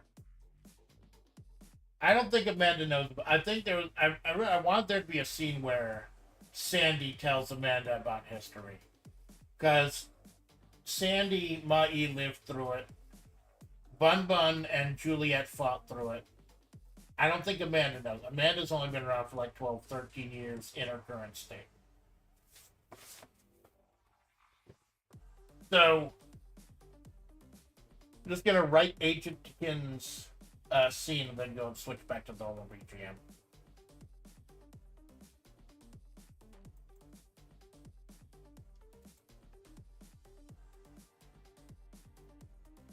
I'm gonna go ahead and move this to the top, just so I can keep the flow of the stories up, because I would like to read the story at the end. Now, the story's not going to be about, this chapter's not going to be about Agent Akin, but they'll be where introduced.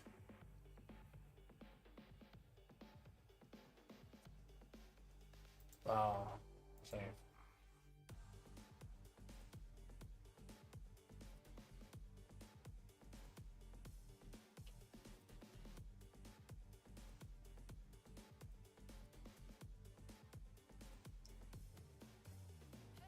Okay, so if she's an agent, though, she wouldn't make her presence known. She'd be fine standing in the dark as an observer. As she noticed that third figure watching.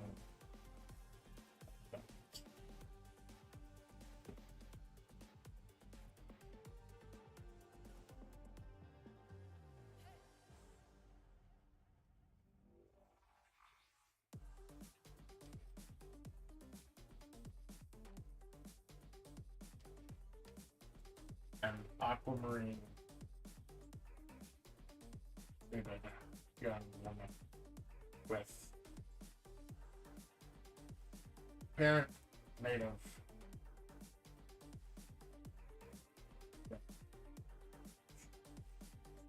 And we can work out, in fact, we can use a stream to work at the particulars of her attitude. Because, like, when I streamed Ball Bullet Gun with Bun Bun, that's when I realized a few different aspects of her. Like didn't realize that Bun Bun still has PTSD from the wars, and that kind of worked itself out during the stream. So once we actually get a good stream under our belt, under my belt as Agent Akin, it'll help me flesh out. This will just be more of a cameo. More of a cameo. Heritage. See what you're going with the parent.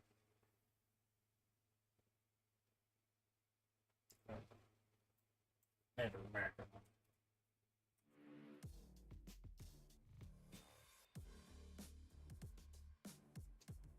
Cooler with 2 ounces.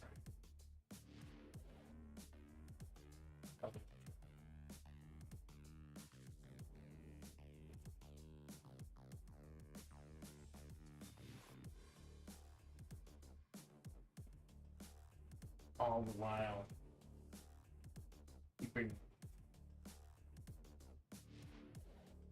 keeping tabs on them out of the corner of the eye.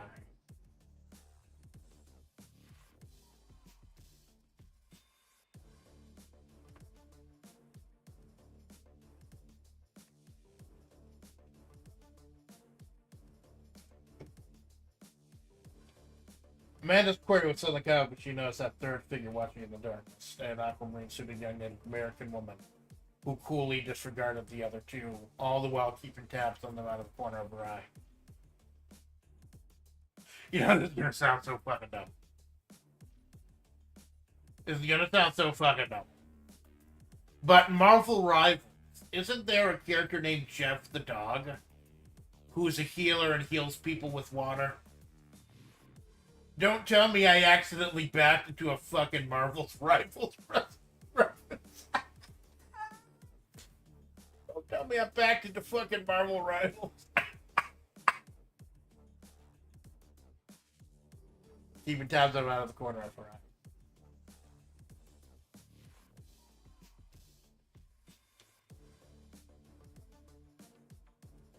We're into Lantern. Yeah.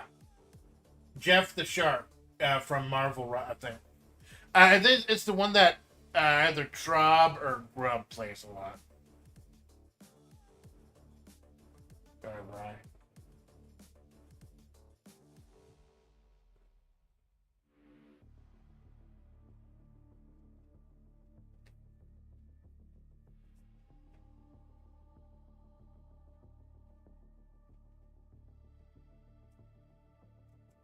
The monstrous alpha held up one hand, trying to stay.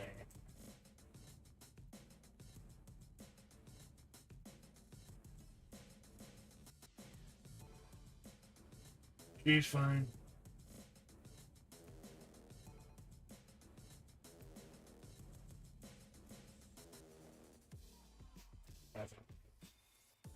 After that, it's going to drop people off. Yeah. Well, hey, fights in tight spaces. You can instantly kill an enemy and save yourself a ton of fucking time by knocking them off a ledge or out of a window. God, I hope I can stream this fucking game now. I hope I can stream this fucking game now because it'd be so fucking cool. If not, I'll figure out something. She's fine, Alpha said. I think.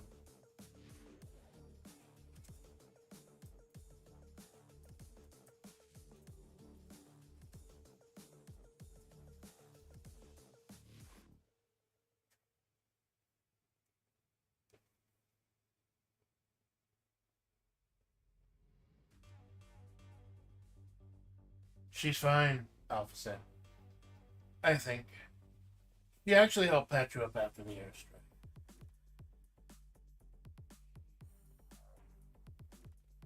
She actually helped patch you up after the airstrike.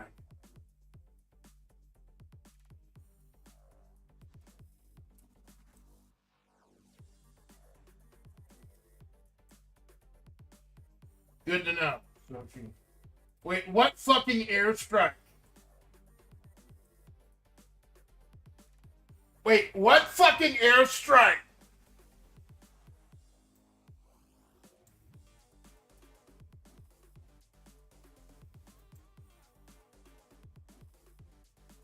Wait, what fucking airstrike?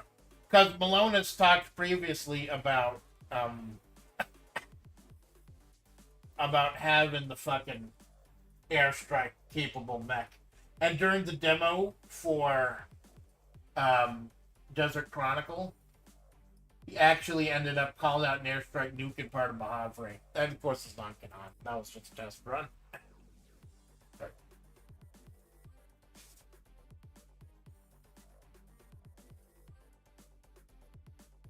Yeah, Agent Kin isn't supposed to have much of a role in this, just a cameo.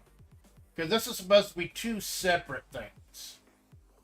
This is supposed to be creating a character and then doing the story. But we can find only for Kin just suddenly kicks him out a window, leave with that. Oh, holy shit. That would be fucking cool. That would be fucking cool. Yeah. Unfortunately, they're out in the middle of nowhere right now. So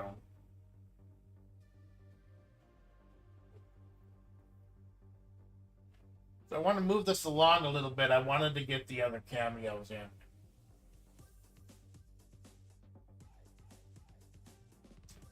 So go ahead. I don't want to get claimed or anything, so go ahead and stop the music and turn on my usual BGM. Now that we've gone ahead and created the character. Turn off the desktop audio. Definitely want to use her in the future. Like, my next... May is going to be hard. May is going to be hard. June is going to be real fucking hard. I don't know if I'm going to be living here or not. I don't know where I'm going to be living. I'm going to live with my parents, taking care of them. Or my sister's going to be living. Issues with my, like, nephew and everything. There's so much up in the air right now. But I'm not going to be not streaming. I'm going to be...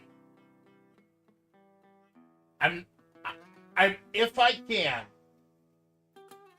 can, I still want to stream in May and in June, but I won't have a schedule. But there are 3 or 4 different streams I want to do. I want to go ahead and do a writing stream with Agent Kim. I want to do the next Fire Pro show live from the Budokan, and I want to do a big collab or two.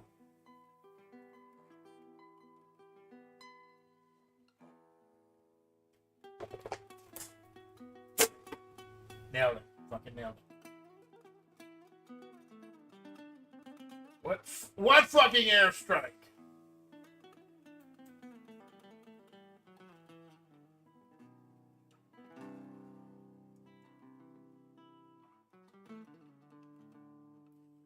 don't know if we actually have to show Alpha ripping up and tearing up the mech itself, because we already had her absolutely fucking pummeling it. Don't want to get too gratuitous with the female muscle and invincibility and strength stuff. Don't want to get too gratuitous. I think we've set the scene properly. The mech supposedly on its own started attacking Alpha, and Alpha fucking pummeled it effortlessly.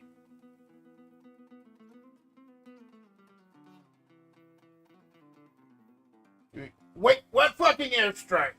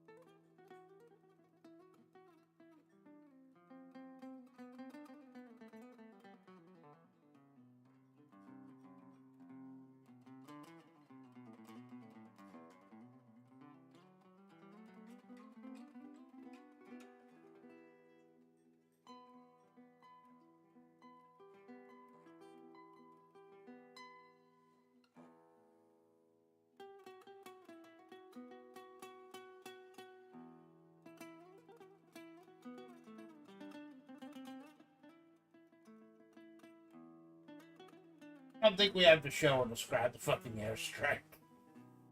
We know that her pecs are invincible, but she's the fucking behemoth. Alpha just check. There's a couple good flexes. Make sure after you're dragging and laughing friends you get out of there, then I shield it goes well. Maybe you got some scrapbook.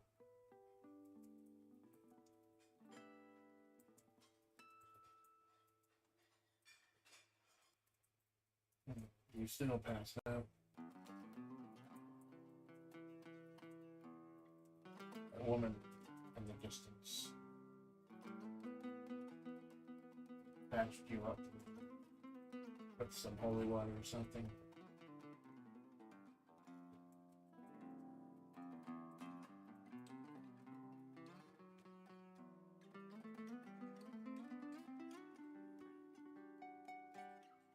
What is her voice?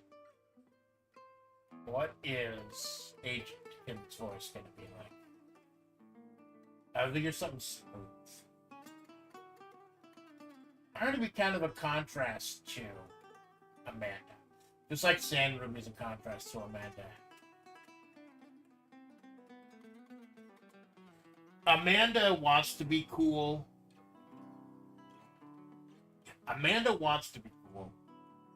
Sand Ruby is projecting cool. Agent Takin is cool.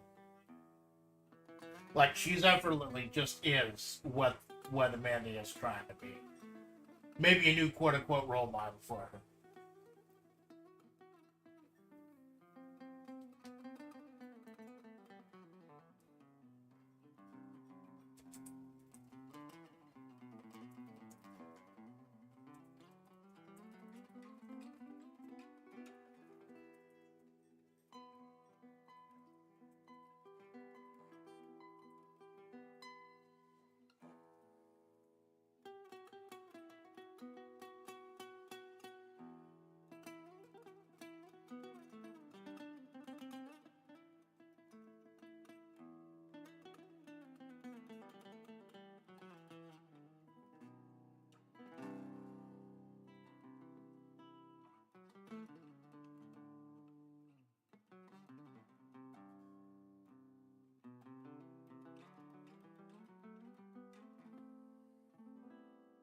A couple voices.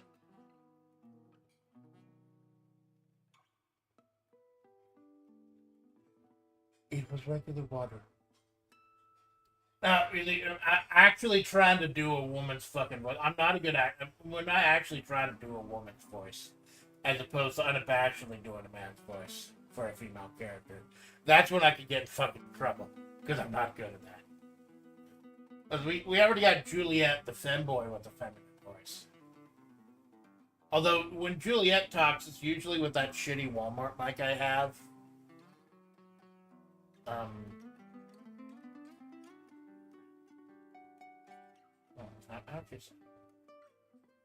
She is sound I spoke too. She's 100% fucking business.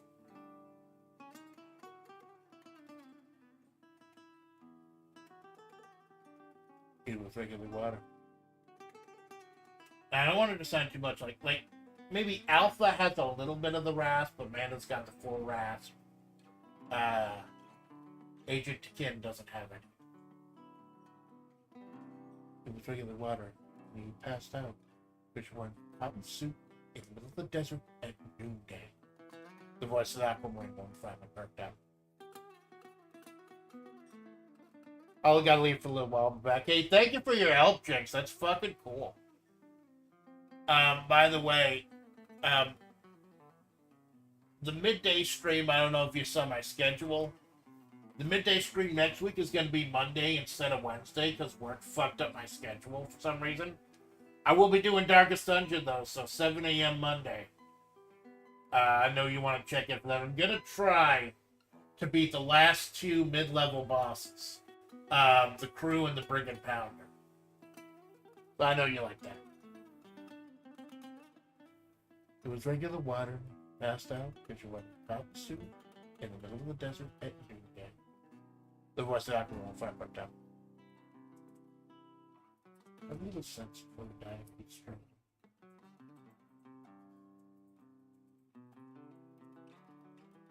Dying heat stroke.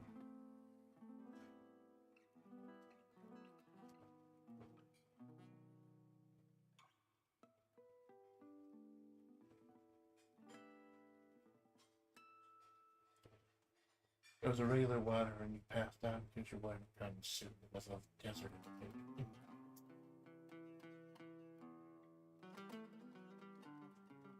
It was regular water and you passed out because you're wearing a cotton suit in the middle of the desert at midday. Have a little more sense before you die of heat stroke. I figured Kin probably has an interest in keeping Amanda alive. Because she knows Ma-E is tied to all this. She was probably there when Ma-E came back and said that this is just a new normal. This is how things are now. And Kin refused to accept that. She refused to accept it. And Ma-E coming down came before the war. So maybe Agent Kin, looking for her own answers, ended up falling through one of those rips in time because of the war and ended up in modern day. Like I said, we don't know when the past was, what year, what decade it was, because time is so bent and broken here.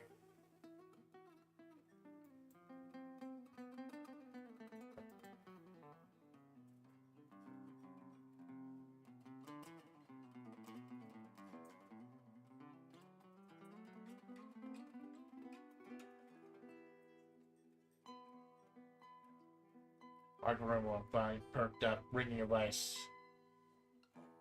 I'm feeling it was. Have a little more self. Have a little more sense before you die of heat stroke.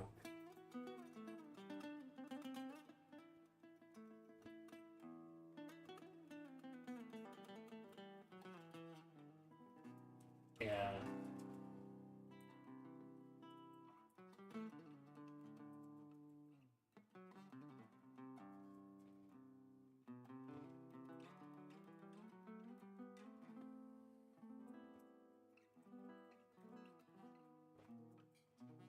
Yeah, Amanda said his output tester hoping muscles defensively. I don't get out a lot these days. I don't get around a whole lot these days. Now that I'm working from home, and I've stopped taking singing gigs.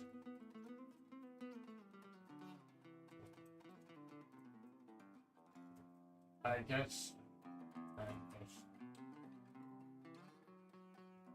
Yeah, Amanda said with a sigh as half attempts her hulking muscles defensively.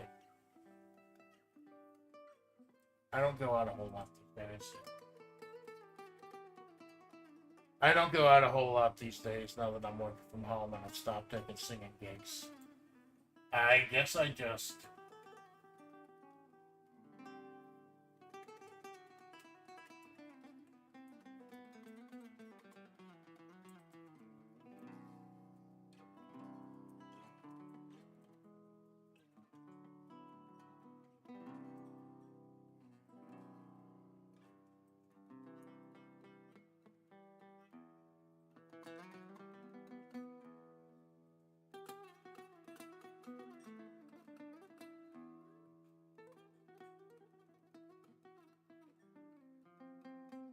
I haven't found a way to write off Deadman because that teleportation skill of his, or not, Deadman would be with him.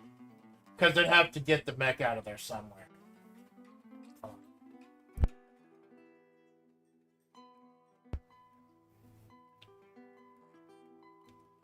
Yeah, Amanda said with a sigh as Alpha tensed her hulking muscles defensively. I don't go out a lot these days, now that I'm working from home and I've stopped taking singing gigs. I guess I just... Your friends are here. The Aquamarine agent interrupted as Amanda turned her attention to the crowd emerging in the distance.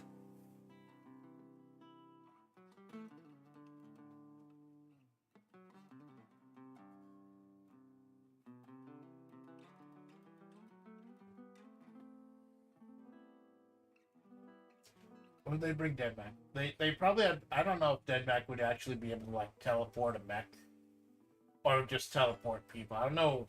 I should have asked what the limits of Deadman's teleportation skills are.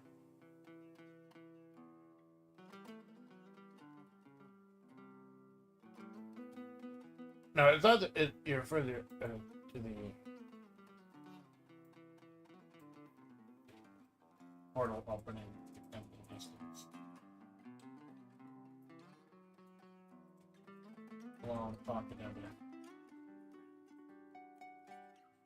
Not as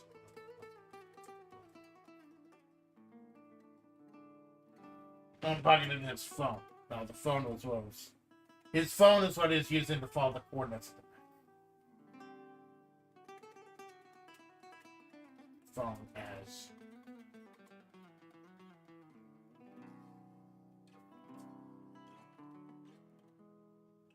alone pocket of the phone. Step back. Star released both him and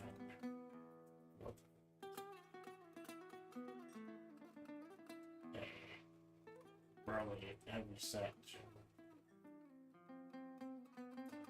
dwarf with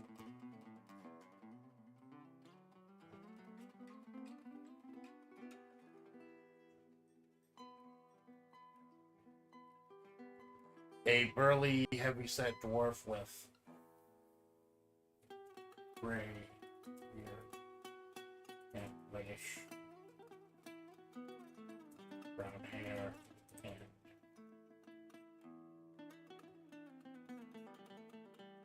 dog. Excellent. Okay.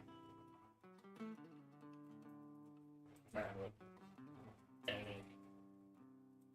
long color. Stay at trench. You know who this is. Irregulars know who this is. Your friend there. The Aquamarine agent turned her attention to the portal opening in the distance. Malone pocketed his phone. The star released both him and the other two figures. A burly, heavyset dwarf with a gray beard and a reddish-brown hair, and a tall Mexican man with long flowing cyan trench coat.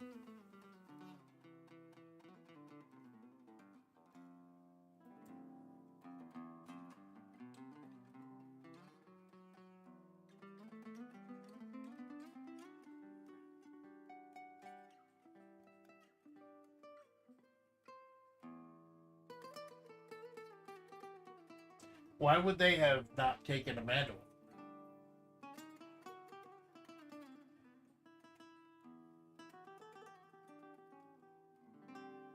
Oh, I know.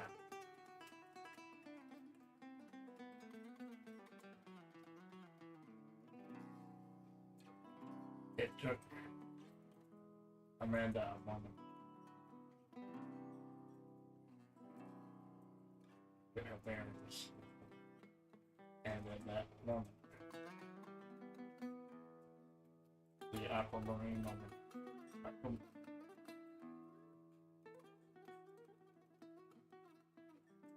aquamarine woman made herself this feeling.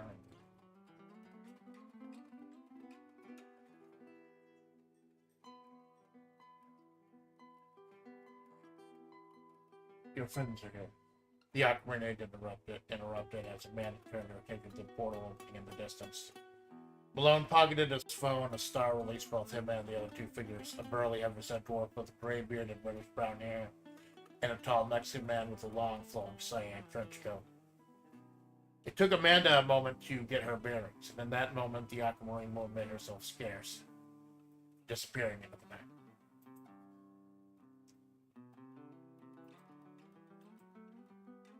Go ahead, Steve.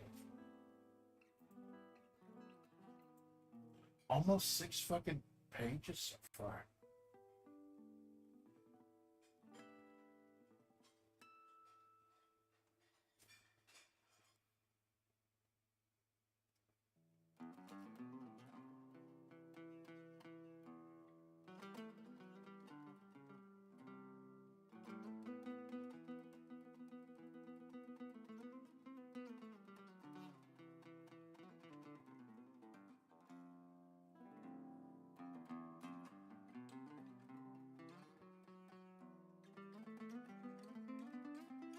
So,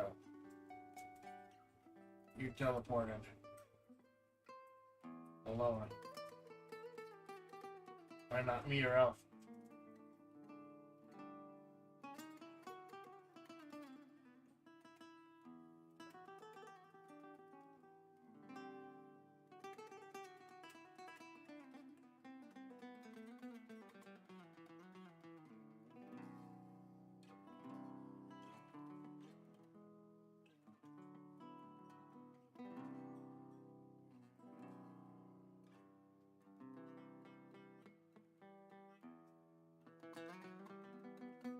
We didn't want.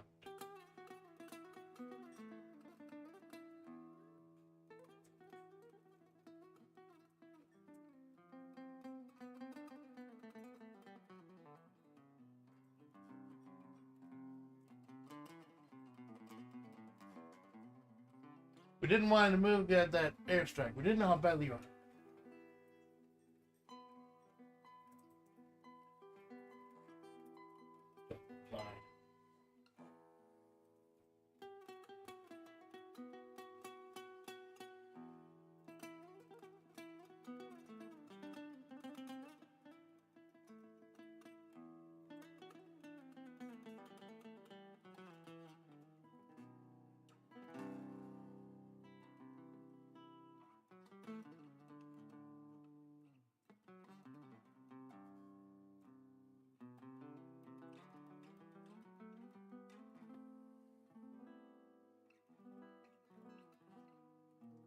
We didn't want to move you after that airstrike. Didn't know how badly you were hurt. Dead Max Tail replied.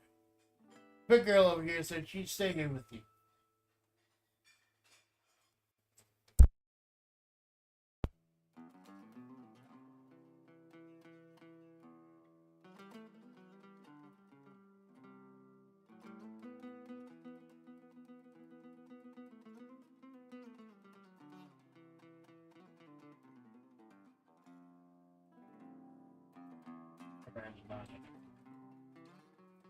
Taking off the brain ones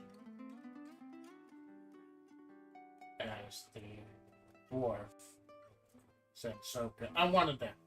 I've tried to think so hard about how to put Sensoka into this.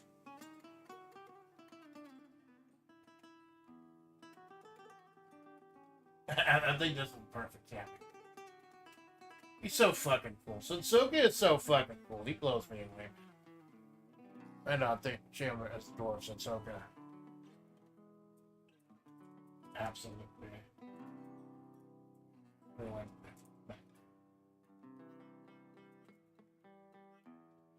Useless file memo and scrap.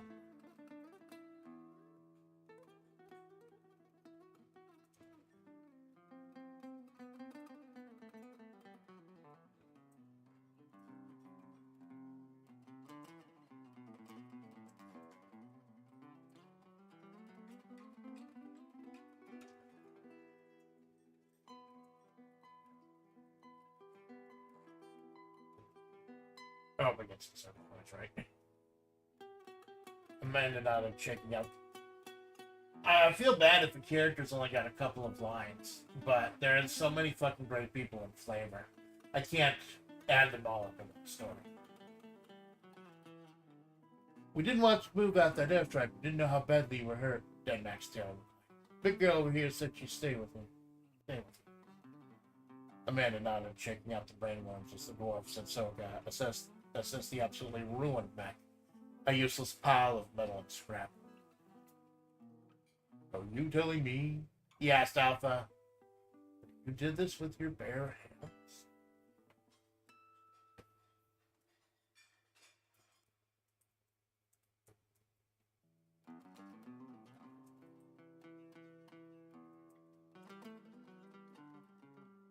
Fuck yes, Alpha replied.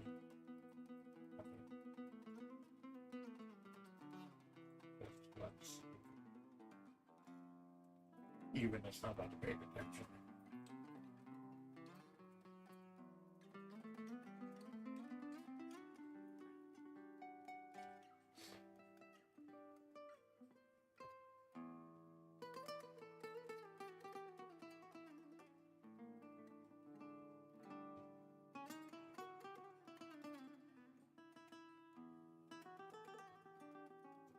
I think I know what I want to do in the rest of the story.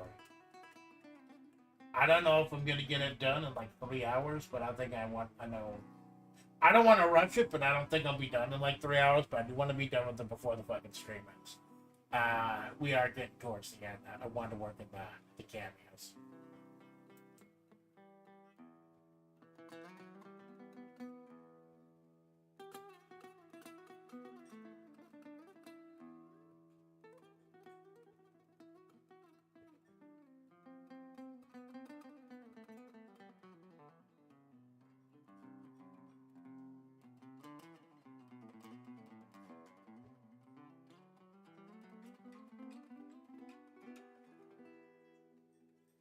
Fuck yes, Alpha. Fuck yes, Alpha replied. Knowing another side chest flexing as nobody paid attention.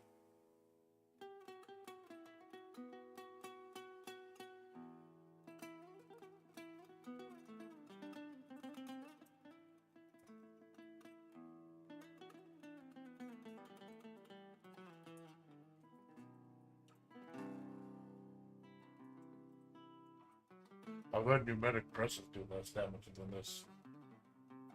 No, sounds good.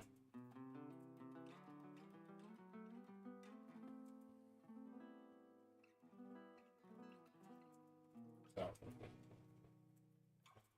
Sorry, Carl. I've heard pneumatic presses do less damage. There's no way to sound. Sorry.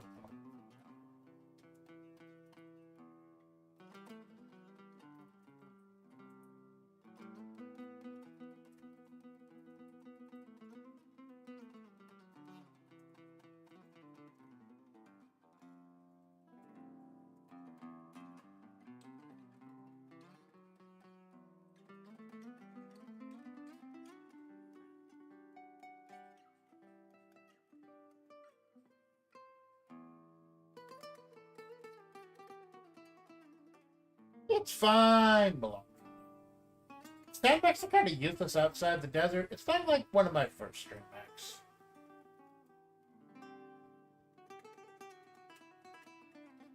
Let's take it home and scrap it.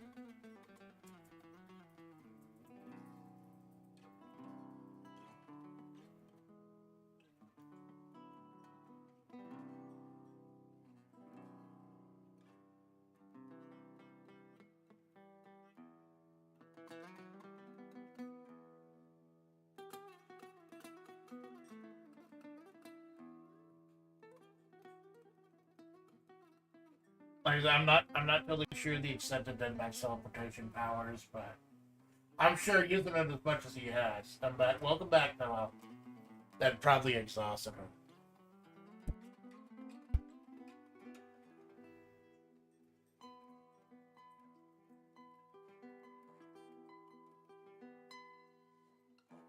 But I'm also feeling good.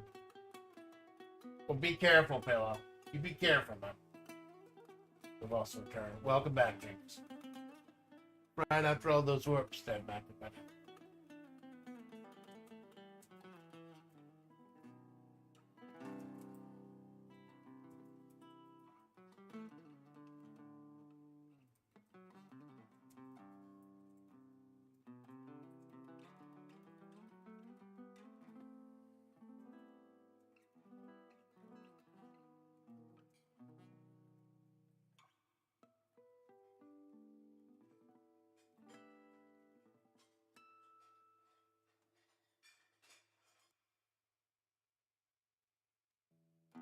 I'm a little fried after all these warps, stand back.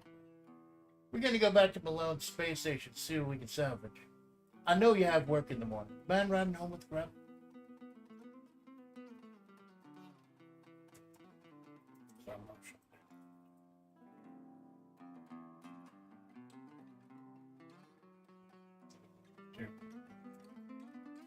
Last man.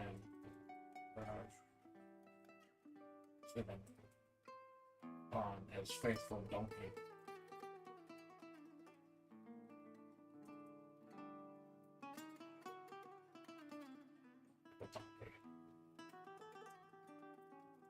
Captain. There we go. That's a word.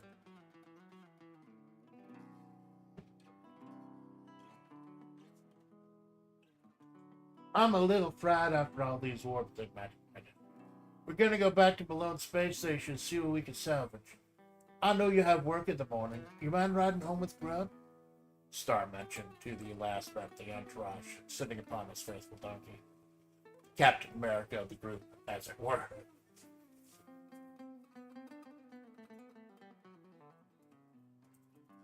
Yeah, that's fine. I understand.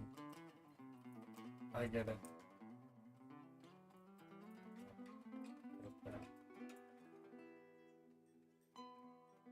You need me to turn on the radio or...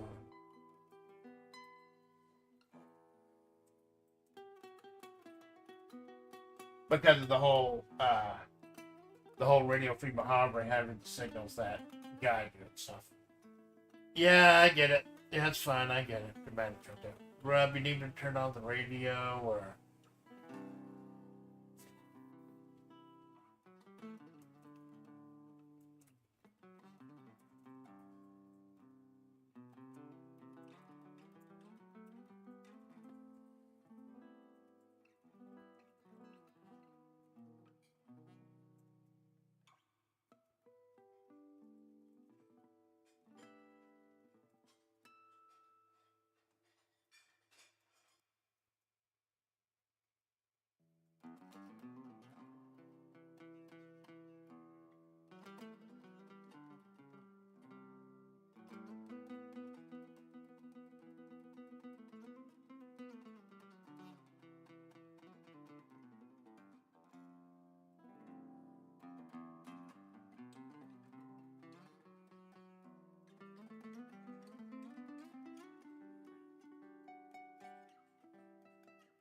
I don't seem to have the issues everyone else does getting from place to place here.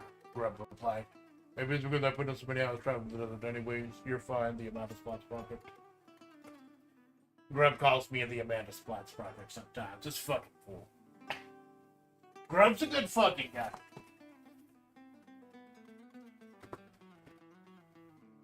But I figure Grub could probably navigate Mahavre without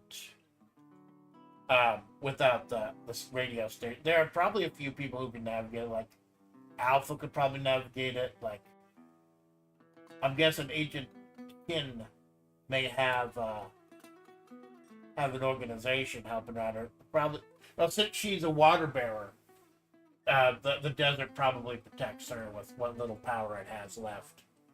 But Grub is an expert at fucking travel in the desert on his donkey. You're fine, the Amanda Splatts.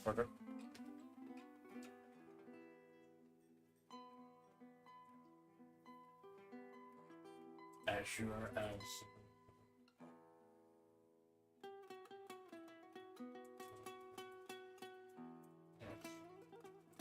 attention to looking up.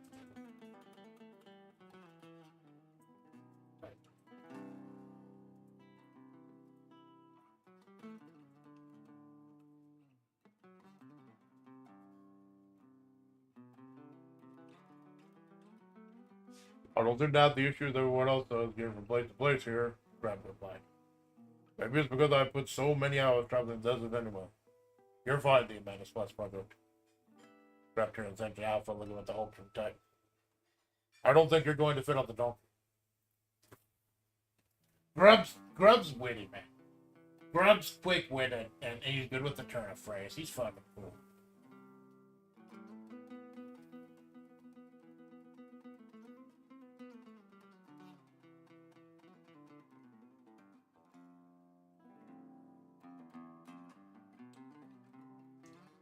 Yeah, I'm good. I can roll. You gotta be okay.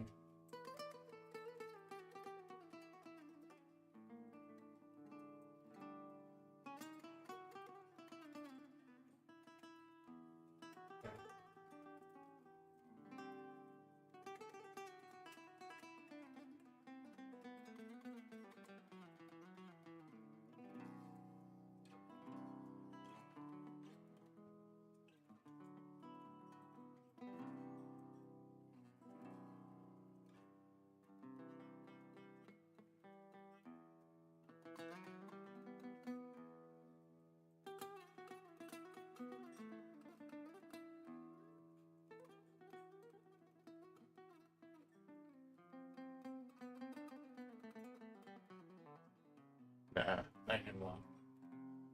You're gonna be okay, man. Yeah, I think so. Just a little bit. Yeah.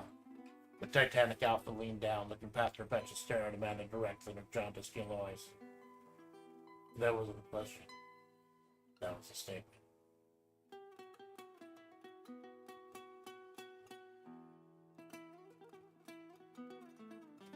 Kind of tying into how Alpha is Amanda from the future, although nobody knows it yet. Maybe Kin knows it, because Kin has issues with time traveling as well. But nobody for sure knows it except Alpha herself. We kind of hint that it's going, she knows this. Like, she can't comfort Amanda by telling her what's going to happen or how she becomes Alpha, because that'll change the course of history. But she tried to comfort her in any way she can. That wasn't a question. That was a statement.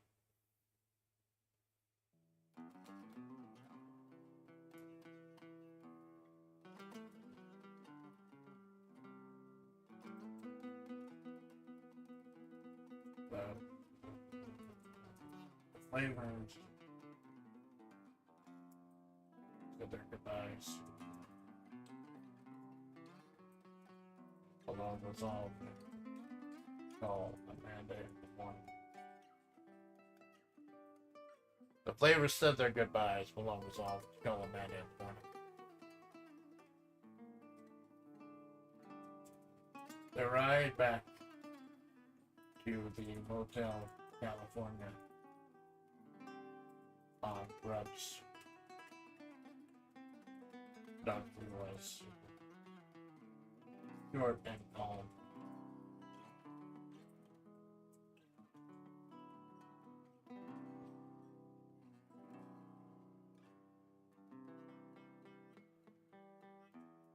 Possibly just a good re-roll of the topography of Mahogany.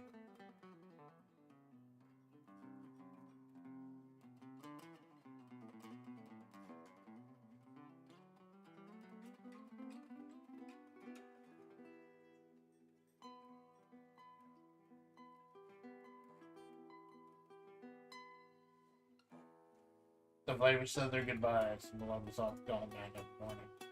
The ride to the Motel California and Greb's donkey was short and calm. Probably just a good re-roll of the topography of Mahogany.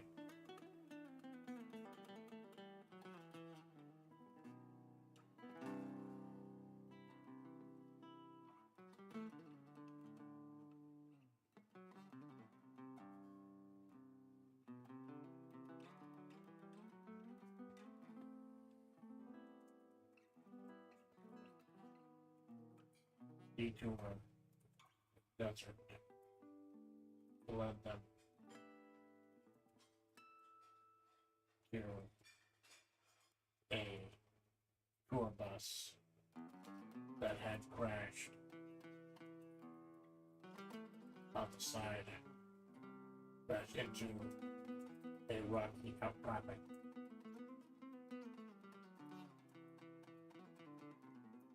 To a tour bus that had crashed into a rocky outcropping.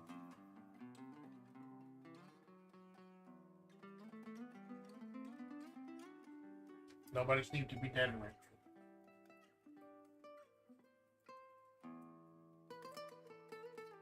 But someone was okay.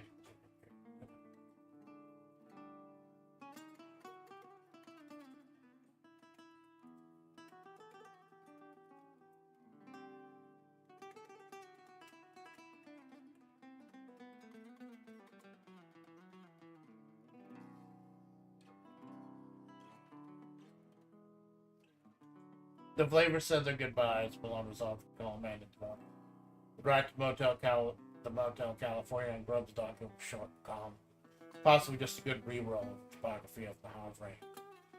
Just one quick detour as the desert led them into a tour bus that had crashed into a rocky outcropping. Nobody seemed to be dead or injured, but someone wasn't getting to their gig tonight.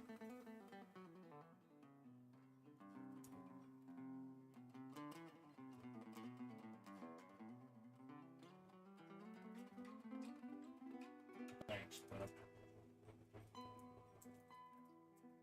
Staring as she made her way. Breaking on the phone.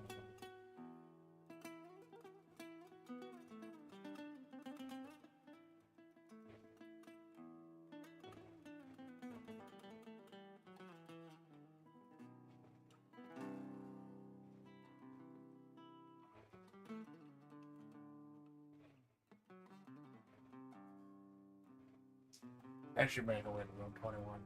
Of course, Amanda the degenerate fucking gambler, she's going to room 21. She lives in room 21. Thanks, bro.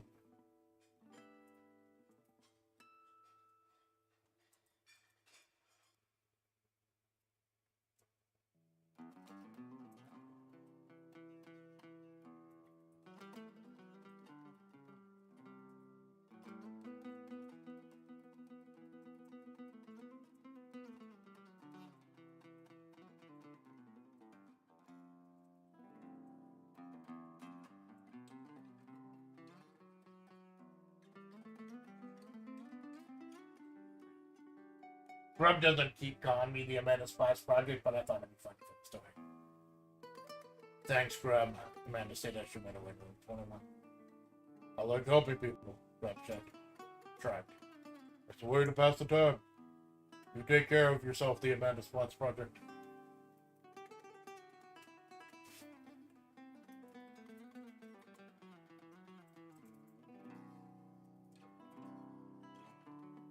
Amanda chuckled in spite of herself.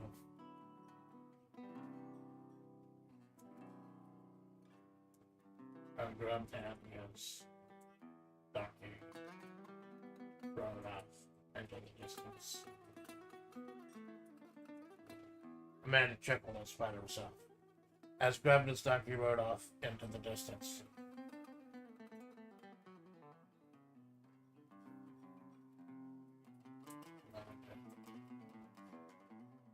Stripped off her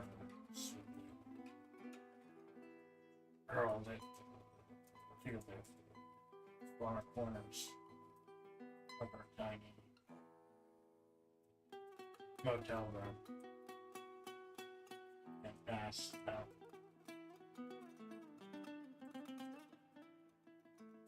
Face down on her oversized bed. As Amanda chuckled in spite of herself.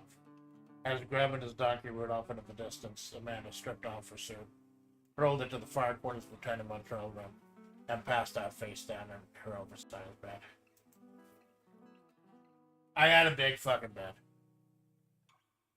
I've talked about my big fucking bed. It's fucking massive.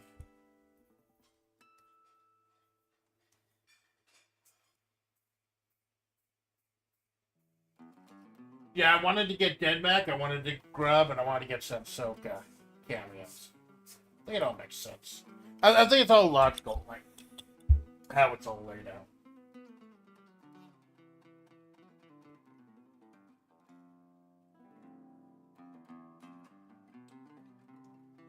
I got 2 more scenes. I know this seems like the end, but I got 2 more scenes.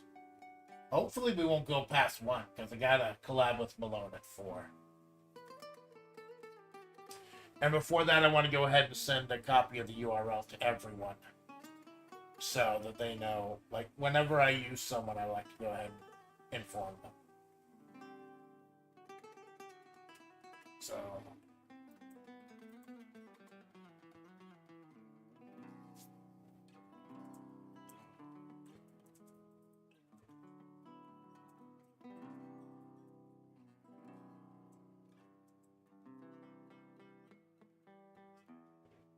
I was going to have Agent Ken be in the room itself with her, like Sandy does sometimes. But I figured the agent know that Amanda's been through so much shit today that she knew she wouldn't be able to get any actionable information out of her. So the important thing is that she knows she lives there. Or what room. She saw specifically which room that she stays in.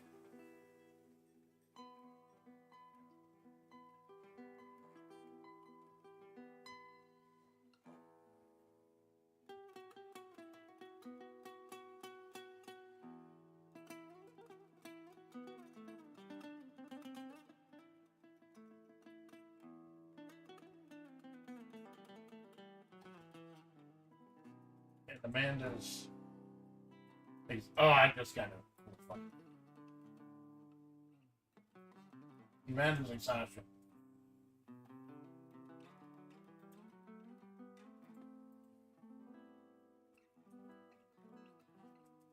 That they fulfilled the hotel pool.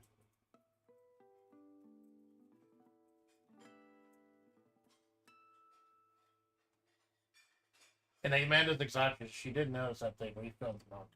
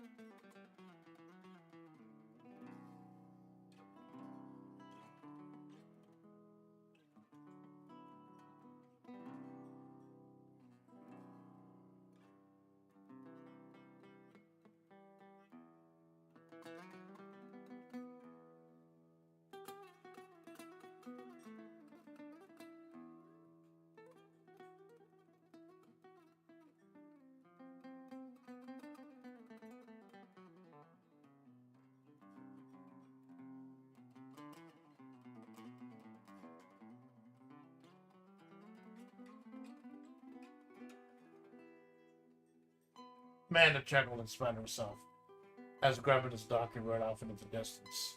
Amanda stripped off her suit, hurled it in the far corners of her tiny motel room, and passed out face down on her oversized bed. In Amanda's exhaustion, she didn't notice that they'd refilled the motel pool. Standing behind the pool, watching cautiously from underneath the tacky table and mounted umbrella, stood the Native American woman in the aquamarine suit with the matching hair.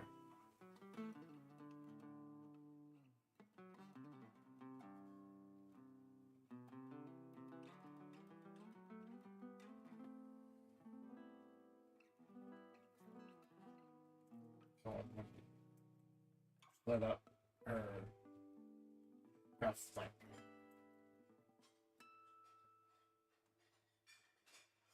oh no. That's what they did back in the fucking 80s. You had the communicator. She probably has something in her ear. Like, everyone's got a fucking lip.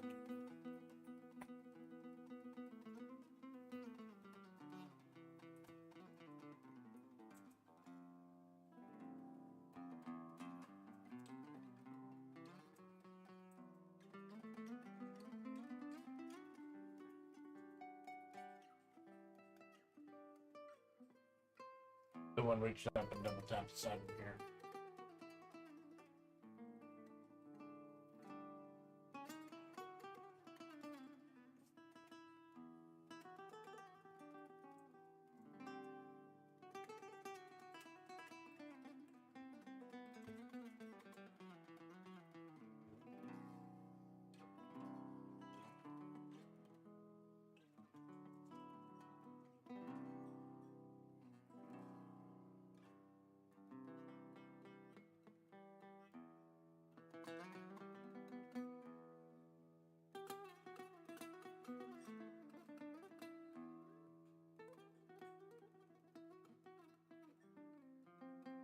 It is illegal to slam and pull them the same together.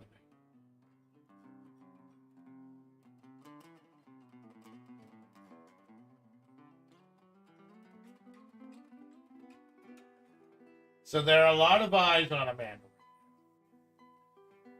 There are a lot of eyes on Amanda. We spoke about. I like this. And I thank you so much for your input, James. That was fucking cool. We have the cult. Those on the edge of town. We have the Rattlers. We have the Red Desert Army. We have the military. We didn't have anyone representing the water barons. And Agent Tekian is fucking perfect. One more scene now. One more scene. We're almost done. No fucking. We're almost done. I have time to go out and grab lunch. Yeah, that's nice. And don't worry, I will read the whole thing. I always do this. I always read the whole thing from beginning to end at the end.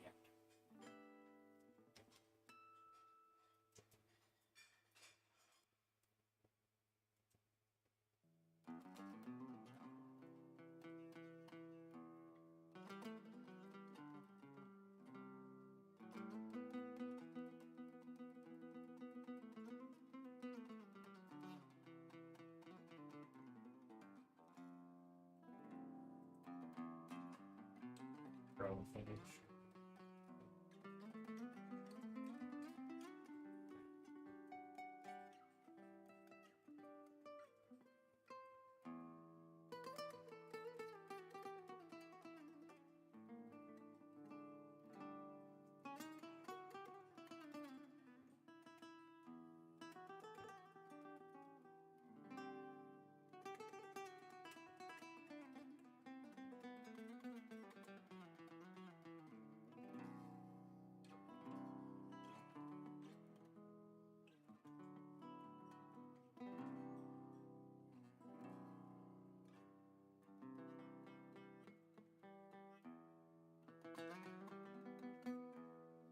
I don't know if if Amanda Splatts can't navigate Mahavre, I don't know if Alpha Splatts can navigate Mahavre.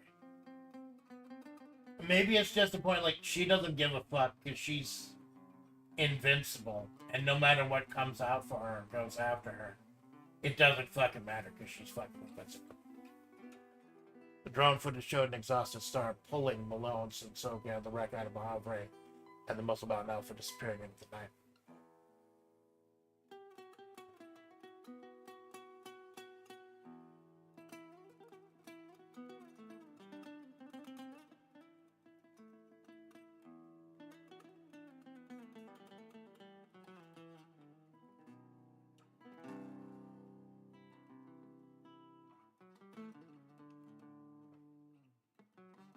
And if Valerie was trying to just sex it. Yeah! That'd be, like I said, she does get lost. Yeah, I'm gonna go with that. She does get lost. She just doesn't give a fuck and nothing can hurt her. But then that's gonna be the trick, too. Even though she's invincible, she's not just... Amanda's not invincible, so she's got to protect her, too. Protecting herself from the past.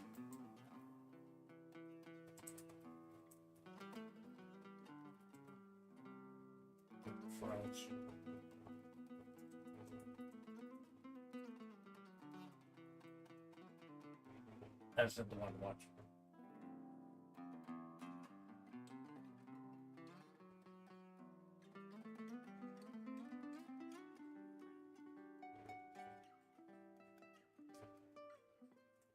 The footage.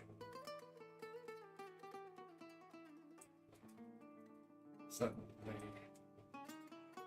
stopped after the drone was seemingly left out of the air.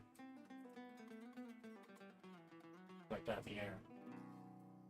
Further analyzing the recording would show a woman in aquamarine that somehow ripped the drone off with a single shot. The drone footage showed an exhausted Star pulling Malone to soak at the record of the Havre, and the most bound out for disappearing into the night. The screen froze, said the one watching. The footage suddenly stopped after the drone was signally plucked out of the air.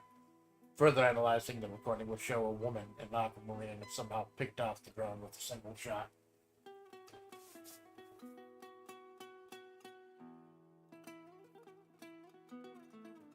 Still there. Fists clenched. Sitting alone. The rage was almost too much to bear. The anger. The fury. The hate.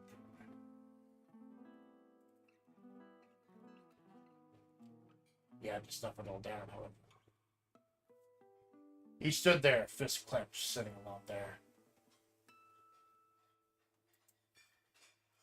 As his colleagues and subordinates just stood in that here.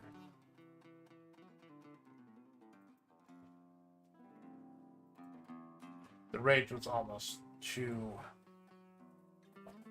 That's how I can tell I'm getting tired. I'm missing entire clumps of words. He stood there, fist clenched, sitting alone there, his colleagues and his subordinates just stood in rapt awe and fear. The rage, almost too much to bear.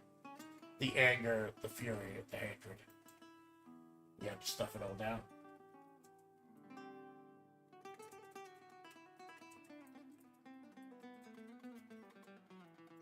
That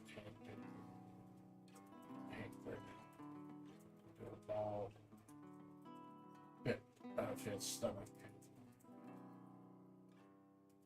Get on. Button show.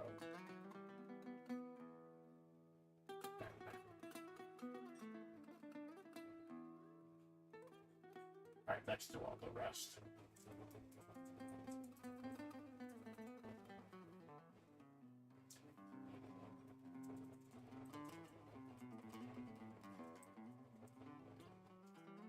He stood there, fist clenched, sitting alone there as his colleagues and subordinates just stood in rapt awe and fear. The rage was almost too much to bear. The anger, the fury, the hatred, he had to stuff it all down. Concentrate that hatred into a ball in the pit of his stomach, right next to all the rest. He had a radio show that was after him. So yeah, remember this all started when Juliet found Alpha at the marketplace and then Alpha started hauling ass. Juliet was what I don't want to spell everything out, but I did want to go ahead and hint at, and I think I hinted enough, that Juliet was able to take control of Malone's mech using those radio signals from Radio Free Mahara. So not only can they use it to guide people with those signals, if necessary, control things with it as well. So now the military just got a whole lot more ominous. I think that's good.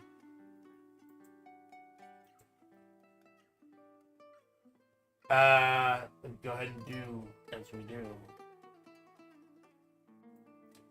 I really hope I can get Fights in Tight Space to fucking run. That'll be a hell of a stream. I'll love it.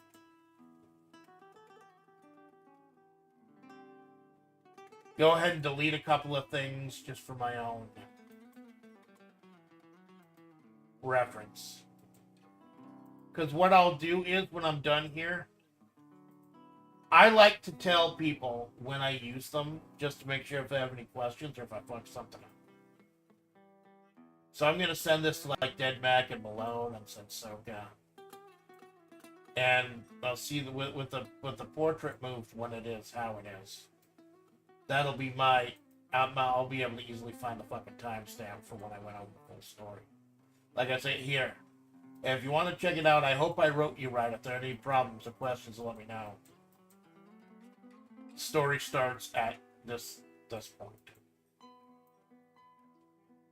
It feels a little weird writing something without Sandy. Sandy didn't have anything to do with this chapter. Alright.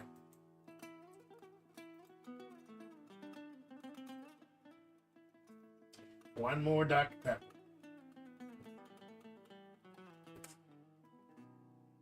Because I've been talking 5 months. Oh my god, it's been 5 hours. Still got enough time to do what I need to do before I go. And luckily, Blood and Bacon is really easy to run. Like, we'll be able to yab it. Like, the thing is, we're gonna try doing it. We're gonna try doing the other 50 levels all at once, just finishing it off. Now that we've got like the air raid thing and everything, hopefully we'll be able to do it. Now, if we get really fucking bored, or it's obvious that we're not gonna do it, like, we're gonna collab next Monday as well, and we just finish it then.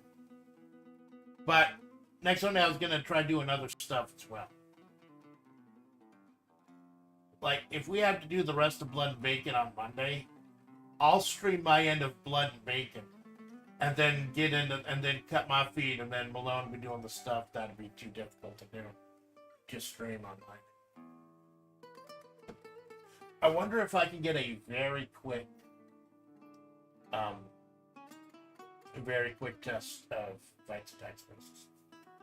But yeah, enough stalling. Here's the fucking story.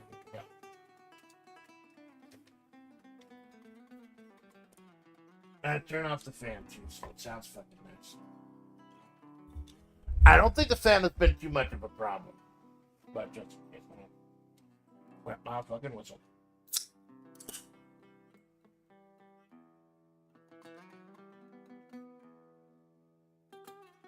Yeah.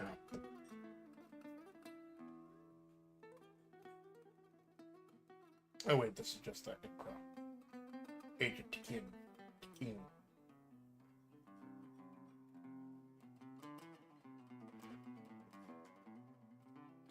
And I read this back too, not just for a quick capstone on a stream, but also because it helps me go over, like, sometimes I'll notice loopholes and mistakes that I fucking made.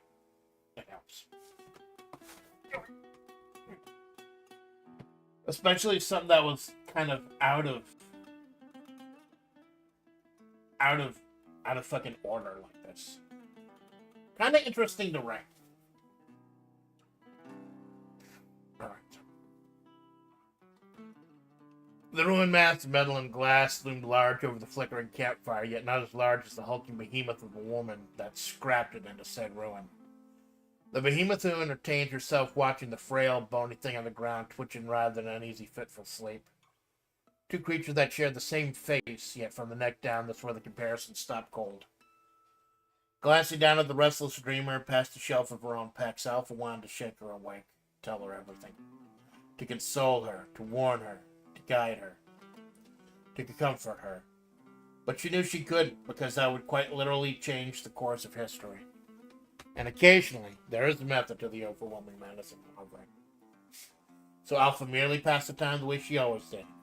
Flexing, occasionally humming a tune, keeping an eye on the third person in the distance, vaguely aware of the presence, vaguely remembering who this person was, their intents. No, cut that part out, because nobody knows who Agent Takeen is yet. Vaguely aware of their presence. We don't know who Takeen is yet, so cut that part out. Trying to remember what happened on this day. And like most days, she didn't kick off with a scream at this point in her life. It didn't start well. The pool outside the dilapidated Motel California had been empty since Labor Day. The occasional workman had been out to look for tears in the liner or a malfunction in the pool pump, but otherwise had seen no action, save for a couple of brats trying out their best skateboard moves. The early morning sun shone down on the old retired five-star general and proud lagomorphic American, Bun Bun Hassenpfeffer, doing her morning calisthenics on the pool deck. As the old bunny broad toweled off and chugged a canister of iced tea, she regarded the orange-haired gremlin idly checking her phone. Malone had dressed warm, wearing her usual open Hawaiian shirt, bikini top, and jorts. People there had dealt with the heat in their own way, as Malone did, reaching out for caster of Bun Bun's iced tea before the retired general just swatted her hand away. If Vinyella driving out to see Mandy today, maybe you shouldn't imbibe too much of this, Bun Bun remarked. I don't get it, replied Carl. Isn't that just iced tea? Yeah, Bun Bun nodded offhandedly. Imported from Long Island. I'm afraid Mandy ain't here, sugar. I work at a... Doing the full accent for Bun Bun. Gotta fucks me up. Work got a Lucy girl again. And she made off with Mocha Havre. They keep raising the price of the ice bobo there. Amanda's gonna have to get a second job. They keep cutting her hours. Splat's gonna have to get her first job. Malone remarked. I keep telling her she should lean more on the string. She needs some money. Maybe set up a coat.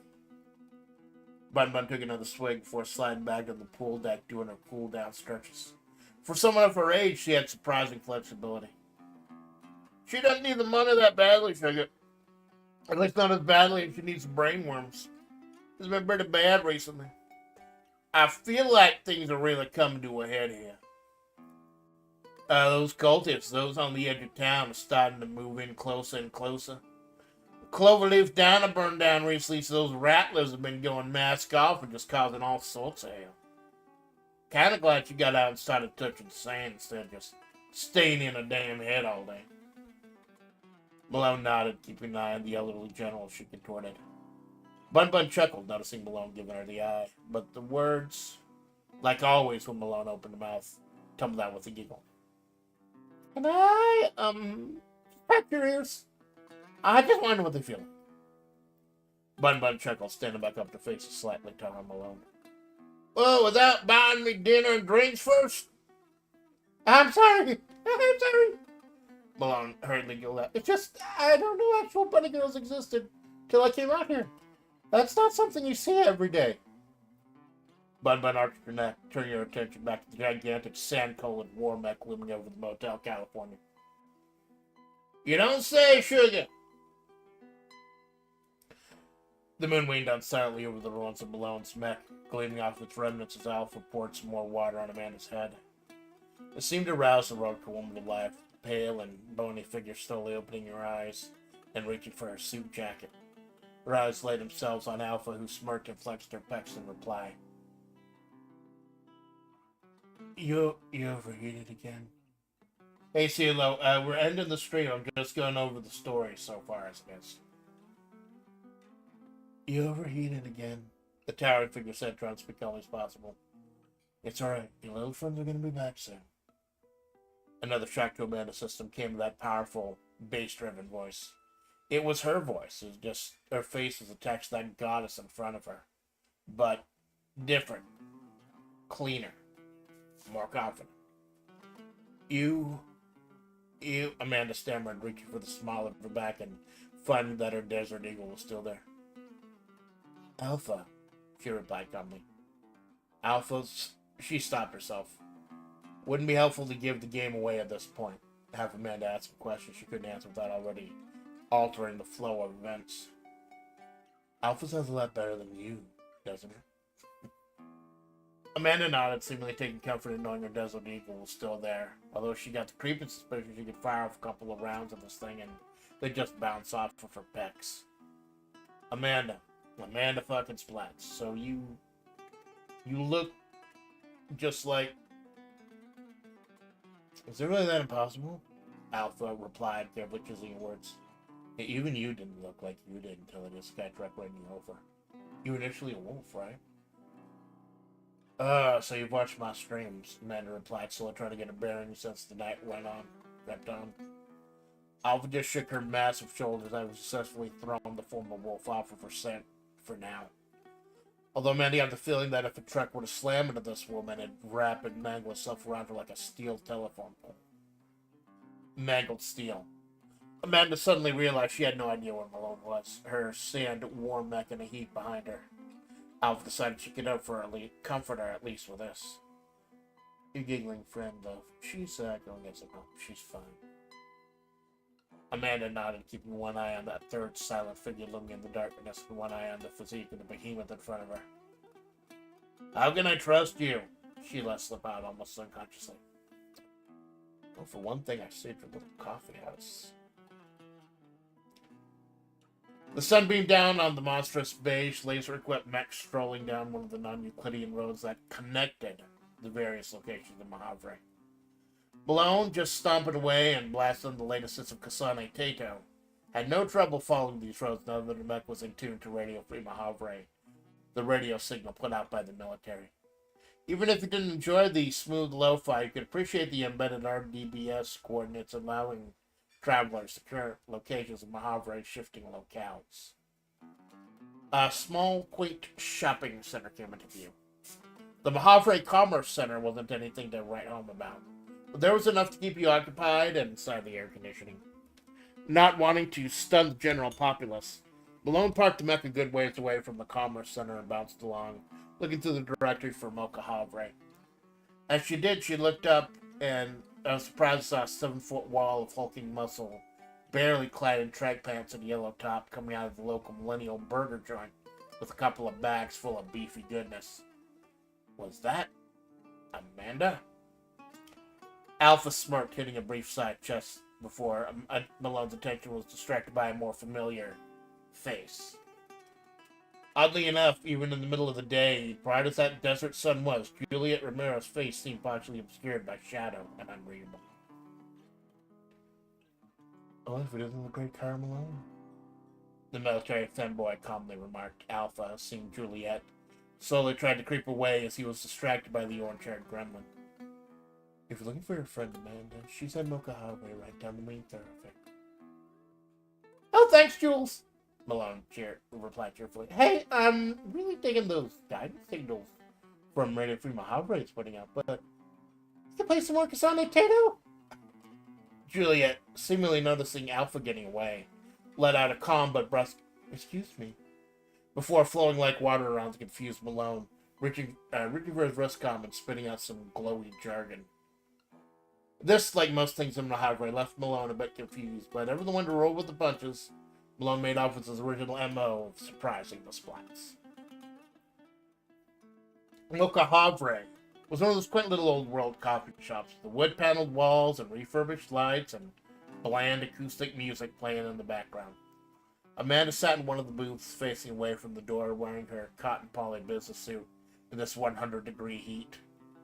Malone bounced over, ran up behind Amanda in the booth and put her hands up in front of Amanda's eyes, yelling classic, "Guess who?"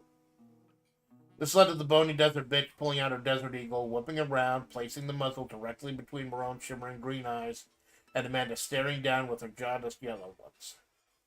Through clenched teeth, Malone could tell Amanda had been crying before she was able to slide on her trademark black sunglasses with perfectly round frames, obscuring the windows to her soul. What the absolute fuck, Malone? Amanda screamed out to the once calm coffee shop. She brought herself just a hair too late as a mouse to the barista handed her a bag with a couple of cheese danishes and a cup of black iced boba coffee. Yes, the barista said, in a tone that was a mix of I don't want to do this and I'm so sick of this shit. We asked you not to bring the gun in here before. I'm gonna have to politely ask you to leave. Amanda sighed, reholstering the Desert Eagle in the back of her slacks waistband. Yeah, that's fine. Just let me get my debit card and please just take it and go. The barista squeaked out. Amanda sighed, grabbing her order as Malone bounced off behind her. Little jump today, Splatts? Malone asked once the two were back outdoors. Amanda just took a long sip inside. So what do I owe the pleasure, Malone? Oh, a few of us came out to check out your singing gig tonight. But the bar you always sing at said you... I don't take singing gigs anymore. Amanda brusquely replied. No more singing, no more karaoke. I'm done with that shit. I just can't anymore. Kara, who was usually unflappable, was surprised into silence at this. Early on, Amanda had made a point of being a V-singer an integral part of her channel. In the decade-plus wanting Mahavre before becoming a FlaVR streamer, she took singing gigs all across the desert. Now here she was, openly crying in public, eventually declaring that the music was dead. Was this another temporary bout of Menhera, or... Both Roadkill and Carmel were shocked out of their reverie by the sight of Malone's towering sand war mech lurching to life, stomping towards a gigantic muscle-bound alpha, who stared up at it with a smug, confident smirk. The mech swung one of its monstrous arms down at Alpha, only for her to punch back with her own monstrous arm, splitting the mech's arm all the way up to the body. If you insist on doing this, Malone, Alpha bellowed at him. She doesn't know that Malone's not in there. She either doesn't know or misremembered Malone is not piloting that. I'm gonna have to insist on taking this somewhere a bit safer. With that, the behemoth grabbed the mech by the foot, casually digging her fingers into it and lifting it over her head like paper mache. Getting a good running start off, and casually herded Malone's mech into the shifting sands in the distance, leaving a slack jaw. It looks like we got disconnected for a moment. I'm going to go ahead and reread this part. What's going on? I turned the autopilot off. Amanda, had she been in the right mind, probably have screamed. Apparently fucking not. But as it was, seeing this muscle-bound titan right out of her dreams/nightmares with everything that was going on, just too much to bear. Amanda dropped her coffee and snacks. But they never hit the dusty ground as the long arm scooped them up and handed them back to her. A long arm attached to a tall, ebony-skinned chimera in dark purple Chinese dress. You okay, Splatts? Starry Kamado asked. That deep voice, strangely enough, seemed to come from the tail of the chimera. Amanda blindly nodded as Dead Mac turned her attention back to Kara. Good. Now that's out of the way. Malone, what the hell? I don't know. Malone replied in surprise, trying to stifle some context-inappropriate giggles. Could we go get my mech? Star nodded, wrapping one arm around Malone's shoulders. Malone, pulling his phone out, loaded up the tracker coordinates of his sand mech, getting a good visual on them. Dead Mac used his interdimensional teleportation skills to haul ass across time and space. The only thing Star didn't expect was for Amanda to latch onto them and for the three of them together to wind up seemingly in the middle of nowhere. Amanda, you didn't have to come back with us, Star said with 300 turn place to this plane of reality. We were going to come right back. That thing. Amanda choked out, getting a better look at Alpha as it mercilessly pummeled the mech with its bare hands, deflecting earth-splitting waves with a casual flex. It's me. The bubble coffee had long been since spilled in the sand at this point, but the two shared cheese danishes next to the campfire. Amanda couldn't take her eyes off of Alpha, and Alpha herself marveled in the kind of wonder her past self had over her current self. Did you have to destroy the fucking thing? Amanda asked. No. Alpha casually answered, not following up. Amanda, in her exhaustion, was still trying to put the pieces together. And everyone's okay, right? Yeah, your little friend should be here shortly. Alpha waved off her concerns. Then you to see if they can repair this heap of scrap, she said, more than a flitter of smug pride. So, are you... Amanda's query was suddenly cut off. She noticed there was a third figure watching in the darkness. An aquamarine-suited young Native American woman who coolly disregarded the other two, all the while keeping tabs on them out of the corner of her eye. The monstrous Alpha held up one hand, trying to stay Amanda. She's fine, Alpha said. I think. She actually helped patch you up after the airstrike. Good to know. So what fucking airstrike? Alpha just chuckled. The airstrike got deflected with a couple good flexes. Make sure you're dragging your laughing friends you did out of there. I shielded you as well. Maybe you got some shrapnel or something. You still passed out. That woman in the distance patch up some holy water or something. It was regular water, and you passed out because you're wearing a cotton suit in the middle of the desert at noonday. The voice of the aquamarine woman finally perked up, ringing of ice cold and unfeeling as it was. Have a little more sense before you die of heat stroke. Yeah, Amanda with sides out for tensed her hulking muscles defensively. I don't go out a whole lot these days, now that I'm working from home and I've stopped taking singing gigs. I guess I just... Your friends are here. The aquamarine agent interrupted as Amanda turned her attention to the portal opening in the distance. Malone pocketed his phone as Star released both him and two other figures. A burly, heavy-set dwarf with a gray beard and reddish-brown hair, and a tall Mexican man with a long, flowing cyan trench coat. It took Amanda a moment to get her bearings, and in that moment, the aquamarine woman made herself scarce, disappearing into the night. So, you teleported Malone out. Why not me, We didn't want to move you after that airstrike. We didn't know how badly you were hurt, Denmax telling live. Big girl over here said she'd take care of you. Amanda nodded, shaking out the brainworms as the dwarf Sensoka assessed the absolutely ruined mech, a useless pile of metal and scrap. Are you telling me, he asked Alpha, that you did this with your bare hands?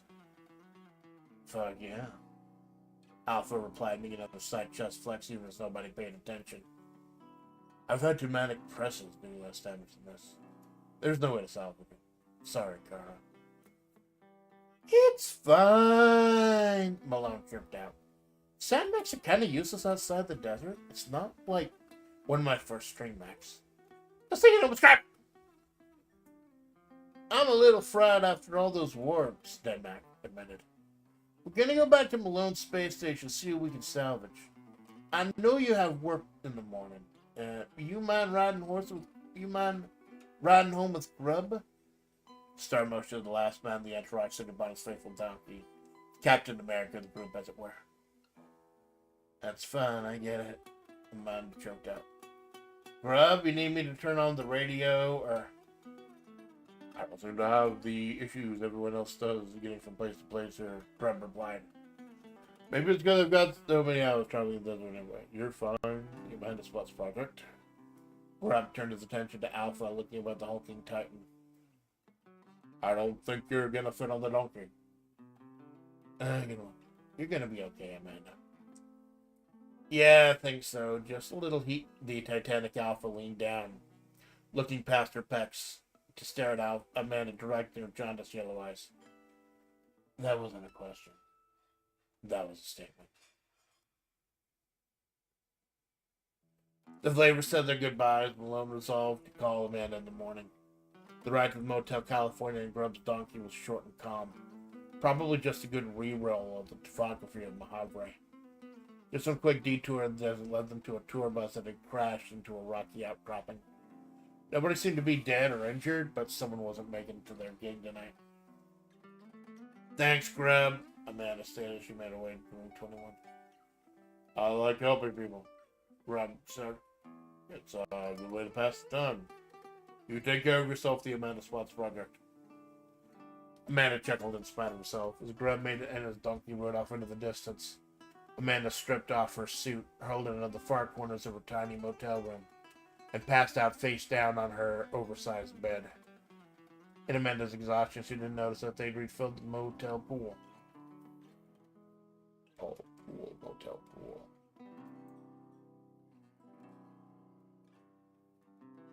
Standing behind that pool, watching cautiously from underneath the khaki table-mounted umbrella, stood the Native American woman in the aquamarine suit with the matching hair. The woman reached up and double-tapped the side of her ear. "The Desert Eagle has landed," the woman said into the night. The drone footage showed an exhausted Star pulling Malone, Sensoka, and the wreck out of Mahavre, and the muscle-bound Alpha disappearing into the night. The screen froze, as did the one watching it. The footage suddenly stopped after the drone was seemingly plucked out of the air. Further analyzing, the recording would show a woman in aquamarine had somehow picked off the drone with a single shot. He stood there, fist clenched, sitting alone there as his colleagues and subordinates. He wouldn't be alone if his colleagues and subordinates were there.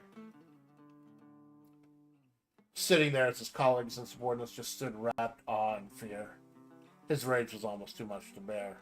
The anger, the fury, the hatred. He had to stuff it all down. Concentrate that hatred into a ball in the pit of his stomach, right next to all the rest. He had a radio show to host after all.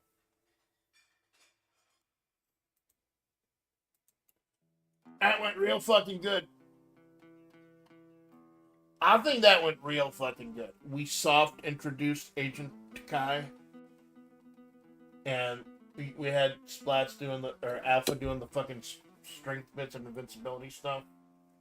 We had Malone, we had Grub, we had Sensoka, we had Star. I think this had it all. It was worth 5.5 hours. It's all worth it though. So, hey, thank you, Sensoka. I'm sorry your cameo was so small, but there are so many members of FlaVR that I want in, that some of the roles are just going to be like walk-ons for now. But I thought that would be a fitting way to get you in. I told y'all it's not been a good week. It's not been a good week personally, but it's fucking helped. Every time I do one of these monthly writing streams, it reminds me why it's always on the list of my priorities. This and collabs.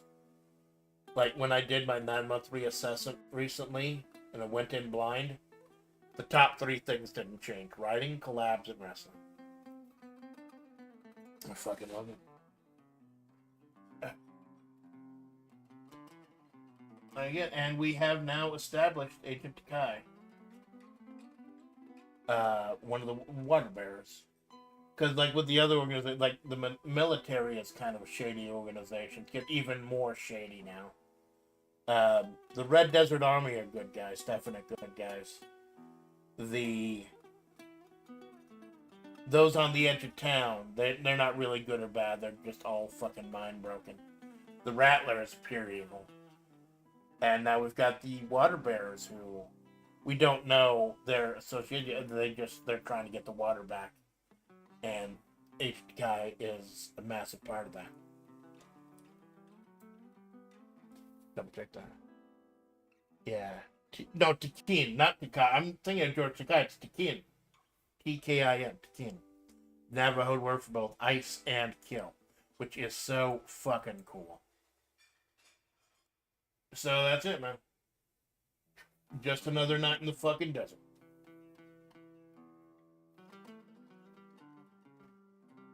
Jinx, thank you for stopping by. Pillow, thank you for stopping by. CeeLo, thank you for stopping by. Sensoka, thank you for stopping by. I'm a lurkers, VOD watchers, second screen stains. Pretty good, although I don't read much. Oh, thank you, man. I appreciate it. And if you want to go ahead and check back my previous stories to get more of the lore, I always do this at the end. I always read the full story again at the end. So if you want to catch up, you don't have to sit through the whole fucking. So I'm gonna try to see if I can get fights in tight spaces to run. If not, I might have another idea for a stream for Ancient Kin to do. Do you think of stopping by on my lurkers, VOD watchers, second screen saints? Oh, check it out. Thank you. I'm your faithful Amanda Splatts, and this is the Amanda Splatts Project. I'll see you at 4 for Cara Malone. Me and Malone shooting pigs for 50 fucking levels. We'll make it interesting somehow. Bye-bye.